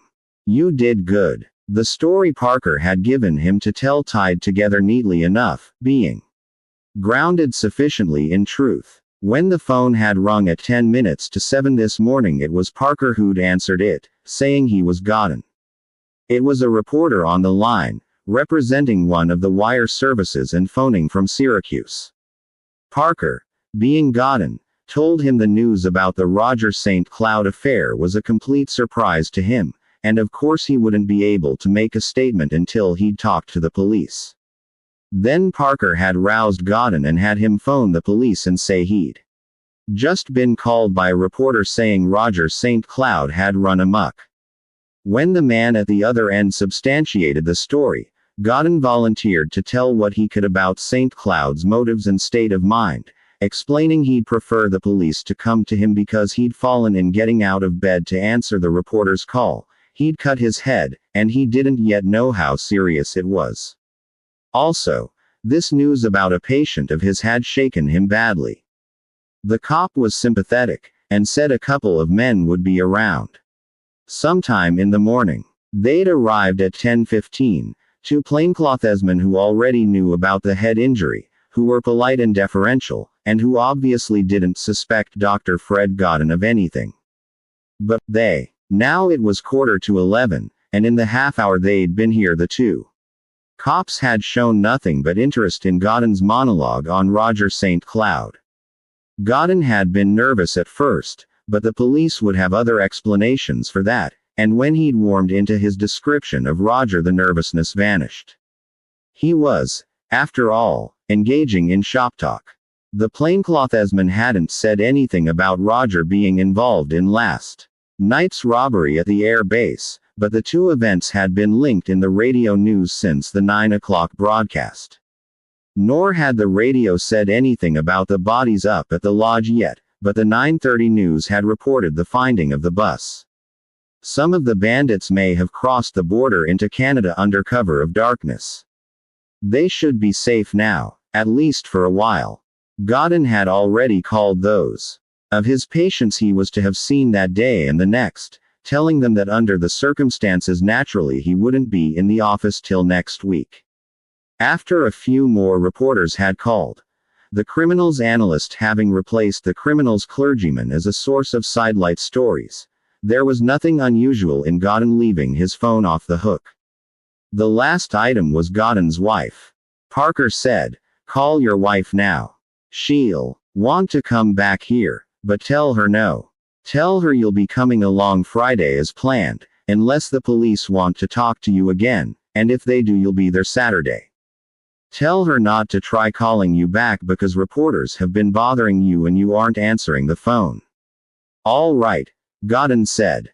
He made the call, did more listening than talking, and finally got across all of the message that Parker wanted. When he hung up he looked uncertainly at Parker and said, "There's another call I should make." "Who?" "There's a young lady. I would have seen her tonight." "Here." "No. Her place." "Call her." "Devers, get on the kitchen extension. If the woman doesn't sound right, let me know." "Right." Devers went out to the kitchen on the double, and it was clear he hoped Godden was trying something cute. But Godden wasn't. He called his young lady, explained that the Roger Street cloud business had loused everything up, and promised to see her next week, Tuesday or Wednesday at the latest. When he was done with that call, and Devers had come back into the living room to give a disgusted shake of the head, Parker said, "All right. Back to your room." Godden got to his feet, trying a smile. "You don't have to tie me up again, you." "No," he said. "You can trust me. I want to get clear of this mess just as much as you do." "You bastard," Devers said. Godden turned to him, spreading his hands. "I'm sorry for what's happened to you. Believe me, I am. I didn't want any of this. I didn't want anybody dead, anybody ruined. The worst I wanted was to take your money away." "You rotten bastard," Devers said. Parker said, "That's all. Godden, go upstairs. Webb, take him. Devers, take a look at your woman." Devers grimaced. "My woman," he said in disgust, and turned away, and walked out of the room. Ellen and her baby were being kept in the room once occupied by Godden's children. According to Devers, she hadn't wanted to come with him at first when he'd gone for her last night. She'd been sure she could bluff it out with the police. But when he'd assured her it was all up for them all, that being the ex-wife of one of the heistmen and at the same time shacked up with a finance office clerk from the air base, left her in no position to try a bluff with the law, and that her choice was between coming with him or being silenced forever as dangerous to the ones who were left, she'd reluctantly seen the light. Then she'd wanted to do a lot of packing, but Devers had cut that short, and she'd arrived with her daughter and one hastily stuffed overnight case. When Devers had brought her in, she was being so erratic, fluctuating so badly, among panic and guilt and despair and indignation, that Parker decided she was untrustworthy, and she'd been kept under lock and key ever since. Parker had guaranteed her silence during the plainclothesman's visit just now by letting her know her daughter would pay as much as she would for any trouble she caused. Any more trouble. Now Parker went out to the kitchen and turned on the radio to hear the 11 o'clock news. They had a breathing spell now, shaky and complicated but with a chance of working out. Ralph Hochberg's body was with the 2 money cases under a tarp in the basement. The money was still in the suitcase over by the refrigerator. Godden was a prisoner in one room, Ellen and her kid were prisoners in another, and no one else was left for the law to talk to and learn anything troublesome. They were covered against visitors and callers on the telephone. With luck, they'd be able to stay here another 2 days, until Saturday. With luck, another 2 days was all they'd need. When Webb and Devers came into the kitchen, both to say their charges were under control, Parker said, "Let's have that suitcase. Time to see how much we've got left." They sat around the kitchen table with the suitcase open in front of them and started counting. When they were done, it came to a total of $126,583. Parker did some figuring with pencil and paper and said, "That's $42,194 for each of us, with $1 left over." Webb rooted through the pile of money on the table, found a single, crumpled it and threw it on the floor. "Now it is even," he said. Devers began to laugh. When it seemed as though the laughter was getting hysterical, Parker said, "Stop it." Devers stopped, looked at Parker, and got up from the table and went into the living room. Webb said, "What about him?" "We'll wait and see." They kept the radio on. The 1 o'clock news led off with the discovery of the bodies at the lodge, though with no identification of any of them, and followed with an authorities are looking for Devers and Ellen Fusco. No accusations, no statement that either of them was believed to be part of the mob. Just that they were being sought for questioning. The descriptions the newscaster gave fit Devers and Ellen, but they also fit a million or so other people in the world. Webb said, "They must have found the lodge this morning. They were keeping it quiet until they were sure Devers wasn't coming home. After a while Devers came in from the living room. He'd found Godden's liquor cabinet, and had a glass of warm scotch in his hand. 'You ought to come in and watch television,' he said. 'They got my picture on television.'" Webb looked up at him. "Is that right? You're a celebrity." "I'm a celebrity." Devers was a little drunk already, just enough to dull all his responses. Webb said, "A celebrity oughta have ice. Lemme bring you in some ice." Devers stood in the middle of the kitchen floor while Webb found an ice bucket and emptied 2 trays of cubes into it. Devers had the frown of the morose drunk on his face, the look of a man who suspects someone is pulling a huge complicated unfathomable practical joke on him. Webb grabbed up the ice bucket and said, "Come on, Stan, I'll drink you." Under the table, he led Devers back to the living room. Later on Parker led Ellen out to make dinner. She too was dulled in her reactions now, docile but sullen. They all had dinner together, with the exception of Godden, who afterwards got a tray in his room. Parker felt there were too many people at the table who hated Godden. There was no point looking for trouble. Devers wasn't sobered much by dinner. Afterwards, while Ellen went back to her room and Parker went into the living room to watch television, Devers and Webb took over the kitchen. Devers told sex stories, Webb told crime stories. They both laughed a lot. Parker stayed sober, watched television, watched on the 11 o'clock news films of the lodge and of the ambulance bringing the bodies down the dirt road. Ellen Fusco's mother appeared on the screen, asking her daughter to come back, to at least let Pamela come to live with her grandma. There were photos of Devers and Ellen. Devers passed out around 2 in the morning, and Webb went to Parker, weaving a little, and said, "He'll be all right. He'll be okay, Parker. He's just got to get used to it." "I thought he'd work out," Parker said. Friday was slow and dull. People came to the door a few times, but always gave up after a while. Devers had a hangover and spent most of the day in the kitchen trying different cures. Webb found a deck of cards and played game after game of solitaire. Ellen was calmer now, and more sensible, and realized she had no place else to go, so she and her daughter had the run of the house. Godden was still being tied up and kept in his room. Parker prowled around watching and waiting. Friday night, Devers and Webb got drunk again, played gin rummy, told the same stories they'd told the night before. Ellen put her daughter to bed and came to Parker and said, "Stan isn't going to want me to go with him now. I don't blame him. But I don't have any money, any place to go." Parker looked at her. "What do you want?" "A little money. Not a lot. Maybe Devers will give you a piece of his cut.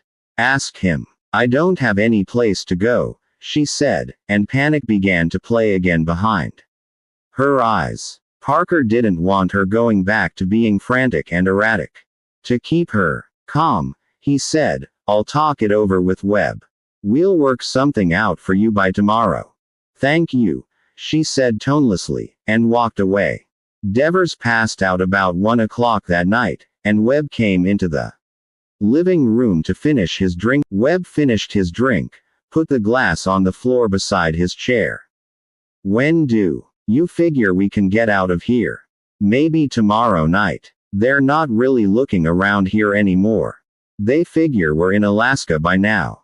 Parker didn't say anything, and when he looked over toward Webb a minute later he was asleep. The only light in the house now came from the television set. Parker sat in front of it, looking at it, not really paying attention to it, and when the sermon ended and the national anthem ended and the screen went to snow, he didn't bother turning it off. 8. Parker woke up when Webb touched his arm.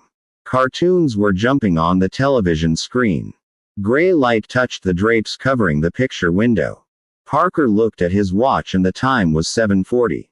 Webb looked serious. Keeping his voice low, he said, "Better come take a look." Parker went with him, up to Godden's room.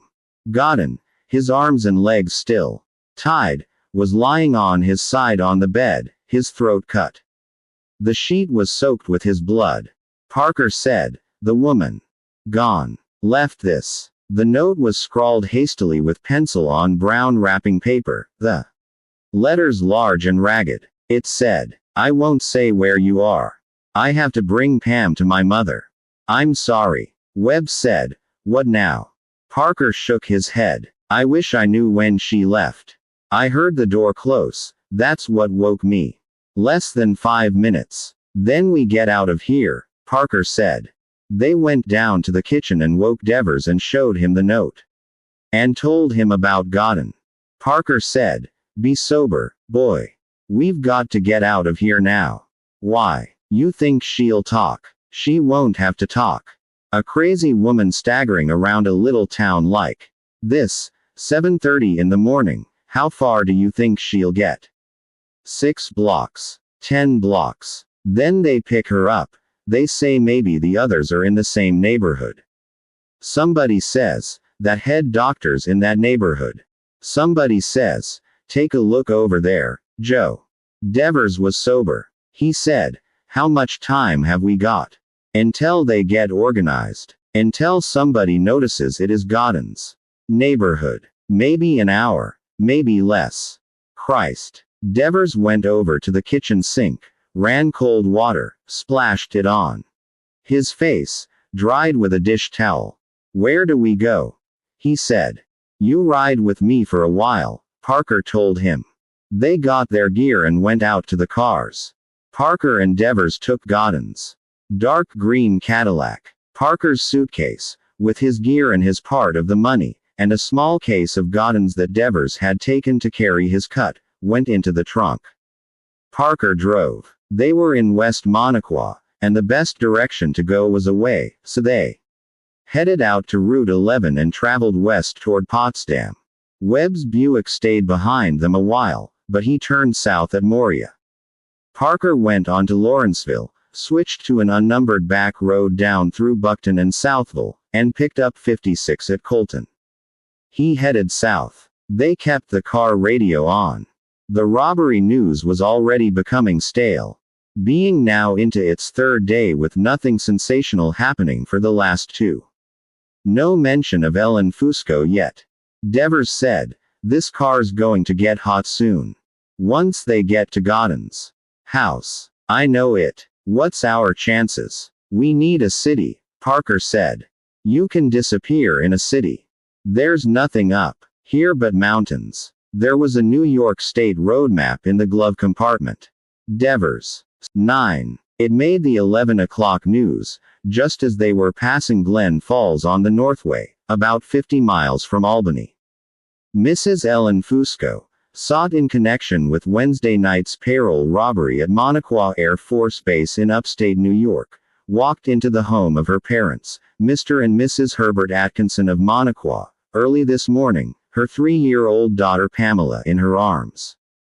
Dazed, distraught, unable to tell police her whereabouts the last 3 days.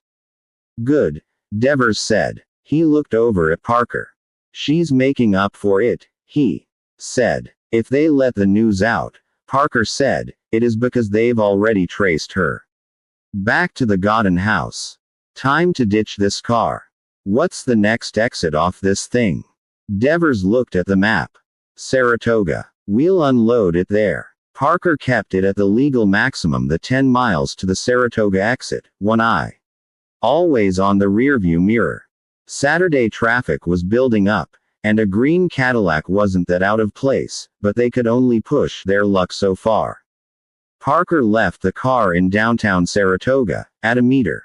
He and Devers walked the 3 blocks to the bus depot and boarded the 11:30 express to Albany. They got to Albany at 12:05, and Parker said, "This is where we split. You need somebody to show you how things work, and I don't have the time for that now. There's a friend of mine named Handy McKay, he's retired now, runs a diner in a place called Presque Isle, in Maine. You go up there, tell him you're from me. You can give him the story. He'll take care of you."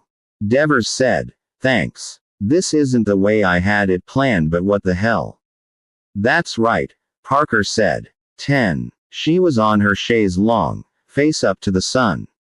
She was wearing the suit with the black trunks and the black and white top. Her sunglasses had white rims. Towel and book and cigarettes and suntan lotion were on the sand beside her. She seemed to be asleep. Parker had gone up to the room first and put on his trunks. He padded across the sand and sat down on the chaise beside her.